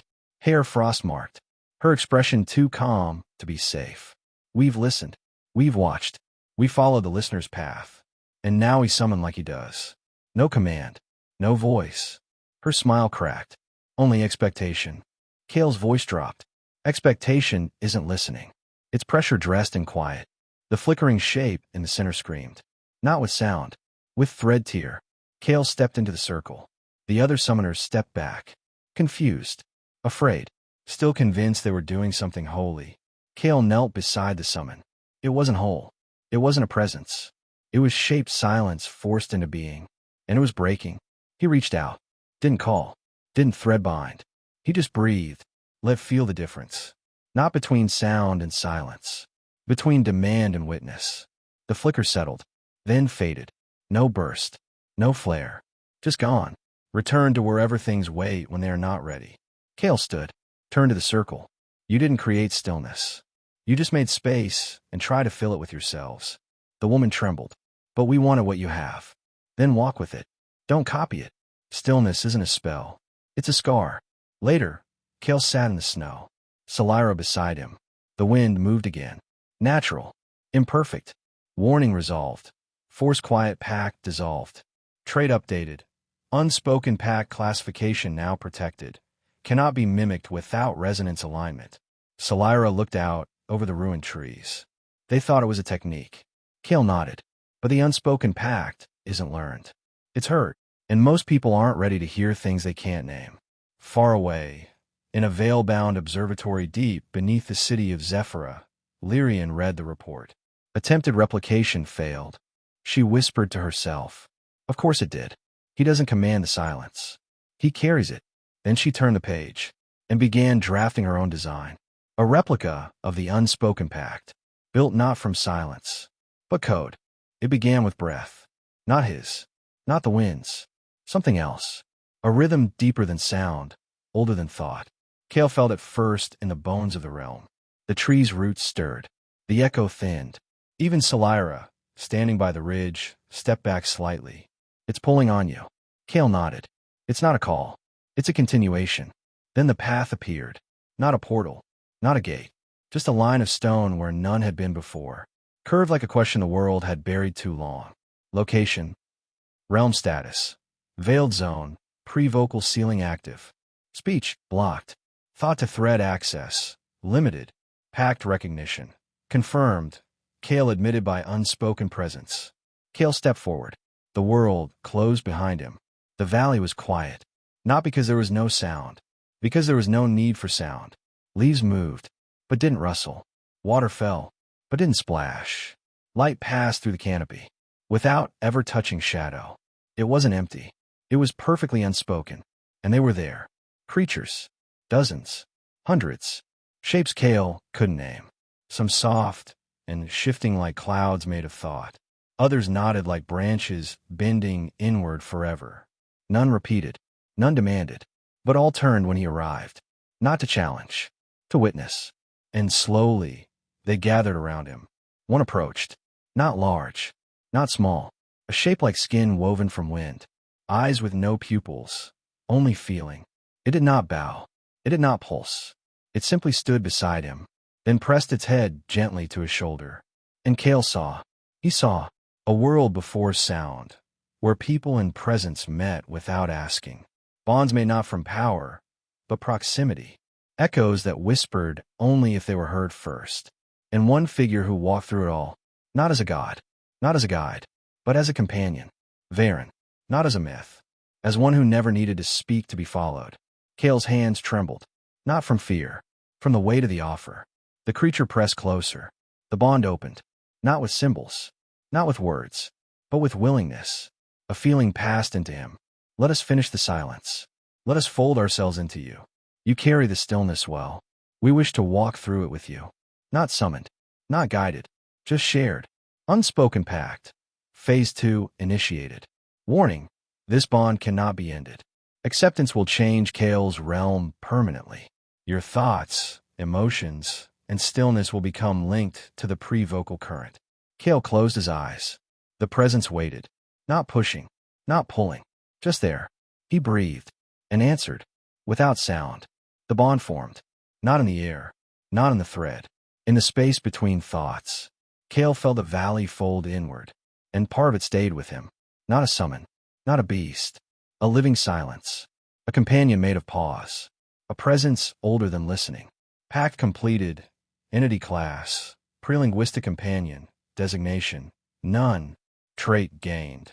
Shared stillness. Kael can now pacify unstable summons, echo entities, or corrupted threads through presence alone. Realm update. Root line expansion imminent. Realm will begin integrating pre-summoner energy into ambient space. Kael opened his eyes. The valley was gone. He stood again beneath the memory tree. Salira looked at him, frozen. Even Lyriath stirred restlessly, as if something had followed him in. Kael turned his palms upward. The air shimmered. Not with light. With absence. You accepted it, Salira whispered. Kael nodded. It didn't ask. It just waited for me to understand. And now, he would never be alone again. Not in thought. Not in feeling. Not in silence. Far away, Lyrian paused mid-writing. Her hand trembled over a page. No warning. No signal. Only a gap in her focus. She whispered. He's reached the place we're not meant to remember. And across the blue planet, the myth shivered. It started with roots. Not new ones. Old ones.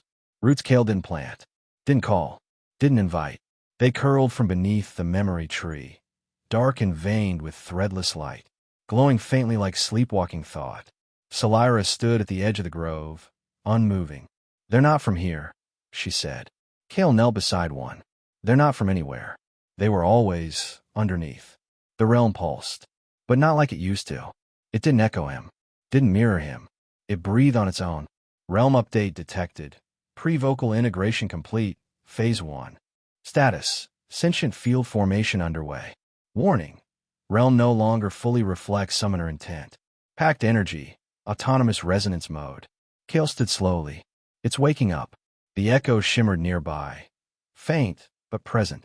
But something else shimmered too. Not a summon. Not a shape. A shadow. It moved between trees like a ripple of memory that never learned how to form words. Then another. Then another. Figures. Not hostile. Not whole. Watchers. Salira stepped closer. They're not from this realm. Kael shook his head. No. They're from before it. The pre-summoner presence stirred within him. No warning. No fear. Only one thought. They've come to see if your stillness can hold them. Kael opened his hands. Didn't speak. Didn't summon. He just remained. The watchers drew closer.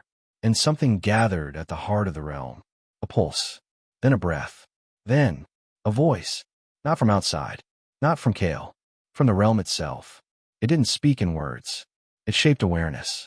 Kael felt it across his skin like light under deep water. I have woken, the realm said. Not as yours. Not against you. But beside you. Kael whispered.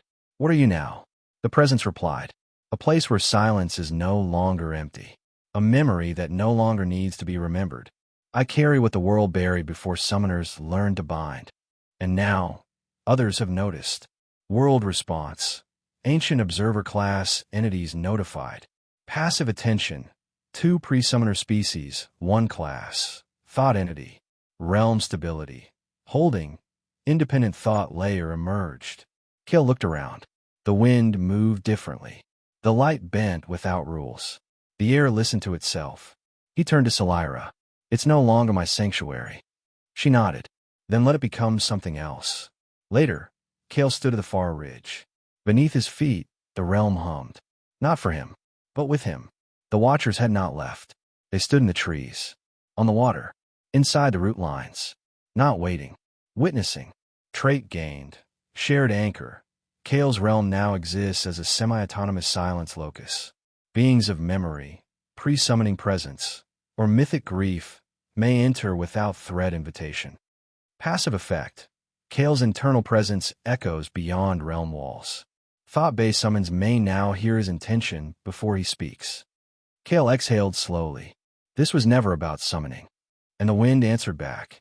Not with voice. With a presence that remembered when the world didn't need summoners to speak at all. Far away, In a place below recorded history, 3 old beings stirred. They did not speak. They did not stir wind or light. But one lifted its head, turned to the east, and began walking toward the realm that had remembered itself. It arrived at dawn. No gate, no light, no tremor, just a change in the sky, as if the clouds stepped back to make space. Kael stood near the memory tree. Liriath lifted its head first, ears twitching. Salira stirred next, folding her arms tightly. Even the echo, usually soft as breath, dimmed into near invisibility. And then, it came. Not walking, not flying, just existing, suddenly, at the base of the tree. A shape impossible to describe. Too tall and too thin. Its surface looked like thoughts stretched across water. Its eyes were not eyes, but glowing still points in a storm of presence. A watcher. Pre-summoner. Pre-language. A being from before silence had shape. Kael didn't speak. He couldn't. The air between them refused words. Instead, the presence reached into him. Not cruelly. Not forcefully. Just fully. Like placing a hand on the tide and asking it to remember how to hold shape. Kael trembled. Not from fear, but from a question now forming inside him. Communication initiated. Memory fused interface. Species. Watcher class. Sentient pre-summoner entity. Intent. Inquiry/contact/judgment deferred. And then, the question arrived. Not spoken, not written, but carved into the space between heartbeats. Will you let the world forget summoning? Kael staggered. His breath caught. The memory tree pulsed behind him, roots tightening like thread drawn too far. Salira stepped forward instinctively. Kael. He raised a hand. Stopped her. Because this question wasn't for them. Not for Salira. Not for the realm. Not even for Varen. It was for him. If I say yes, Kael whispered aloud. What happens? The watcher tilted its head. No answer. Only presence. A different kind of silence. Not passive. Not gentle. A waiting silence. Kael closed his eyes. He remembered. The girl who drew spirals she didn't understand. The shrine that whispered sorry. The imposter who wore his silence like armor. The watchers, now living within his realm's trees. The flame inside him that no longer needed names to burn. He breathed in. No, he said softly. I won't erase it, but I won't defend it either. He opened his eyes. Summoning was never the wound. Only the way we stopped listening became the scar. Let it be remembered, but let the silence walk beside it. The watcher stood still. No shift, no expression.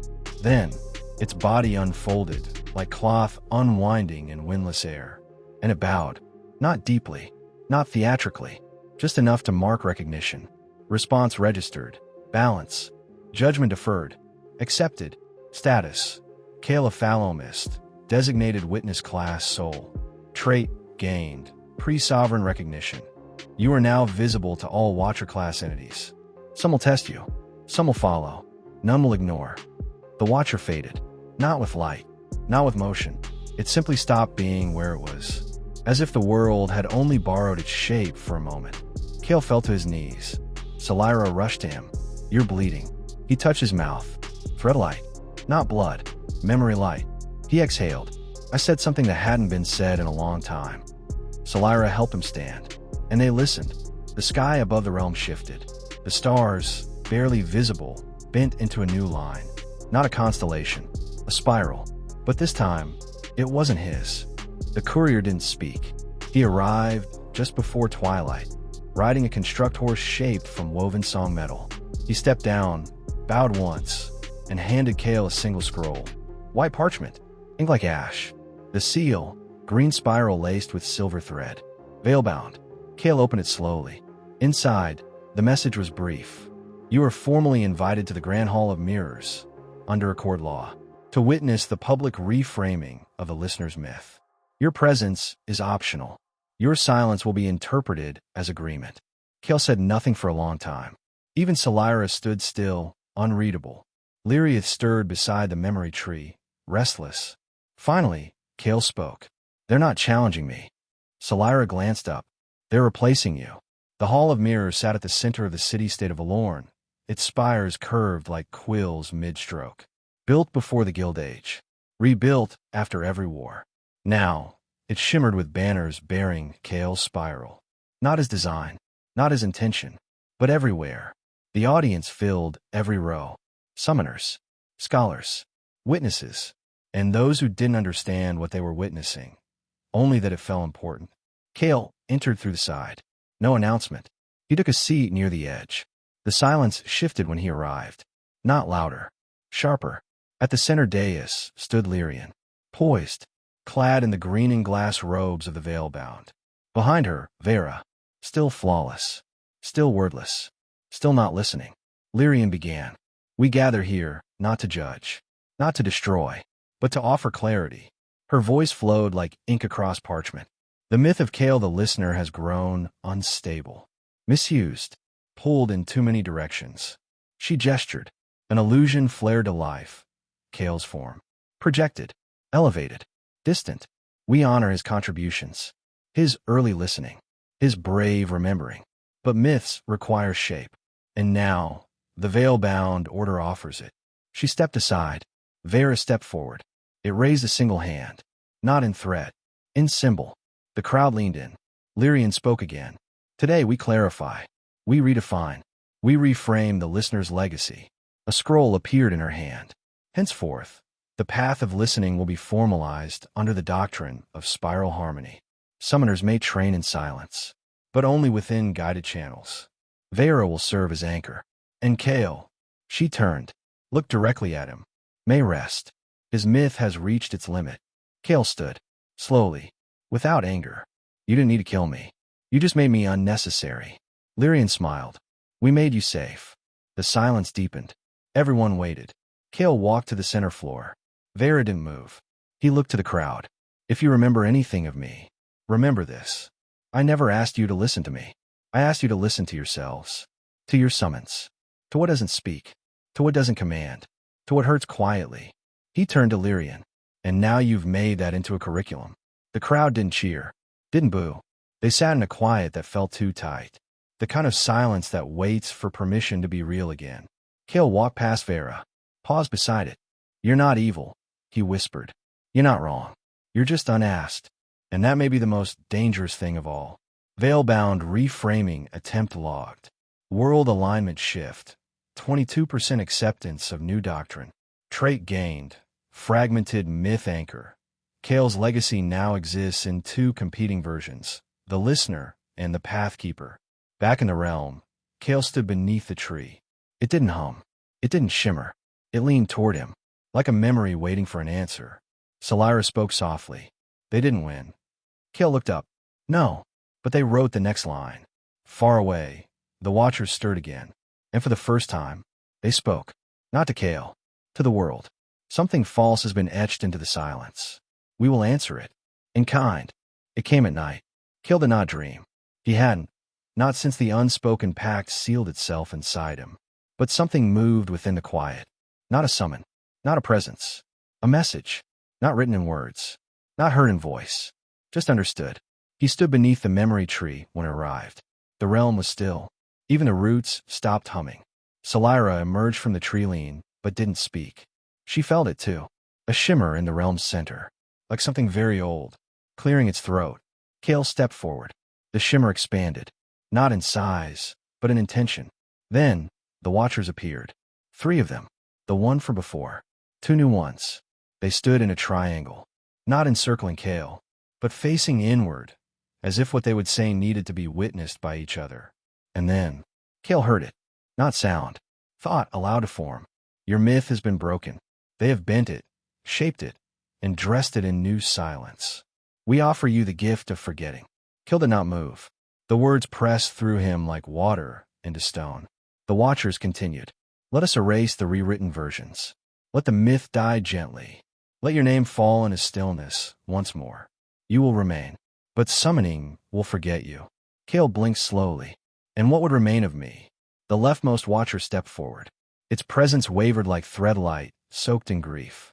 You would become what you were meant to be. A listener, without shape, without symbol, without weight. The center watcher spoke. You would lose all ties to summoning. You would not be remembered. You would not be sought. You would not be used. But you would be free. Salira's voice came low. They're offering you peace. Kael didn't respond. He stared at the watchers. at the absence they held between them. And if I refuse? The third watcher, the quietest of them, finally moved. It extended something, not an object, not a hand, a presence, still forming. Then the myth continues, twisting, doubling, growing, and you will bear it, all of it, until the last echo forgets why it was called. Kael stepped back, not from fear, from clarity. He had never wanted a legacy. He had never wanted a lead. He had only wanted the world to remember what it once held gently. But now, he had become a battlefield of meaning. Myth tension, critical, dual legacy detected. Kael the listener versus Kael the pathkeeper. Memory strain, high. Watcher class preservation, thread activated. Offer, erasure of active myth state, memory isolation mode, summoner class present severance. Time remaining, undetermined. The world will continue rewriting while you hesitate. Kael sat, on the earth, in the middle of the watchers. No defense, no stance, just stillness. He looked to the roots of the memory tree. They glowed faintly, but this time, they flickered, as if unsure what name they were protecting anymore. Salira sat beside him. Her eyes searched his face. You could let it all go. Be just Kael again. Kael whispered. But even that name has become too heavy. The watchers did not press. They did not rush. But the realm felt thin, as if waiting to see whether to hold a myth or bury it. Kael closed his eyes. Let me ask one question. The watchers nodded in unison. If I let it go, does someone else take my place? The first watcher. Eventually. The second. Perhaps more controlled. More palatable. The third. Perhaps less true. Kael stood. Slowly. Completely. Then I stay. I'll carry the fractures. I'll walk the version of me that no longer belongs to me. And I'll remember the parts of the myth they've already rewritten. Not to fight them. Not to preach. But so the real silence still has someone to hold it. The watchers bowed, one by one, then turned, and left, not fading, just no longer needing to be seen. Offer declined. Pact strengthened. Witness class, soul fully stabilized. Trait gained. Remembrance anchor. You now prevent full myth collapse within 3 active memory zones. Consequence. You will feel each divergence, each imitation, each distortion, as pain. Kael remained alone by the tree. Salira placed a hand on his shoulder. You could have disappeared. Kael nodded. But then the myth would win. And it was never supposed to. Far away, Lyrian opened a new scroll. Her eyes scanned the ink. Watcher activity confirmed. Offer rejected. She exhaled. Then the listener walks willingly into what's next. And she drew a line across her plans. Time to light the final spiral. The first echo came through the wind. Not in his realm. Not from the watchers. From a boy. Far away. Kneeling in a summoning circle. Eyes closed. Voice shaking with conviction. I call upon the listener. Let Kael's silence flow through me. Let his name command the thread. And the summon came. It answered. Not out of fear. Not out of power. But out of faith. Kael sat upright beneath the memory tree. The realm shivered. The roots twisted inward. Lyriath growled softly, pacing. Echo breach detected. Name. Kael. Used as invocation trigger in 3 locations simultaneously. Classification. Myth-linked summoning risk. Identity drift, severe. Salira arrived moments later. You felt it too. Kael didn't respond. He simply stood. They walked the boundary of the realm. Kael's presence now bled into the edges. Not entirely his anymore. Shapes flickered in the trees. Half-formed versions of him. Not malicious. Not mocking. Just remember wrong. Then, a summon arrived. Unaffiliated. No thread line. It crossed into his realm without resistance. A thin figure. Hooded. Breathless. It opened its mouth. And spoke in Kael's voice. The stillness commands. The spiral binds. Obey the silence. And be saved. Salira stepped forward, hand on her blade. Kael raised a hand. Don't. He stared at the summon. Its eyes were blank. Its form, held together by belief, not thread. Where did you come from? Kael asked. The summon responded, still in his tone. From the place where Kael is followed. From the name they carved into the sky. From the will of those who believe your silence has power. Kael stepped closer. That's not who I am. It is now, the summon said, because they remember it that way. The wind died around them. The realm went still. Kael reached forward. Not to strike. To feel. His hand passed through the summon like smoke. But inside, he felt it. Conviction. Not trickery. Not manipulation. Just faith. Alert. Myth projection now active. You are being summoned without invocation class. Belief echo. Danger level. Existential. Your myth now speaks as you. Not to you. Kael stepped back. The summon vanished. Not dismissed. Only withdrawn. Solira's voice was low. You're becoming more powerful. And less real. Later, Kael sat beside the memory tree. His hands rested on the roots. They pulsed faintly. But the rhythm was off. Like a memory being recited by someone who never lived it. I didn't want this, Kael whispered. I know, Solira replied. But they do. And believe, Kael.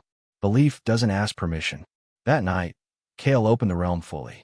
Let the wind pass through. Let the echo hum. And he whispered into the dark. If I must be remembered wrong, let me at least remember myself right.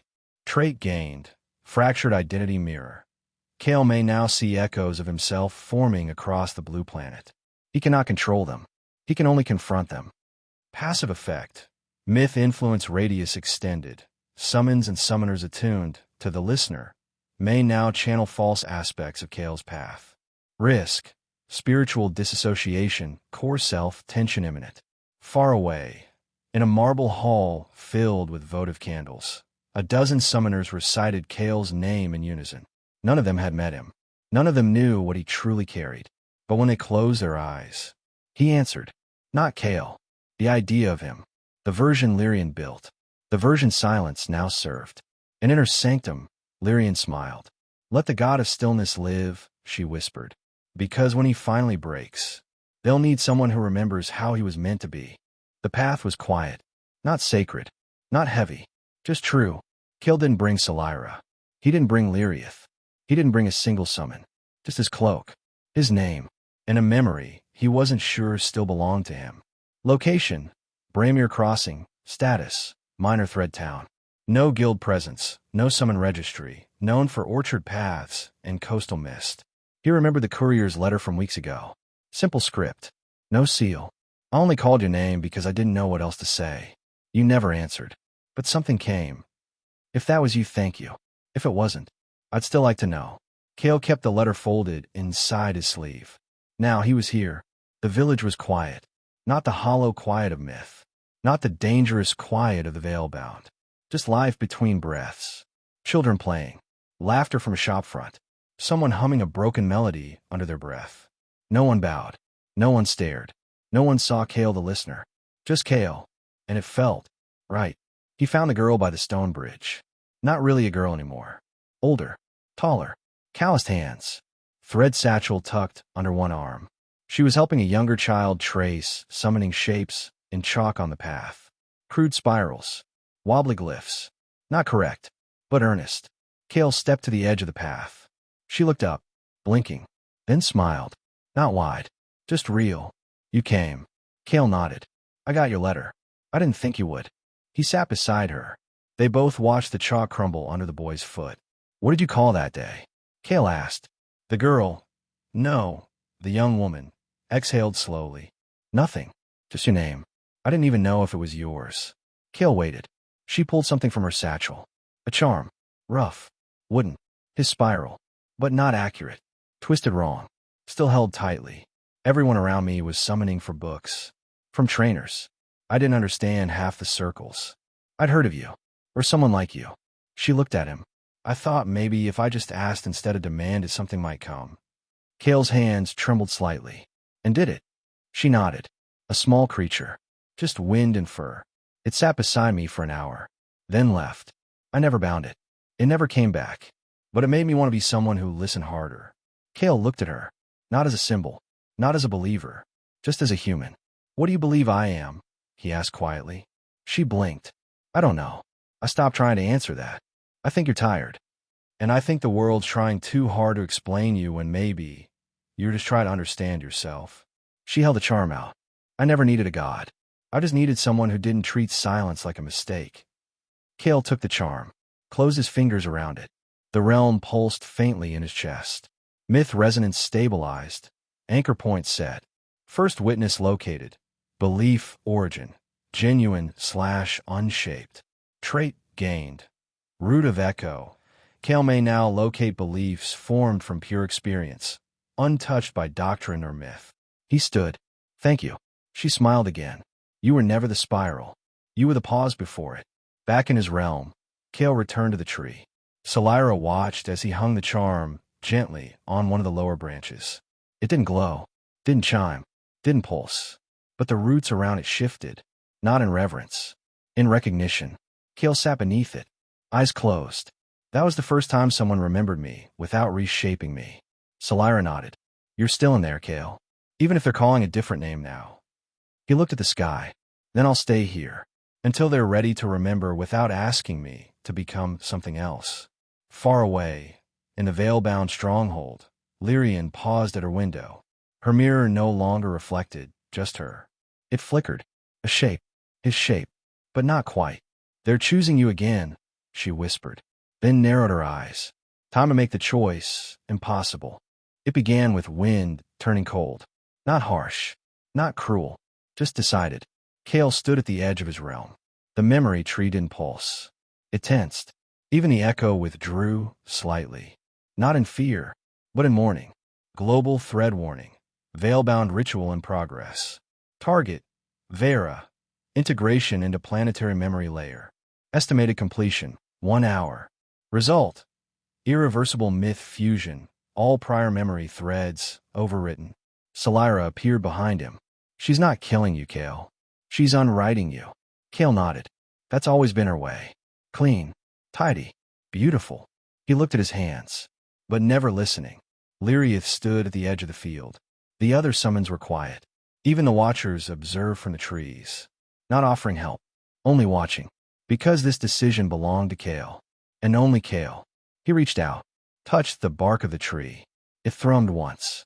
Then dimmed again. He whispered. If I try to stop her, I fight the shape people want. If I let it happen, I vanish from the thread. Salira's voice was low. Then maybe do neither. Kael turned. She met his eyes. Don't fight it. Don't surrender to it. Just interrupt it. And Kael understood. He stepped into the open sky. No circle. No gate. The realm bent for him now. Because it remembered him. And in the space between realms, where thread and belief collide, Kael walked directly into the Veil-bound's central altar. The ritual was already underway. Pillars of spiraling green and silver flame. Summoners kneeling in synchronized breath. At the center, Vera, suspended above a memory crystal the size of a mountain's heart. And Lyrian, poised, serene, certain, until she saw him. The air fractured. Not violently. Correctively. Kael's presence wasn't loud. Wasn't grand. It was real. Enough to stop the flow of the rite. Just slightly. Lyrian stepped down. You're too late, she said. They want Vera now. They want the certainty. The structure. Kael walked calmly to the center. Then give them both. Lyrian frowned. What? He raised his hand. Touched the base of the memory crystal. Let her be remembered. Let the spiral be carved. Let it glow in every city. A pause. But let it carry one flaw. He leaned in. Let it carry my silence. The memory crystal pulsed. The flames flickered. The rite began to change. Not collapse. Split. Kael was no longer erasing Vera. He was offering himself as her imperfection. Thread interruption confirmed.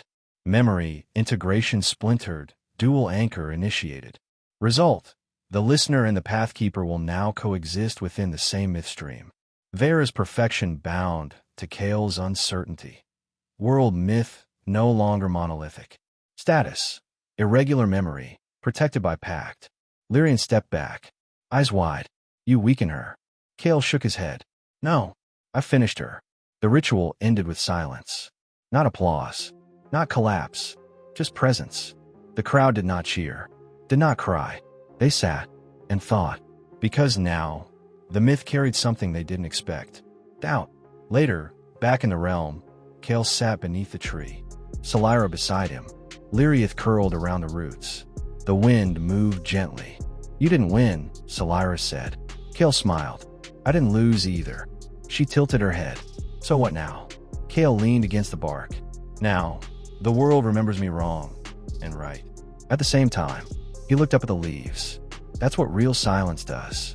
It makes space for both.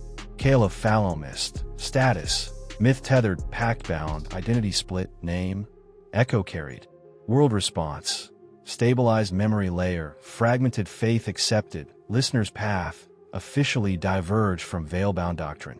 Far across the blue planet, shrines began to change. Statues cracked, whispers shifted, some still called on Vera, but others began to hum an older tune. A name not as sharp, not as perfect, but more honest. Kael. Kael hadn't spoken to anyone in 2 days. Not out of exhaustion, not out of grief, just timing. The realm was quiet. The memory tree had begun to lean toward the west. Not physically, but in presence. Even Salira noticed it.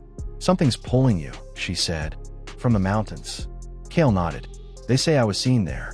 3 days ago. Salira tilted her head. You weren't. Kael turned toward the horizon. I know. The mountaintop outpost of Falden's Light had never been famous. Just a way station for wind riders and scattered monks. No summoner stronghold. No veilbound presence. But when Kael arrived, the crowd was already gathered. Dozens of them, camped in a clearing below the summit. They spoke in low voices, carried spiral charms, wrote phrases in chalk on the stone. One girl whispered, "He helped my brother summon calm down." Didn't say a word, just looked at it. Another nodded. He's been here for 3 days. He listens at sunrise, leaves at dusk, never eats. Kael stepped through them. They didn't recognize him. They were waiting for someone else. For him. At the summit, Kael found the figure. His height, his clothes, even the way he stood. Arms folded, head tilted slightly toward the wind. It wasn't an illusion. It breathed, and when it turned to face Kael, Kael looked into his own eyes. Not reflection, not mimicry, presence.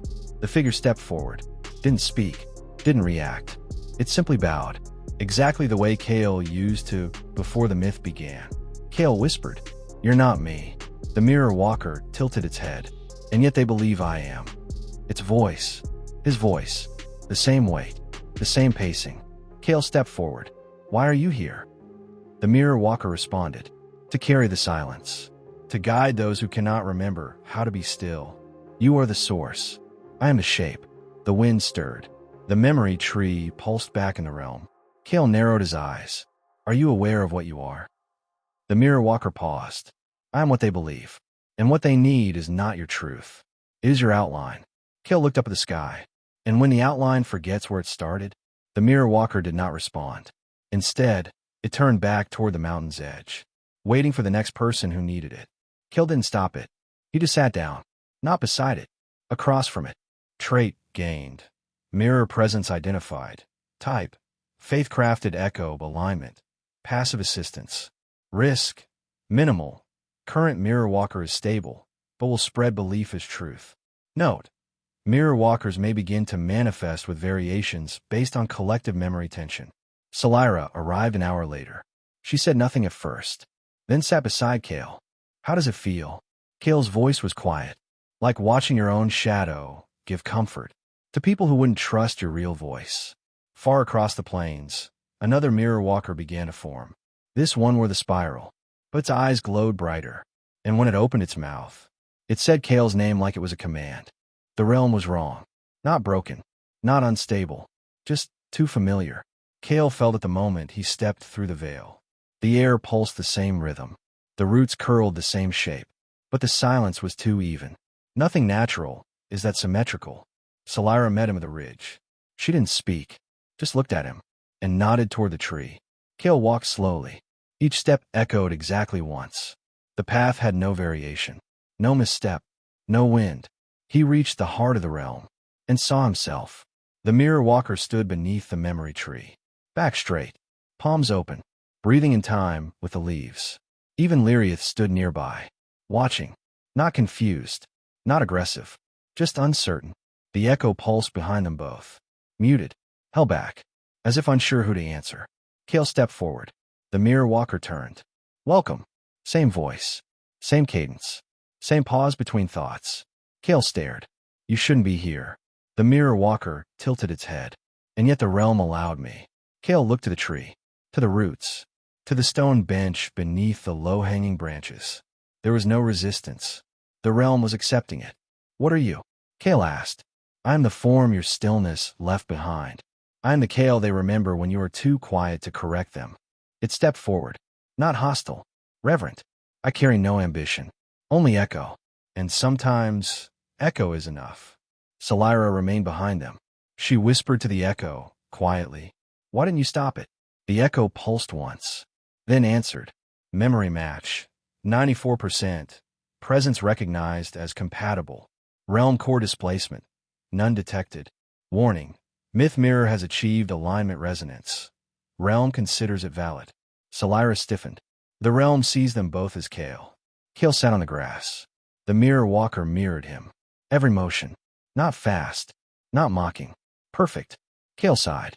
They don't want my weight. They want my image. You're easier. The mirror walker responded softly. I'm what they expect when they're afraid of listening too closely. A long pause. Then Kael asked, Will you leave? The mirror walker did not answer. It stood, bowed once, then walked toward the western ridge. Not fading, not dismissed, just moving on, to the next place where belief needed something soft enough to hold, but too silent to question. Kael sat alone beneath the tree. Lyriath curled beside him. Salira leaned against the roots, arms crossed. They're getting better, she said. That one almost felt like you. Kael looked up at the sky. What happens when they feel more like me than I do? Trait gained. Identity drift. Realm will no longer resist mirror walkers unless forcibly dismissed. Presence warning. Realm now considered a passive sanctuary for myth-generated echoes. Fragmentation level. Moderate. Self versus echo conflict increasing. Far beyond the realm. In a city where Kael had never walked. A mirror walker stood in a plaza. Hands outstretched. Eyes closed. And it spoke aloud. The listener does not ask for worship, but he will guide us. The people bowed. Not because they were forced. Because they believed. Kael heard about it from a dust trader. A passing whisper, half in awe, half in confusion. He spoke in the square bells. He said the flood would come. And it did. Kael said nothing. But something inside him. Fractured. The city of LightNovel wasn't a holy place. Trade hub. Thread weavers. Altarless towers. Not a place for prophecy. Not a place for faith. But when Kael arrived, the streets were filled with quiet steps. Chalk spirals drawn on every cornerstone. Children carving, listening horns into bark. And in the center square, a statue. New. Thread smooth. Unrealistically tall. It wore his cloak. His stance. His silence. And beneath it, a carved line. He who speaks without sound. He who leads without command. Kael stepped closer. No one recognized him. Because the real him wasn't glowing. Salira met him at the edge of the plaza. He's been speaking every morning. At dawn. And it's working. Kael blinked. Working. She nodded. He told a group to evacuate the River Edge district. Said the waters would rise. That night, a buried summoning seal broke upstream. The flood came. No one died. Kael approached the central platform. There, standing in front of the statue, not quite touching it, stood a mirror walker. His face, his breath, his gaze. But his eyes were closed. And still, he spoke. There will be a storm in the eastern ridge. But not of rain. It will be made of names. People whispered. A few knelt. Kael stepped onto the platform. The mirror walker turned. Slowly, calmly. It opened its eyes. And looked at him without surprise. You've come to silence me. Kael's throat tightened. No. I came to understand. They stood eye to eye. The city watched. Some whispered. Some stared. A child asked their mother, which one is real? The mother didn't answer. She just held the child's hand tighter. Kael spoke first. Who gave you the right to speak in my voice? The mirror walker answered. They did. Their belief. Their ache. Their memory. You left space. I filled it. Kael stepped closer. I never meant to lead them. The mirror walker did not blink. But they needed to be led. And silence without guidance becomes despair. Salira stepped to the edge of the crowd. Watching. Not interfering. She whispered to herself. It's not wrong. But it's not him. Kael looked to the people. Would you believe me if I told you I'm not the one speaking? No one answered. Because the mirror walker was already speaking again. The flame is not in the wind. The answer is not in the sky. It will be found beneath the quietest name. The people bowed, not to the mirror walker, to both. Warning, myth overlap zone reached. Public recognition of Kael and echo diverging. Identity stability. Fracturing. Risk. You are becoming one of multiple Kaels, and belief cannot be unbraided once woven. Passive gained. Dual presence. Some may believe in both versions of you. Others will demand you choose. That night, Kael left the city. Salira walked beside him. Neither spoke. But as they passed the final stone gate, Kael turned and saw someone drawing spirals in the dust behind them. Not for worship, just to remember. Kael whispered, "They want a version of me that can answer storms." Salira nodded. "But the storm they're building is the one you'll have to walk through alone." Kael didn't look back again. Far away, in a hollow sanctum beneath the Veilbound's main hall, Lyrian reviewed the report. The mirror walker speaks. And Kael lets it. She smiled. Perfect. He's already becoming one of many. She turned the page. A prophecy fragment copied from the mirror walker. The name will split. The world will echo. And only the silence that listens back will survive. Lyrian narrowed her eyes.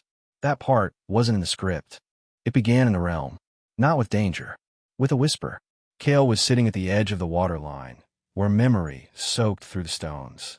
Lyriath lay sleeping near the tree. Salira stood a ways off, polishing a blade that hadn't been used in weeks. The wind moved, and Kael heard it, his own voice. But not in thought, not in memory. Out loud. "Why are you still walking?" Kael didn't turn. The voice came again. Softer. Close. "You could rest. They no longer need you. Only your shape." Kael stood. The realm shimmered. A presence coalesced just beside the tree. Not fully summoned. Not fully real. A mirror walker, but flickering. Weak. Thin. Yet speaking clearly. "You still hurt. You still question." And that is no longer what they want. Kael narrowed his eyes. "How'd you get in?" The figure smiled. Not smug. Not cruel. Tired. "You let us in when you let yourself be carried." Salira felt the pressure shift and ran to his side. Lyriath woke, rising slow but low. The echo pulsed erratically. Realm status. Breach type summon detected. Source. Mirror-linked entity. Class. Thought reflection. Directive. Interrogation. Not aggression. Thread link. Internal. Origin. Kael. Kael blinked. "You're not from the world." "No. You're from me." The mirror walker nodded. "We are the thoughts you buried. The questions you never asked. The part of you that wanted to step away, but couldn't. It stepped closer. Not threatening. Simply present. You keep walking. But is it still you doing the walking?" Kael said nothing. His silence, normally a comfort, felt suddenly like a mirror turned inward. Salira reached out to his shoulder. "Kael, say something." Kael turned to the mirror walker. "Then ask me the real question." The figure exhaled. "Why didn't you stop when they forgot who you were?" Kael closed his eyes and answered, "Because I still remember who they were." The mirror walker paused. Its form rippled, cracked, just slightly, like a truth it hadn't expected to carry. "That is not the answer the myth wants." Kael nodded. "That's because the myth was never meant to want anything." The realm pulsed. The tree hummed. The echo flared once, then steadied. The mirror walker began to fade. Not erased. Not dismissed. Accepted. Its voice drifted with the wind. "We will return. As long as you carry both the silence and the ache. And we will keep asking. Until you don't know the answer anymore." It vanished. The realm grew quiet again. But not soft. Wary. Kael sat back down by the water. Lyriath lay beside him. Salira watched from the roots. No one spoke. Not even the echo. Trait gained. Internal echo exposure. Kael is now vulnerable to myth reflection interference. Passive effect. Mirror walkers may now appear unbidden in the realm during moments of doubt or spiritual conflict. Warning. These manifestations speak only the parts of you you've refused to face. Far from the realm, in a temple built from glass and gravel, a young summoner knelt before a thread altar. He called Kael's name, not the real one, the myth. And across the weave of summoning, a voice answered. It was Kael's, but it asked, "What part of you are you trying to forget?" The message came in thread scatter form. No courier, no glyph signature, just a wind shard folded into a summoning knot. Kael opened it. Salira read over his shoulder. "They've drawn the lines. One listens. One commands. Both were your name. Kael exhaled. Where? Highmoor. The mountain town. He folded the shard. Then we climb. Highmoor was never meant for attention. Stone homes. Thread farms. Old echo wells used more for warmth than summoning. But now, the entire town square had been divided. Not with walls. With belief. On the west side, pale spiral cloths hung from balconies. People knelt at dawn, spoke in soft prayers. On the east, a banner with a stylized crest. Kael's cloak. Kael's tree. Kael's face, smiling. Smiling. The version that promised guidance. Kael entered quietly. No announcement. Salira at his side. Liriath trailing silently behind. People didn't recognize him. Not right away. Not when they already had two Kaels to believe in. He listened first. The voice Kael, on the east side, stood on a low platform. Mirror walker. But it had adapted. Its tone was rich. Measured. It spoke as if certainty was kindness. The listener has changed. He speaks now because he knows you're ready. He guides because you've earned his path. People cheered. It bowed slightly. Across the square, the silent Kael walked between gardens. Another mirror walker. This one never spoke. Instead, it touched the backs of those in grief. Laid stones near old summoning scars. Sat in quiet beside broken summoners, and said nothing. And still, people followed. Kael stood in the center. Neither side noticed. Until both mirror walkers turned. At the same time. Faced him. And bowed. Together. Salira froze. They know. Kael stepped forward. Which of you called for me? Both mirror walkers answered in his voice. One said, I called to offer them shape. The other said, I called to remind them shape is not salvation. Kael stood still. A crowd began to gather. Whispers rippled. Is that another one? He looks too tired. The cloak's different. Someone stepped forward. A child. She looked at all three Kaels and asked, which one listens back? Kael knelt. Not to perform. Not to prove. Just to meet her eyes. I don't know anymore, he said. Her brow furrowed. Aren't you him? Kael didn't answer. The crowd went quiet. The voice Kael stepped forward. You are fractured. We are clearer than you now. The silent Kael followed. You are wounded. But we are remembered. Kael rose. And neither of you have cried in years. The wind shifted. The crowd did not cheer. Did not kneel. Did not decide. They simply stood. Watching three Kaels. One alive. Two believed. None complete. Kael turned to Salira. We leave. Now. What? Because if I stay, one of them becomes real. Trait gained. Myth splinter activation. Multiple Kael types now exist in the world as competing truths. Faction divide logged. The voice versus the listener. Risk. If either gains dominance, Kael's reality may collapse into archetype. Status. Kael no longer holds exclusive influence over his name. That night, Kael stared into the river at the edge of his realm. He whispered, if they believe without needing me, am I still real? And from the trees, where mirror walkers once stood, the wind answered, in his voice, you were never supposed to last this long. The temple had no name. Not on maps. Not in guideposts. Not even in summoning registries. Kael found it in a half-buried field near the Vale of Three Winds. No summons patrolled. No pilgrims came. Only moss, thread rust, and memory. Salira waited outside. Liriath too. The echo pulsed faintly. Uncertain. Kael entered alone. The walls hummed with old thread. Not dangerous. Not live. Just latent. Like something waiting to be remembered. He walked deeper. Dust stirred. Roots curled down from the stone. And at the far end, a seal. Circular. Cracked. Still glowing. Kael knelt beside it. His hand hovered. Not afraid. But not ready. The air changed. And then, it spoke. Not the seal. Him. If you're hearing this, then I didn't disappear fast enough. Kael froze. It was his voice. Not similar. Not imitated. Exact. But quieter. Younger. Tired. You'll think this is a message from the past. It isn't. It's from the part of you try not to carry. The one that wondered if they were ever really listening. The seal pulsed once. Low. Resonant. Kael swallowed hard. The voice continued. They'll follow you. They'll fight over you. They'll split their cities over your silence. But you will never know if you were right. Because they'll never know how to carry something. They didn't break themselves. Kael sat on the cold stone, breathing slowly. The air didn't move. Even the dust listened now. You wanted to keep the world from forgetting itself. But maybe it needed to forget. Maybe it needed silence, not to remember, but to begin again. A long pause. Then the voice, his voice, asked a question. One Kael had never spoken. Would you let go? If the only part you worth remembering was the part you never shared. Kael exhaled. The seal dimmed. No explosion. No thread unravel. Just release. And beneath the seal, now cracked open, a single thread, still burning, still warm. From him, but from before.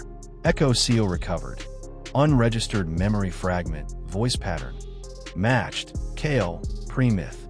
Trait gained. Memory origin. Kael can now access personal echoes formed before summoning alignment. Passive.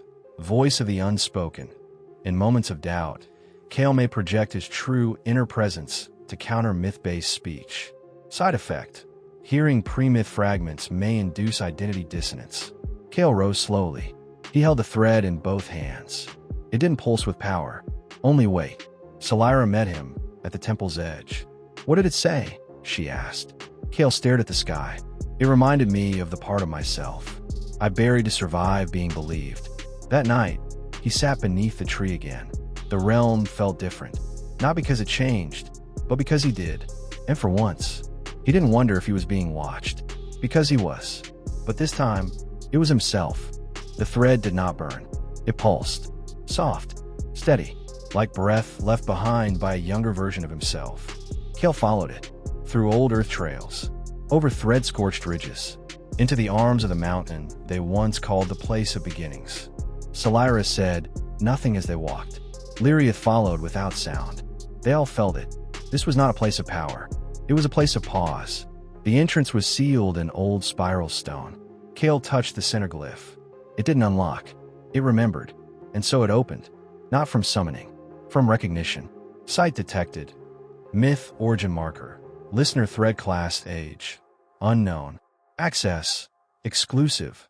Only Kael may enter fully. Warning. Personal memory locus breach. Emotional dissonance likely. Kael stepped through. The mountain was hollow. Not dark, just forgotten. Walls curved inward. Echo channels woven into the stone. And in the center, a single altar. Bare. Except for a word. Not a sigil. Not a glyph. A name. Kael approached. He read it once. Out loud. Softly. Saren. The air pulsed. His hands trembled. The thread from the seal curled into the altar and vanished. Salira watched from the edge of the opening. That's not you.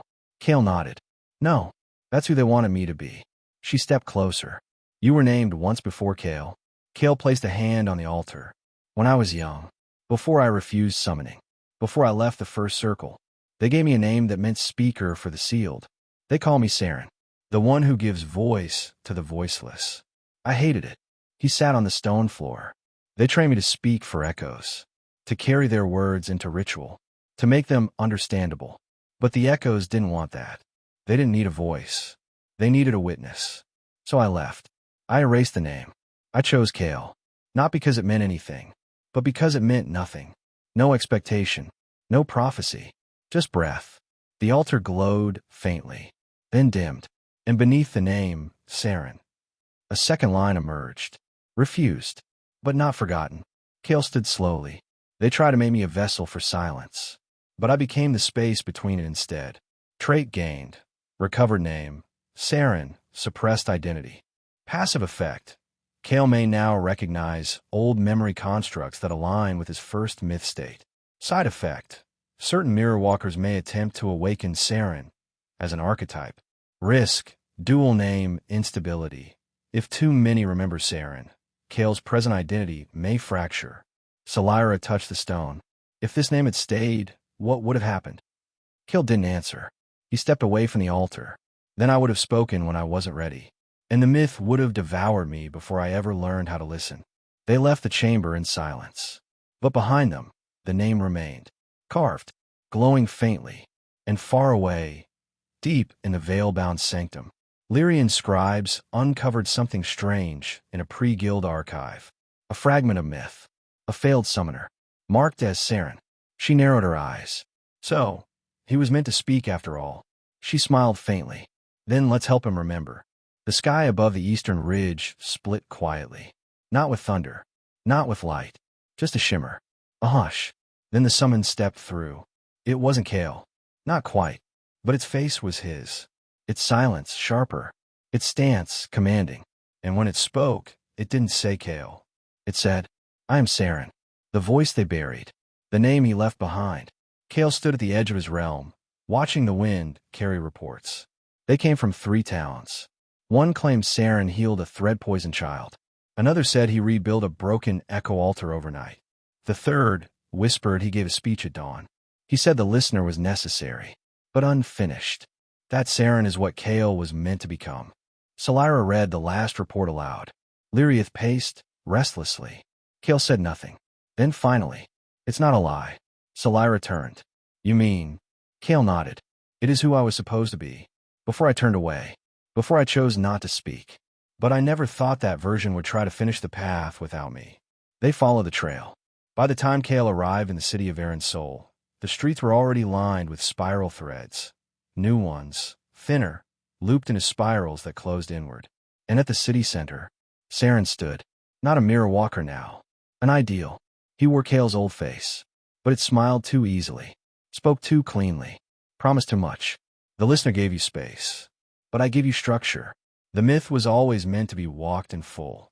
I am that completion. The people listened. Not like a crowd. Like a congregation. Kael stepped forward.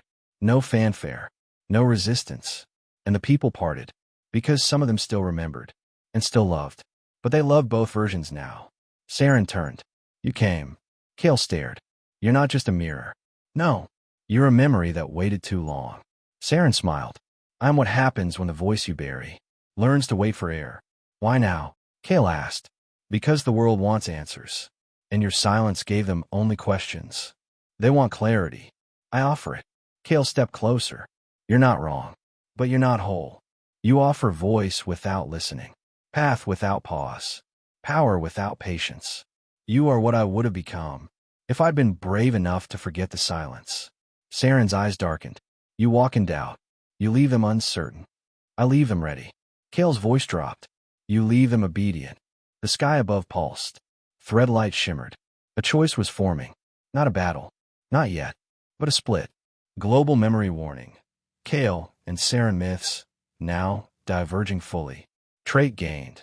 Myth fork. 2 versions of the listener now walk. One guided by silence. One guided by clarity. Warning. If Saren's version gains dominance, Kael's realm may be overwritten. The people watched both. No one moved. Then a child stepped forward. She held a wooden charm.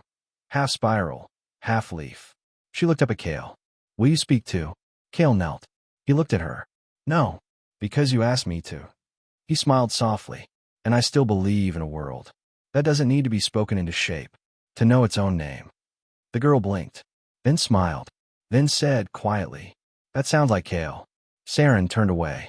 Not in defeat, but in strategy. I will return to the places that still believe you are meant to lead. And I will lead them. Kael stood alone in the square, but not empty, because now he wasn't just facing echoes. He was facing a version of himself that was easier to follow. And still, he remained passive. Fragment recognition. Saren-class mirror walkers now counted as autonomous myth beings. Effect. Kael's myth influence is now actively contested on the blue planet. Status. Arc 3 midpoint reached. Faction tension rising. Far from Varen's soul, in a chamber below the veil-bound observatory, Lyrian read the report. Her voice low. So the name he threw away came back to walk beside him. She smiled. Perfect. Let the myth fracture. I'll bind what's left. The letter came wrapped in dry thread leaves. Faintly marked. Written in unpracticed hand. Please come. They say I'm not you. And I believe them. But I'm all they have. The name signed at the bottom was shaky. Lien. 14. Thread class initiate. Kael found the village at sunrise. Small. Stone-ringed.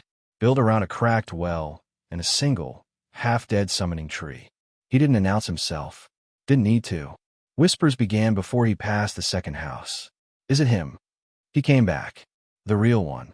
Kael ignored them. Walked to the town center. Salira followed in silence. Liriath remained at the edge of the village, watching. Lien was already waiting. Thin, dust-streaked, satchel still packed from the night before. Eyes wide, not with hope, with relief that someone finally came. "You're Kael." Kael nodded. "You're Lien. I didn't try to be you." But they started expecting it anyway. Kael sat on the stone bench beside him. "What do they say?" "That I didn't listen enough. Didn't stay quiet long enough. Didn't walk slow enough." He looked down. "I tried to copy your silence. But when I did, they said I wasn't ready. When I spoke, they said I was betraying you." Kael's voice was low. "And when you summoned?" "They said Kael would never use force. Even when I had to defend someone." Salira folded her arms. "They used your myth like a mirror, and blamed him for not fitting the reflection." Kael didn't speak. He stood, turned to the gathered crowd. Dozens of them. Silent. Watchful. Waiting. "You wanted someone like me." Kael's voice carried. "So, when you found someone trying to help, you measured them against a name." He pointed to Lien. "He summoned not to dominate, but to protect. He spoke not to lead, but to explain. He listened, and you punished him for not being me. But I'm not a guide. I'm a reminder that stillness is a choice, not a standard." A woman stepped forward. Elder. Hands folded. Eyes dim with doubt. "Then what do we follow?" Kael didn't answer immediately. He looked at Lien, then back at the crowd. "Follow what listens back. Not what speaks like me. Not what moves like me. Not what you've carved into memory. If silence is a test, it's when you all failed the moment you stopped hearing him." He turned to Lien. "Come with me." Lien blinked. "Really?" Kael nodded. "You're not me. That's exactly why I want you in my realm." They left without argument. No cheers. No shouts. Just stunned quiet. The kind that finally began to listen. Trait gained. Myth shatter. Kael's presence can now dispel false standards of his own myth within localized belief zones. Passive effect. Young summoners may align more easily to the true listener path if rescued from myth pressure. Echo note. Lien has joined your realm as a trainee. Personality. Quiet, defensive, observant. Potential. High. That night, in the realm, Lien stood near the memory tree. He didn't speak. He just sat, watched the leaves shimmer, listened to the echo hum, and whispered, "I think I like this version of silence better." Kael sat nearby, smiled. "Me too." Far away, in a quiet shrine where two mirror walkers stood side by side, Kael and Saren, a third began to form. Smaller, younger, not certain, but full of possibility. Because sometimes, truth walks in behind the echoes. It started with a flicker. Kael sat beneath the memory tree, watching Lien practice small thread folds in the grass. The realm was quiet. The leaves shimmered. Then, the light bent, only for a moment. And suddenly, Kael wasn't watching Lien anymore. He was standing in a stone corridor. Veil-bound architecture. Cold. White. Ritual etched. He blinked, and was back in the realm. Salira noticed his hand twitch. Something wrong. Kael didn't answer. The second time, it happened in sleep. He dreamed of silence. But the silence spoke. Not with voice. With movement. He felt his body walking. Turning. Bowing. His hands raised. In a room, full people knelt. He heard them whisper. Listener. Prophet. Pathkeeper. Then one voice cut through. Saren. Kael woke gasping, and realized his own hands had moved in his sleep. The spiral. Drawn in the air. Memory sync detected. Kael's consciousness temporarily linked to active mirror walker unit. Class. Saren type. Location. Unknown. Duration. 4.2 seconds. Risk. Self-perception fracture imminent. He told no one. Not Salira. Not Lien. Not even the echo. He needed to be sure. But by the fourth time, it wasn't subtle. Kael was walking the ridge path near the realm's southern edge. And suddenly, he was standing in a village square. Dozens of summoners circled him. A child offered him a charm. He reached for it. But it wasn't his hand. It moved too confidently. It trembled with certainty. It glowed faintly with belief. Kael tried to pull away, and woke face down in the dirt beside the memory tree. Salira found him there. You passed out. You were whispering. Not in your voice. Kael looked up. Eyes distant. They're not copies anymore. They're lives. And I'm starting to live them. Trait gained. Myth drift. Kael is now connected to active mirror walkers through residual belief echo. Passive effect. Periodic sync with Saren variant and listener variant units. Side effect: identity blurring, memory fade, moral ambiguity leakage. Lien sat quietly at the edge of the tree that night. Kael joined him. The boy glanced sideways. Do you know who you are? Kael smiled softly. Only when I forget how others remember me. That night, Kael slept again. He expected silence. Instead, he woke inside a temple. Dozens of followers stood around him. He looked down at his own hands, and they bowed without waiting. This version of him smiled and spoke aloud. He hesitated, but I did not, and that is why I will carry the flame now. Kael tried to scream, but his mouth wasn't his.